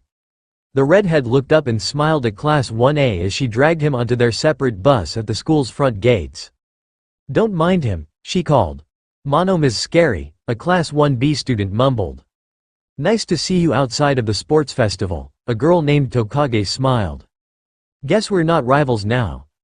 A girl beside her nodded, named Kodai. Time to get on the bus, Kendo called to her classmates, who immediately started filing on. The girls of Class 1A and B, Mineta drooled, looking at all of the females' skirt areas. It's like a buffet of boobs and butt. Dude, you're being a piece of shit right now. Get yourself together, Kirishima growled as he scrunched up his face in disgust. Attention, 1A, our bus is here, Iida directed, waving his arms. Everyone line up in seating order, Iida ordered as he made chopping motions with his arms, standing in front of Class 1A's bus. The sun was bright as all buses began driving away. The sky was clear, too, with only a few clouds. Aizawa was driving and he talked as he did so. Here's the deal, Aizawa started. We'll be on this bus for about an hour before our first stop. Make sure you stay focused. Why aren't we blasting some music? Denki asked, standing up slightly to catch the teacher's attention. No one should be standing, Iida yelled at Denki and Aoyama, the two both standing. That is a safety hazard, please stay seated, Iida ordered. The seating arrangements were very comfortable for most everyone in the class. Hagakure was with Mina, and Kaminari with Kirishima. The second row behind them had Tsuyu with Uraraka, and Izuku with Iida and Hitoshi, the three seated on a larger seat. The third row was composed of Aoyama and Todoroki, with Jiru and Yoeirozu next to them. The fourth row had Tokiyami with Bakugo and Kota with Shoji. The final row behind them had Mineta and Sato in one aisle, and Shiro with Ojiro in the next. Everyone was talking loudly, sleeping, or just watching the road. It was a busy bus, and no one was listening to Aizawa. Aizawa merely stared at all of them, before shrugging and returning his eyes to the road. They didn't have to listen. His students were way too hyped about what lay in store for them. 1 hour later, the class was off of the bus, stretching. Finally, Denki groaned. I needed off of that bus, Kirishima groaned as he stretched out his back. Let me through, I gotta pee, Mineta whined. This isn't much of a rest area, Denki noted. Yeah, Jiru agreed. The place the bus had stopped was like a small cul-de-sac. The ground was a dirt one, and the small empty space had rails that looked out onto a huge forest. A car was by the lone bus, and it was just a remote area. Where's Class 1B? Hagakure asked. You don't think we stopped here just so you could stretch your legs, do you? Aizawa inquired as Mineta ran up to him. Where's the toilet? Mineta whispered in a frantic voice as all surprised at their teacher. The car door then opened. Heya, Eraser, a female voice called. Long time no see. Aizawa inclined his head. Pink boots and blue boots planted down firmly on the ground. Your feline fantasies are here, a brown-haired woman in a pink cat-like outfit and skirt winked. Say meow, perfect, cute, and cat-like. The blonde woman in a similar blue costume beside her crowed. You can call us the wild pussycats. Both women posed cutely, and a boy in a red hat looked up disdainfully at them. These are the pro heroes you'll be working with, Aizawa told his frozen students. They're a four-person hero team who specialized in mountain rescue. Izuku piped up, his eyes shining as he recognized the two women instantly. The Pussycats were founded when we were kids. This marks their 12th year working as a. Izuku was cut off when the blue girl suddenly shoved a paw glove at the brunette's face. I'm sure your math is wrong. The blonde woman smiled threateningly, her extended claws sharp against Izuku's hair. I'm 18 at heart. Understood, Izuku mumbled, his voice masked against the paw glove. Man, that's rough, Denki winced, looking at the brunette with sympathy. Everyone, say hello, Aizawa instructed. Hello, nice to meet you, everyone chorused. We own this whole stretch of land out here. The rosy-dressed woman pointed towards the horizon of a pure forest. Everything you see is ours. The summer training camp is there, at the base of the mountain. What? Class 1A exclaimed, looking to the small and very distant place that she pointed to. Then why did we stop up here? Ochako asked. Could this mean? Suyu faltered. No way, Sato shook his head. Why don't we get back to the bus, huh? Shiro smiled nervously. I second that, Denki said quickly, turning around and trying to walk away. It's 9:30 a.m. right now, the rosy cat lady purred in a low voice, her tail twitching as her claws extended. If you're fast, maybe around noon, you'll reach the camp? Guys, Kirishima shouted nervously, taking a step back. Run for it, Mina yelled, and everyone began sprinting back towards the bus.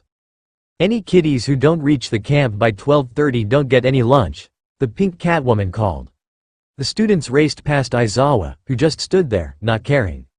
Sorry, ladies and gents, the blue cat giggled, bouncing down and blocking the bus with outstretched claws. Training camp has already started. Her paws touched the ground while everyone shrieked, skidding to a halt. The earth beneath them began to quake until it began to tumble around in the air. They were thrown up, knocked against each other, and violently jostled by the moving dirt and rocks. What's going on? Ochako screeched. In a sudden burst of movement, all of Class 1A was thrown over the railing in a huge landslide. Every student tumbled down from the height, shrieking as they fell into the forest area below where the bus had parked. The ground had tossed them over, acting like an earthquake in the process. You can use your quirks to do what you want, the pink cat lady called down. You have 3 hours, come to camp on your own 2 feet. You'll do that by going through the beast's forest. Groaning, Class 1A got to their feet. The name of the spooky place didn't soothe them. The trees were tall, with vines encircling them. There was a slight fog in the area and the ground was unstable. The whole place gave off a creepy and uneven vibe. Uwa needs to stop, Jiru groaned. It's no use complaining, Kirishima sighed, brushing himself off. We have to go. I held it, Mineta whined, racing past him and dashing into the forest. Before the midget could disappear to whiz, a stony and vine-ridden creature stepped in front of him. It's a beast, Shiro shouted. Everyone tensed up, staring at the creature. Mineta was transfixed, frozen in place out of fear. The creature growled loudly, a low rumbling sound as it lifted a giant paw to crush the small boy. Calm down, kind beast. Kota ran at the being. The creature didn't listen. Instead, it brought its paw down even harder and faster. Acting quickly, Izuku summoned a shadow to yank Mineta away and whisk him to safety as he used another shadow to encircle the beast, trapping it in a cage of shadows and wind. Kota, your quirk didn't work? Izuku cried as he looked back, Mineta weeping in his arms. Suddenly, something fell off the being's face as it lumbered over to him. A dirt clod? Izuku realized. I get it, with Pixie Bob's earth quirk, Izuku muttered. Dirt and rocks flew past Kota as he stood frozen, piecing the monster back together in patches. Izuku squared his shoulders and threw his purple burden to a far tree, at a safe distance. The beast towered over him, and he stood his ground, ready for a fight. Izuku jumped out of the way of a swiping claw as he used his shadows to swing from the trees and land on top of the beast, once again summoning the shadows to trap the monster in a cage of shadows and wind. Todoroki used the distraction and sent ice towards the monster's feet, keeping its limbs frozen to the ground. Izuku jumped off the beast's back and landed outside of his trap next to Todoroki, while the dual-haired boy quickly pulled Izuku up and pushed the boy behind him. Recipro burst, Iida yelled, running with full power at the creature. He aimed one good kick, his powered leg kicking and destroying half of the creature's head in one swipe, while Izuku released the beast from the trap he had created. Bakugo fired up his hands, launching himself up and also destroying the rest of the head and the arms. Both boys touched down after their runs. Kirishima, leaping high into the air with OFA, punched a powerful blow into what largely remained of the creature with a hardened and super-powered fist. The force of his gesture destroyed the rest of it completely, wind pressure making the debris fly everywhere. "You guys defeated that thing instantly," Sato said in awe, walking up with Shiro to Todoroki. "You did it," Shiro grinned. "You did it, and I did too," Mineta whined, not letting go of the tree he had been thrown against. "You're amazing, Bakugo," Kirishima cheered. "Not yet," Bakugo growled, catching the redhead off guard. A little ways ahead of them, a similar creature was rising out of the ground, forming in the dust and fog. It launched itself high into the air, and Class 1A gathered together in a huge group in the forest. They searched the sky and the area, hearing many different noises as they tensed up. "How many of them are there?" Denki asked. "Should we run?" Mina inquired. "If we don't make it in time to the facility, we don't get lunch," Sato grimaced. "This isn't a joke, guys. The training camp has started, so we are expected to do our best," Hitoshi commanded as he came up next to Izuku. "All right," Momo called to everyone. "The best point of action is to get through here using the shortest route," the Alphan woman commanded. "Ribbit," Suyu agreed. "All right, 1A, let's go," Iida nodded. "Yeah," the class chorused, ready for anything. Shoji used his dupli arms to scout out the area ahead of them. "I spot 3 up ahead," he relayed the information quickly. "With 2 flanking each side, 7 total." Jiru confirmed the information with her earjacks. "They're coming. All right, I got this one," Shiro called, swinging up and wrapping a flying earth beast in tape, throwing it by its torso down to the ground and thereby subduing it. He swung away to safety, dropping down nearby. He called for Sato and Kirishima to say they were up next, and the sugar eater powered up after eating the white grains of sweetness. Kirishima hardened himself and powered up OFA, running in with Sato against another monster, punching away and making the next creature crumble within an instant. Tokiyami directed Dark Shadow towards another creature, and the Shadow Spirit attacked the dirt being. Ojiro helped out with his powerful tail, and Aoyama delivering his naval laser, he shot and destroyed the last of the Earth's monsters. Mineta, weeping tears of fear, ran at another Earth creature, unleashing a blinding flurry of purple balls. The detailed monster was stuck to the ground instantly, and it gave off an extremely displeased roar. Mineta then called Denki up and booked it as the blonde ran up the frozen in place on the creature's back. 1.3 million volts, Denki called, unleashing his electric quirk on the monster. The creature was wrapped in a shroud of lightning, but the battle had been decided. When the light flashes cleared, all that was left was a scorched and smoking husk of lifeless dirt. Denki fell to the ground, his stupid face on as he made idiotic train movements with his arms. While Hitoshi quickly grabbed the boy with his capture weapon, dragging the boy along with him as he ran. Eventually throwing the boy over his shoulder as he swung through the trees, avoiding and kicking any beats that came in sight of him. "Flocks of birds," Kota cried, stretching his arms out as many different birds of the forest swarmed the next monster. "Remove this evil beast and restore peace to the woods. Take that," Mina shouted, throwing acid shots on the monster's legs and melting her target's limbs instantly. "Oh no," Hagakure shrieked as she ran away from a large monster that had vine-like tentacles. "I'm completely helpless, it's gonna eat me," the girl cried out with fake fear. "Perfect distraction," Hagakure, Momo murmured, surveying the entire thing. Hagakure and Mina high-fived as they passed each other, and the pink-skinned girl let loose a huge spray of acidic matter. This melted the legs of Hagakure's pursuer, and it too crumbled to the ground. "Everyone, please take cover," Momo yelled. Everyone on the ground who had downed the 2 creatures or was in the process of fighting others ran away. They took cover at a safer distance, then turned to watch. A sudden blast destroyed one of the stone beasts, courtesy of a cannon that Momo produced. Her school shirt fluttered around her bare stomach, blown slightly by the force of the shot. "You did it, Yao Momo!" Mina cheered as Momo prepped quickly to shoot the other one. A short distance away, Uraraka dashed over to another dirt monster's blind spot. Taking a quick chance, she tapped it with both hands, activating her quirk through the pads of her fingers. She hightailed it out of there as the creature began to squirm in the air, floating. "Now, Su," Ochako called. Using a vine, Suyu swung herself up and wrapped her extendable tongue around the monster. She then used her momentum to swing the creature up and away.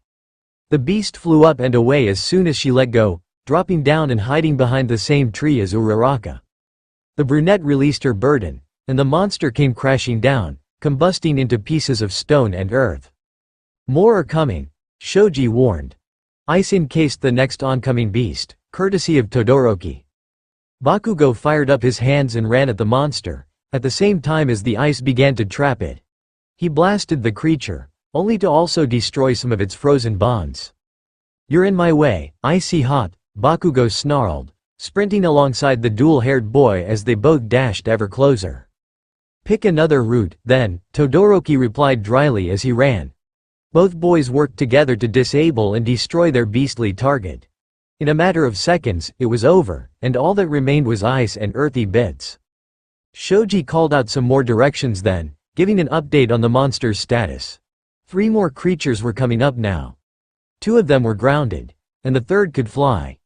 Iida and Kirishima ran at these 3, pumped up by adrenaline. "Kirishima, now!" Iida yelled. Jumping high into the air, the redhead aimed for the nearest creature. Her right hand curled swiftly into a fist, and his lightning sparked vividly around him. He aimed a huge and powerful blow, destroying the beast instantly. He touched down afterward, stumbling a bit. Iida took on another earth creature, and with 2 quick kicks, he was able to destroy it. Momo and Mina were working on getting some acid shots inside her cannon to take down the final flying one. "I need someone to distract it or get it to stay in a certain place for a few seconds," Mina shouted.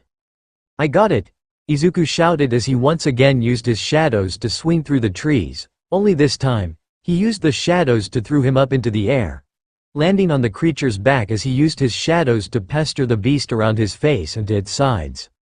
The creature turned, originally heading for Kota and Mineta, irritated at the shadows that swiped and hissed around it, creating a wind gust that kept the creature put in the sky. Todoroki took his chance, making a frozen mountain that captured flying dirt at its peak. "Izuku jump!"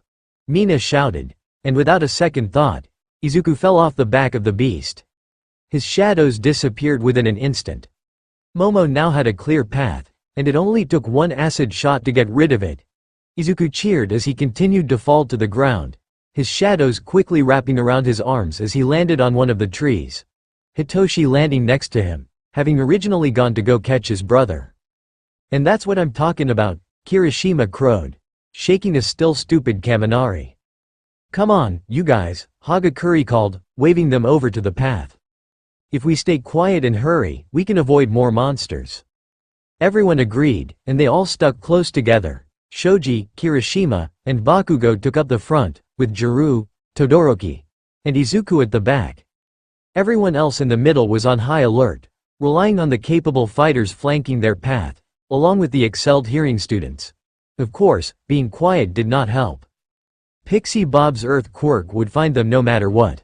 "Oh, you're finally here," Pixie Bob giggled, standing with her paws on her hips in front of the facility. "That took quite some time," Mandalay, the rose cat lady, smiled, standing beside her blue friend. "It's already 5:20 p.m. Todoroki walked out of the woods slowly, wiping his dirty face and squinting somewhat at his teacher and the pros. Bakugo held his cramping arms, gritting his teeth in frustration as he followed. Iida dragged along behind them, his engine sputtering pathetically. Izuku coughed as he stumbled out alongside them all, tired as they all got out. Ochako was puking as she walked. Mina held the brunette's hair back as she rubbed her back comfortingly, Ojiro's tail arched, and Kota had lost his voice. Mineta bled, Suyu and Aoyama were having stomach issues, and Shoji's dupli arms were tired. Jiru's ear jacks were sore. Sato and Kaminari were completely brain dead, and Mina seemed to be all out of acid, though she and the brunette held onto each other for support. Momo was practically starving. Tokiyami's dark shadow didn't want to come out anymore, and Siro's elbows were raw. Everyone was exhausted, hungry, and in need of a shower. "What do you mean, 3 hours?" Shoji asked in a tired voice. "That's all the time it took for us," Mandalay shrugged. The Alphan woman had forgotten that she was an actual pro-hero in comparison to the students. "I'm going to die of hunger," Kirishima groaned, holding his stomach as he crumbled to his knees. "I thought you guys would take much longer," Pixie Bob grinned, the Omegan woman finding the situation a bit too amusing. "You all beat my earth beasts much better than I anticipated. You all did great.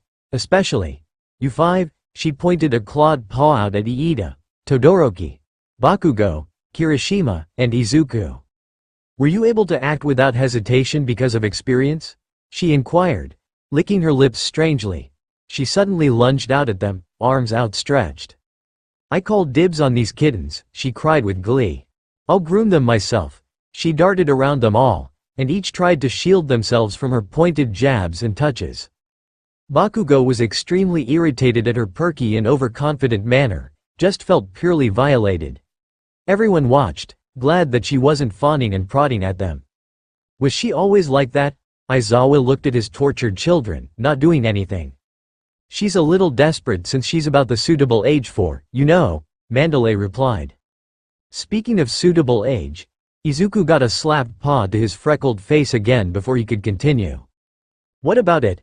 Pixie Bob grinned creepily, her cheerful demeanor turning cold. Whose child is that?" Izuku yelped, afraid, pointing at the little boy in the red hat standing by Mandalay in front of them. "Oh, he's not ours." Mandalay held up her paws as she looked down at the child. "He's my cousin's kid. Come on, Kota. Say hi to everyone and introduce yourself. You'll be seeing them all this week." Hi." Izuku smiled brightly, walking over to the boy and bending down slightly. "My name is Izuku Yamada, Omega. I'm from the hero course at UA. It's nice to meet you." He held out his hand for Kota to shake, but he only turned away. It was then that the greenette noticed the shadow of his pointed glare. Mandalay was not impressed with his behavior, however. "Kota," she scolded. "He just said hi to you. Try again. Go up to someone else and greet them." He grimaced but grudgingly obliged. He stomped his feet, going up to the nearest people. This consisted of Iida, Kirishima, and Bakugo. Bakugo was not pleased with his choice and scrunched up his nose slightly.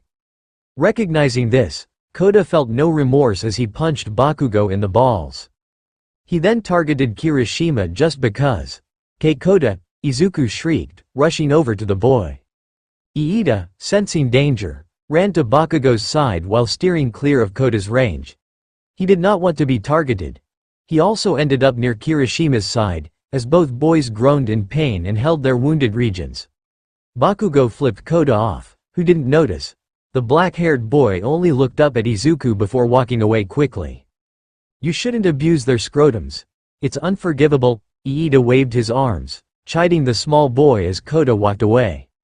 "The last thing I want is to hang out with some wannabe heroes," Kota sneered, not giving the students a second glance. "That brat's got some spunk," Bakugo grunted, smirking through his agony. "Reminds me of you," Kirishima winced. "What the hell did you say?" Bakugo shouted angrily, rounding on the redhead. "Shut your damn mouth, shitty hair, enough playing around," Aizawa droned. "Get your stuff off of the bus. Once your bags are in your rooms, we'll have dinner in the cafeteria. After that, you can bathe and sleep. Tomorrow, your training starts in earnest. You better get a move on," Aizawa instructed. "Oh, before you all go eat, the showers in your bunks aren't like what you're used to at school. All omegas and female betas will be placed on one side, while all alphas and male betas will be on the other," Mandalay informed. "Wait, what?" Izuku, Denki, Todoroki, Momo, and Mina all shrieked in unison. "We get 2 of the hottest girls in class on our side. This place is heaven." Mineta smiled creepily while Mina and Momo both scrunched their noses at the beta. "Actually, know what? We can make an exception. Girls, if you want to stay on the omegas and female betas side you can." Pixie Bob interjected, immediately getting a creepy vibe from the small purple-haired boy. Mina and Momo merely sighed as they nodded, while Denki, Izuku, and Todoroki all looked at each other before shrugging as they all headed inside. Your bags? Aizawa raised his voice slightly, while everyone groaned as he pointed towards the bus. They did as they were told, however, and soon they were all at tables. Platters of food and drinks scattered the table, and it all smelled heavenly. It looks so good, Ochako squealed, immediately digging in. Dishes were passed around, and laughter filled the air. Most people talked about the day while eating. The exhausting hours they had spent fighting in that forest had built up their appetite immensely. So, I heard you all got stuck with the tiny little bunker, right? Cyril remarked to Juru. Is the guy's room bigger? Juru inquired, taking a bite of rice. Yeah? Mina leaned back in between them, grinning. So, does that mean we can come over to check it out later? Hagakure asked. Sure, whenever you want, Ojiro responded. Kirishima and Denki were wolfing down bowls and bowls of rice. They were acting like they hadn't eaten in days. It tasted amazing to them, along with all of the other food, and their feelings were shared by almost everyone. Today's the only day we'll be cooking for you, Pixie Bob warned, walking by with a tray. Eat as much as you can. Thanks, Class 1A chorused, grateful. Oh, Kota, Mandalay called to the boy, who was standing by a box of produce. Can you bring me those veggies? He complied silently, his glare never leaving his shadowed face. Izuku watched him go, pausing as he ate. No one else seemed to notice the boy, nor did they ask any questions. Something was off, he knew it. But what? And what could he do to help? Either way, dinner was over quickly, due to the filled appetites and the decrease in food. Everyone then filed off afterward, soon ending up in the hot spring baths of the facility. The girls and the Omegas were separated from the boys by a high wooden fence, all in their sections. At first, it was awkward for Izuku, Denki, and Todoroki. The boys did not leave the small corner that was on their side, not stepping foot into the water. That is until Ochako and Mina both grabbed the three and pulled them into the water, reassuring them that it was all right. Seeing as everyone kept a covering on. Despite how small they were, the towels hardly covered anything on both the girls and the three boys. And eventually, they all began to relax and started up a bit of a water fight. They splashed each and swam around, all glad to have the dirt and grime wash off of them. It was pretty peaceful, and after a while, some of the girls sat only halfway into the water, the temperature of the H20 getting to be a little steamy. Not that anyone minded. Denki had laid out across one of the rocks next to Mina. Ah, Mina sighed. That whole fiasco in the forest was worth it if we get to do this every time. Mina cheered as she raised her arms into the air. I second that. Denki cheered, copying the pink-haired girl's action. The dinner was so yummy, Hagakure bubbled, flicking some water onto Suyu. It won't be so easy for the rest of the week, Momo reminded them. We have to try our best here to grow, right? They all nodded. I'll join you on your rock, Ochako. Izuku laughed, being sure that his towel covered everything it should before joining the brunette. They all continued talking, letting the humidity tire them out even more. It was certainly a peaceful way to spend the evening. However, the bliss didn't last much longer. Like with the locker room incident, Minetta's loud voice carried. And as usual, he was thinking pervy thoughts. As Minetta rambled on the other side of the fence about how nude girls were better than food, the girls and the Omegas started to freak out. Suddenly, some creaks could be heard. The group fearfully looked up, expecting to see Minetta climbing up the fence to peep over at them. Instead, faces of relief replaced the ones of panic. It was Kota's profile they saw up on the fence. He was turned towards the boys' side of the fence, ready and waiting for that perverted son of a bit. He was ready and waiting for that pervy grappist. The group heard Iida and the others guys trying to get Minetta down as he climbed the wall, but grew fearful when they heard him getting closer. At the right moment, Kota stuck his head over. This made Minetta freeze in place, not getting to the top of the wooden fence exactly. Before learning to be a hero, become a human first, the boy growled, slapping Minetta off of the wall. You cockblocker, Minetta cried as he fell, his bare butt landing on poor Iida's. Denki called up with a grin. Kota looked back, only to see a bunch of exposed high schoolers in the water. An extremely embarrassed blush made his face flush, and he jolted backward in shock. He then promptly passed out, proceeding to fall off the fence onto the boy's side of the wall. "Kota!" Izuku screamed, his body moving before he could think. His shadows grabbed the fence as he leapt off of the shared rock and over the fence. In nothing but a barely modest towel. He jumped onto the other side of the fence and caught Kota right before his head could hit the rocky ground. His shadows disappeared as his burst of energy faded, and the greenette panted hard, trying not to think of what could have happened if he wasn't faster. "Why didn't you guys try and catch him?" Izuku shrieked angrily, rounding on the boys on the side of the wall he was currently on. Wait, he was on their side. He was on the boys' side, in nothing but a towel. "What the hell, Deku?" Bakugo yelled, jumping out of the water.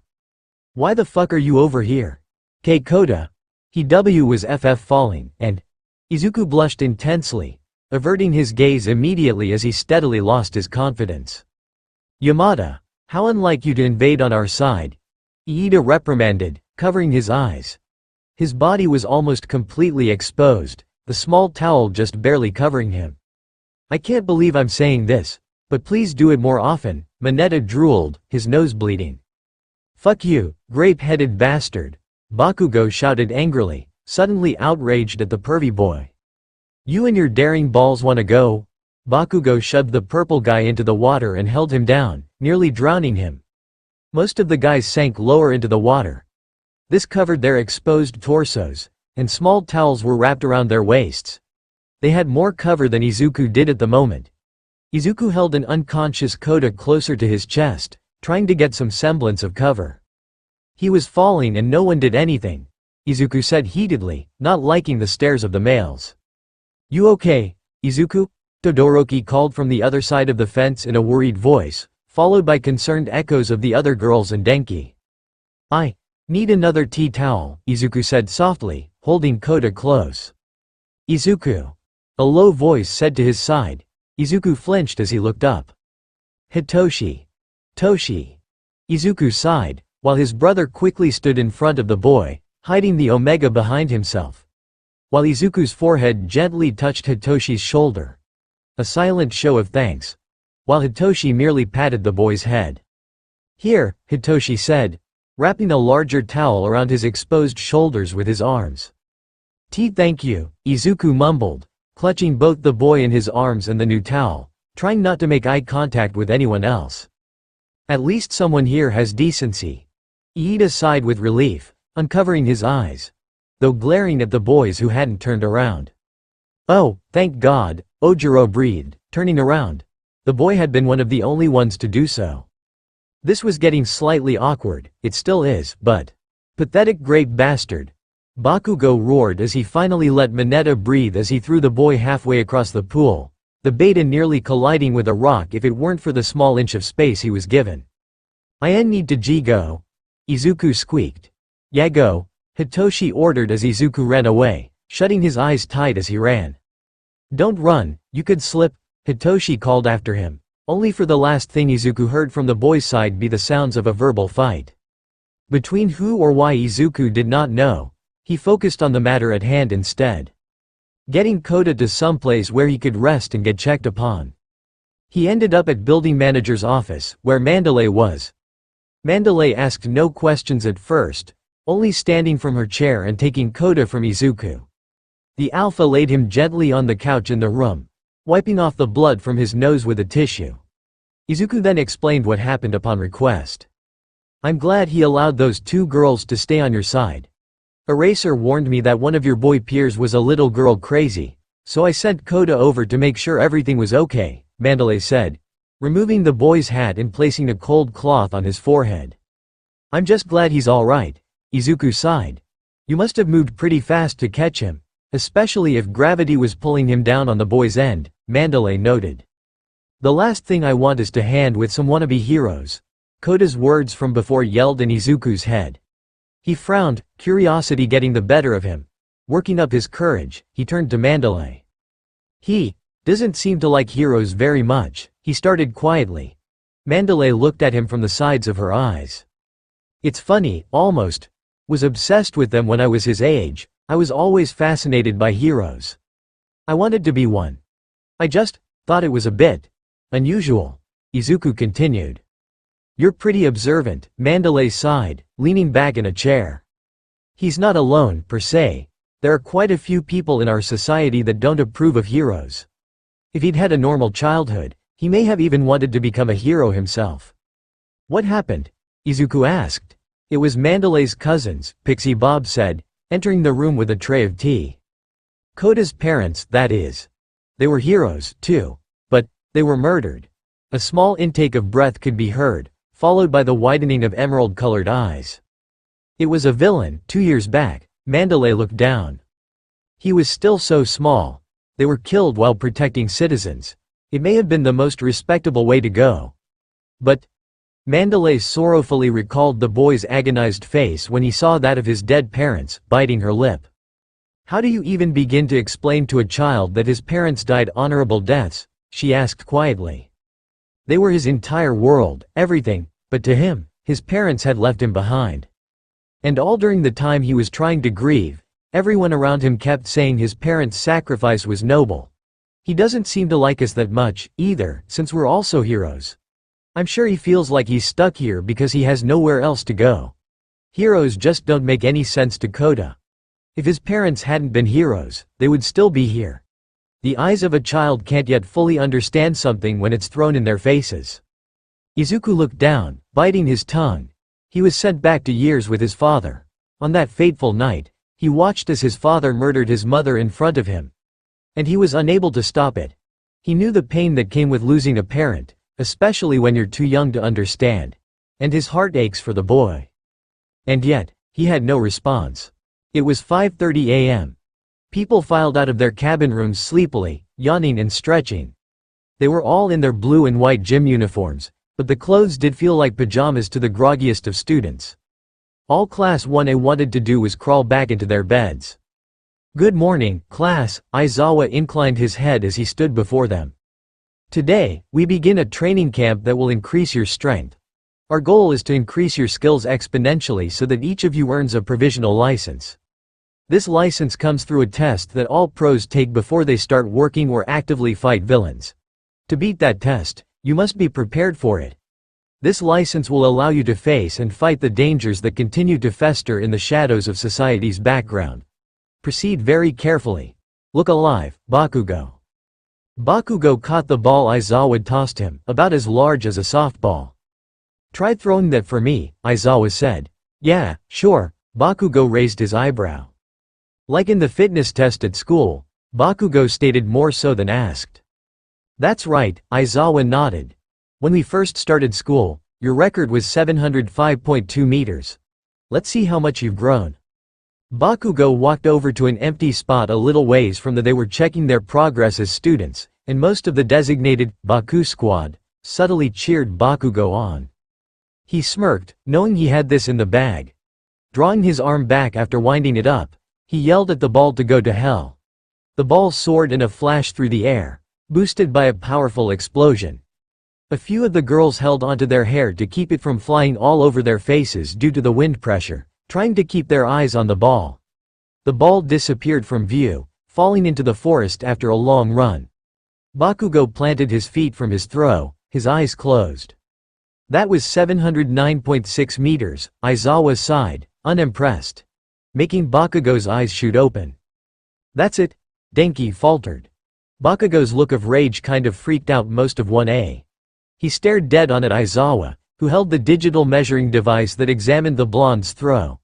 Now everyone was on edge, realizing that if Bakugo just barely improved, then. You've had a full semester at UA, Aizawa droned, giving them all a deathly stare. Due to various experiences, you all have improved in some way, shape, or form. Those improvements have been limited to mental prowess and technical skill, with a slight stamina increase here and there. As you can see, your quirks themselves have not improved much on their own. That's why we're going to focus on improving your powers. Aizawa stated. The teacher's creepy grin made just about everyone freeze. This will be so hard, you'll feel like you're dying, he chuckled, holding up a hand. Let's hope you all survive.